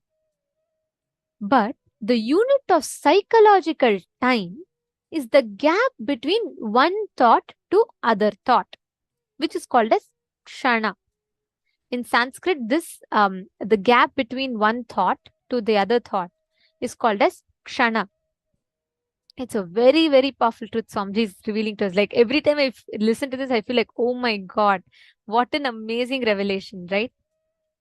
There are three, the kshanas, the difference, that's the difference between chronological time and psychological time. The psychological time for me might be different from the psychological time for, let's say, Ma Priyatma Surupini or anyone else. Let's say psychological time for a rishi who sits unclutched. For him, time will be so long. In Hindu Puranas, if you read, they'll say so many beings who have lived for 100 years, 12,000 years, 13,000 years, even a normal king like Yayati, they say he lived for more than like millions and millions of years he's been living. They say he's lived for 100 crore years, right? Like that, there are so many. You will hear many rishis saying, they do tapas for 400 years, 500 years. Because the psychological time, the gap between one thought and the other thought is more. Which means you have a lot of inner space. You take life sweetly. Every time you break a pattern, you have more psychological time available to you. Let's take step 1. Okay, let's understand what is our perception of time. Are all of you understanding so far?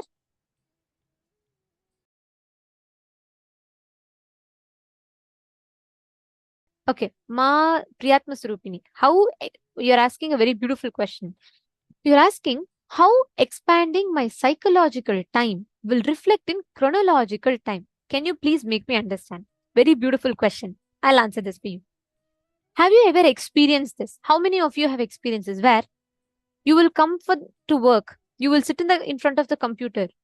You will also feel like last 2 hours I have been occupied. I did not waste time. I did not chat with anyone. I did not do anything. I have been in front of computer. I have been moving from one window to the other.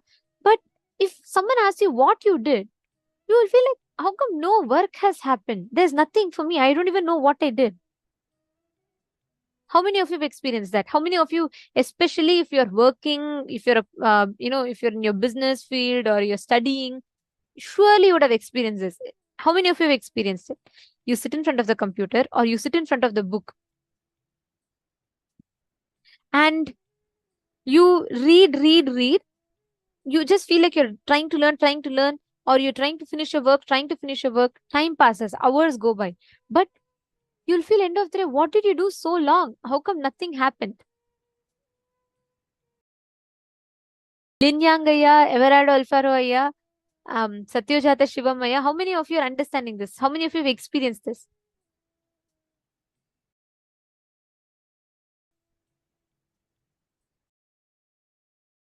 Okay, I see so many people putting yes in the chat.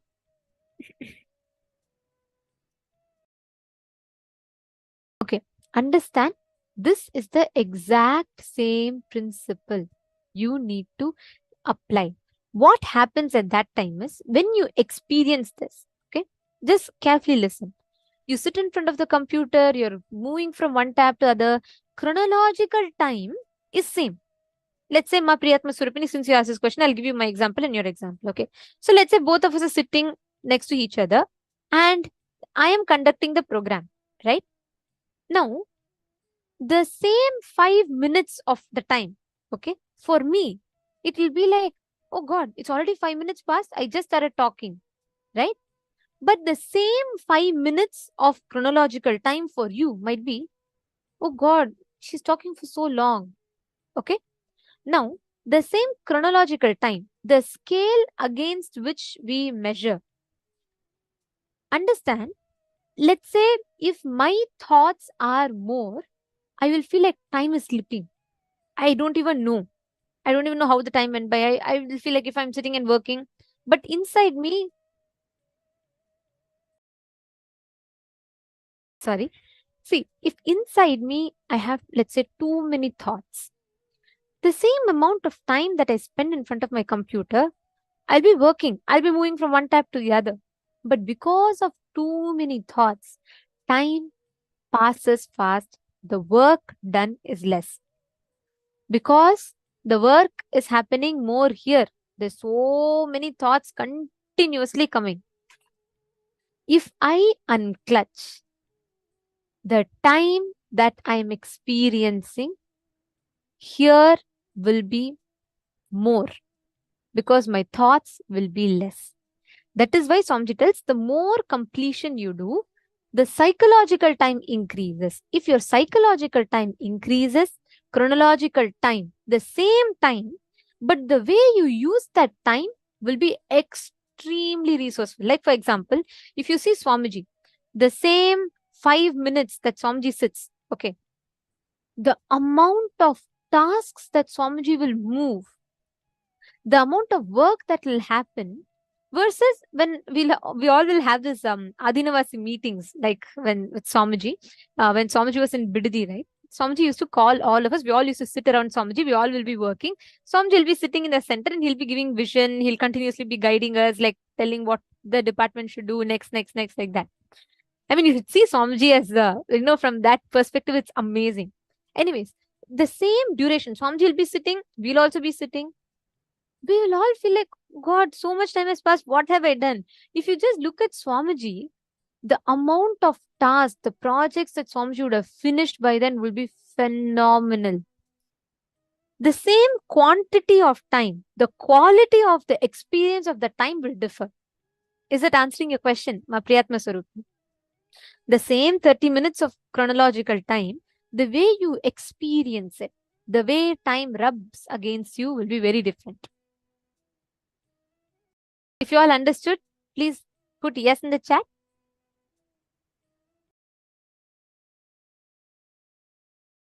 Excellent.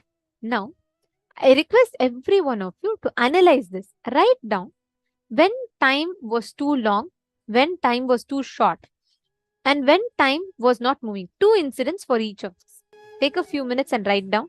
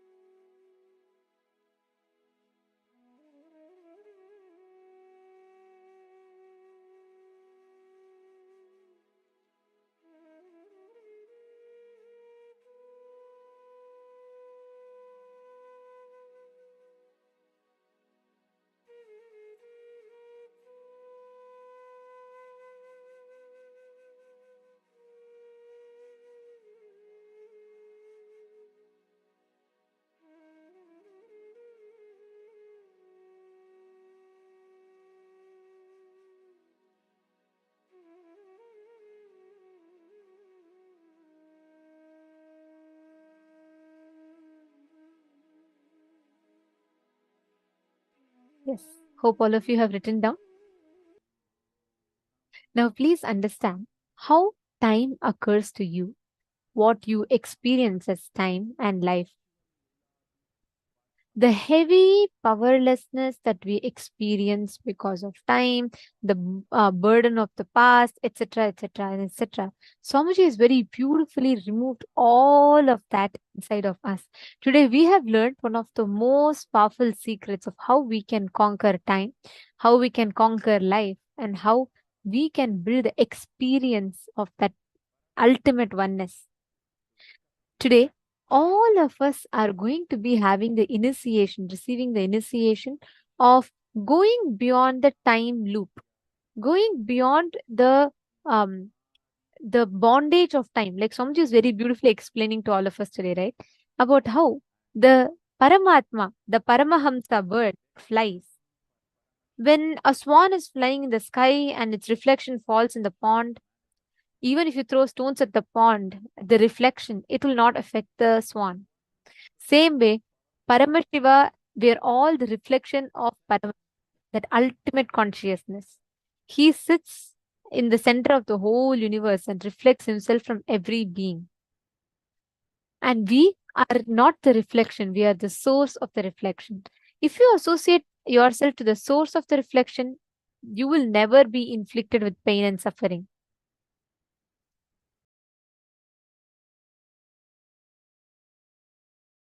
Diana Madiandi Jitani has posted. Very nice, Ma. Actually, this is what Somji explains as our psychological time. The chronological time unit against which we measure is same. The psychological time, the using what we experience, how we experience, like you're describing, right? The same, let's say, the same 10 minutes. For me, the experience went, oh my God, time passed 10 minutes. How did it go so fast?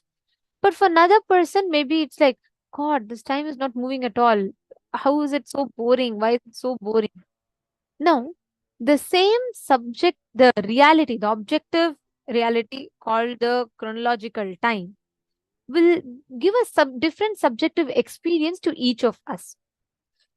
That because the psychological time that we have, which is a gap between one thought to another thought, plays a major role in deciding your experience of chronological time. That's why when Ma Priyatma Surupni was asking, how does changing in psychological time reflect as, what is the use of it in chronological time? This is the exact use. How much resource, how much ability, efficiency you harness in that short amount of time, given between any given duration A and duration B, how much you can do. The experience or your interaction with time differs based on your psychological experience of time. Okay, there are a lot of questions.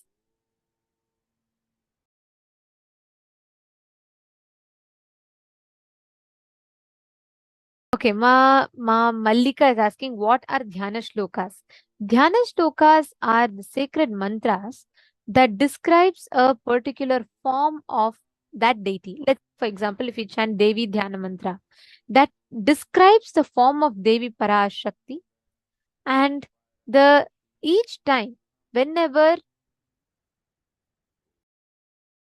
we connect to a deity, right? The form that we visualize, the description of that particular form is a Dhyana Shloka. Okay, now it is time for all of us to get ready for the darshan. If any of you have not finished writing, please quickly take a few minutes and finish. And we will now be getting ready for receiving the initiation and darshan. I request all the participants to please come and settle down. Please be seated in front of the camera.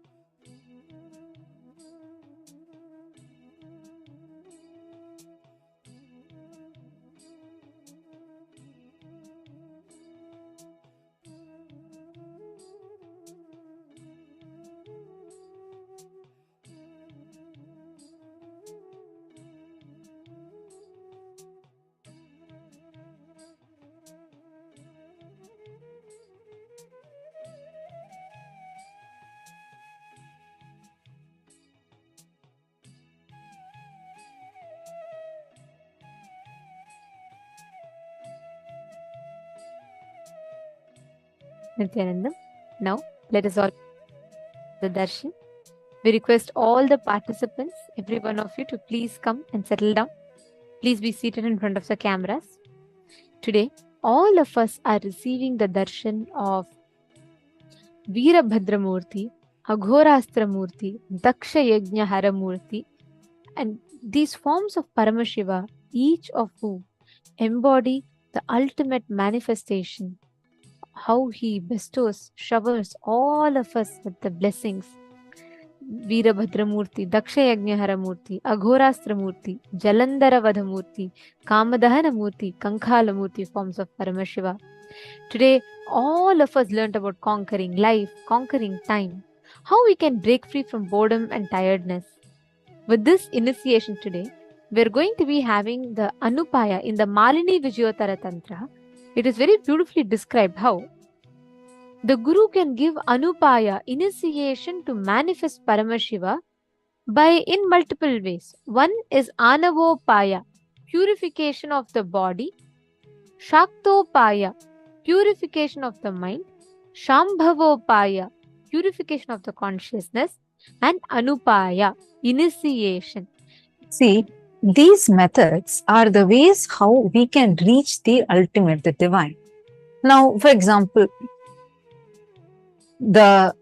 each of the Anupayas, like Anupaya, Anavopaya, Shaktopaya, Shambhavopaya, each of these, like whether it is purification of body, purification of mind, like purification of body, Anavopaya means where you do methods like eating haritaki, the detox techniques, do yoga, where you can directly see the results, but you put the effort and you do it.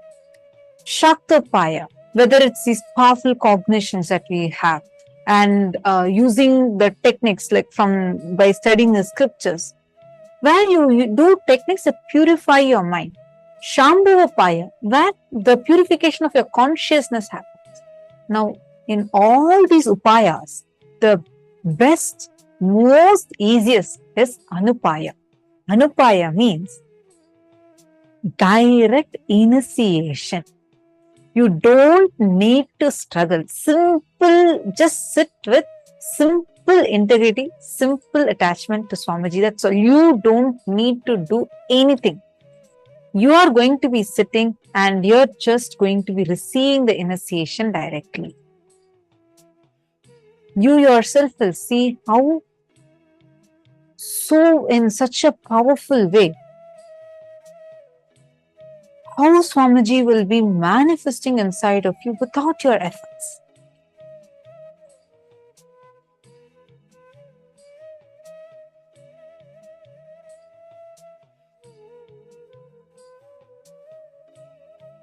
Sitting here.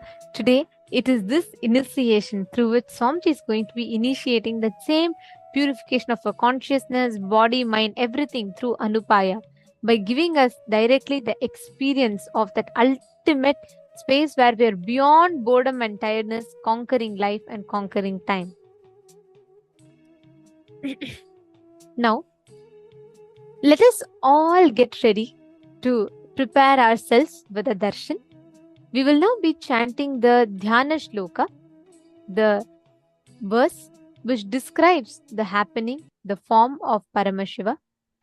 Today, we are having the darshan of Veerabhadramurti, Chalandaravadhamurti, Aghorastramurti, Daksha Yajna Haramurti, and various different forms of Paramashiva. We will now be chanting the Dhyana Shloka of Aghorastramurti form of Paramashiva. We request all of you to please sit straight.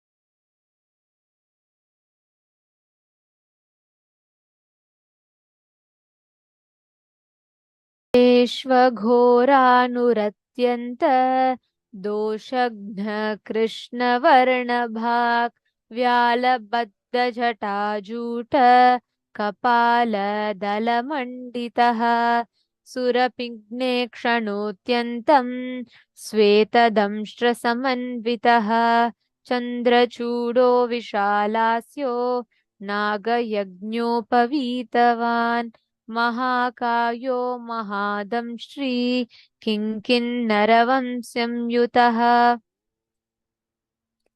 महाशूलाग्रसम्प्रोक्त महासुरविनाशनः खड्गखेटधनुर्भान मुण्डकः कालशक्तिधृत् वराभयकपाला हि पाशाप्रासगदाकरः दंष्ट्रे द्वे कीलनिर्यन्ते वक्त्राग्रे भीषणे स्थिते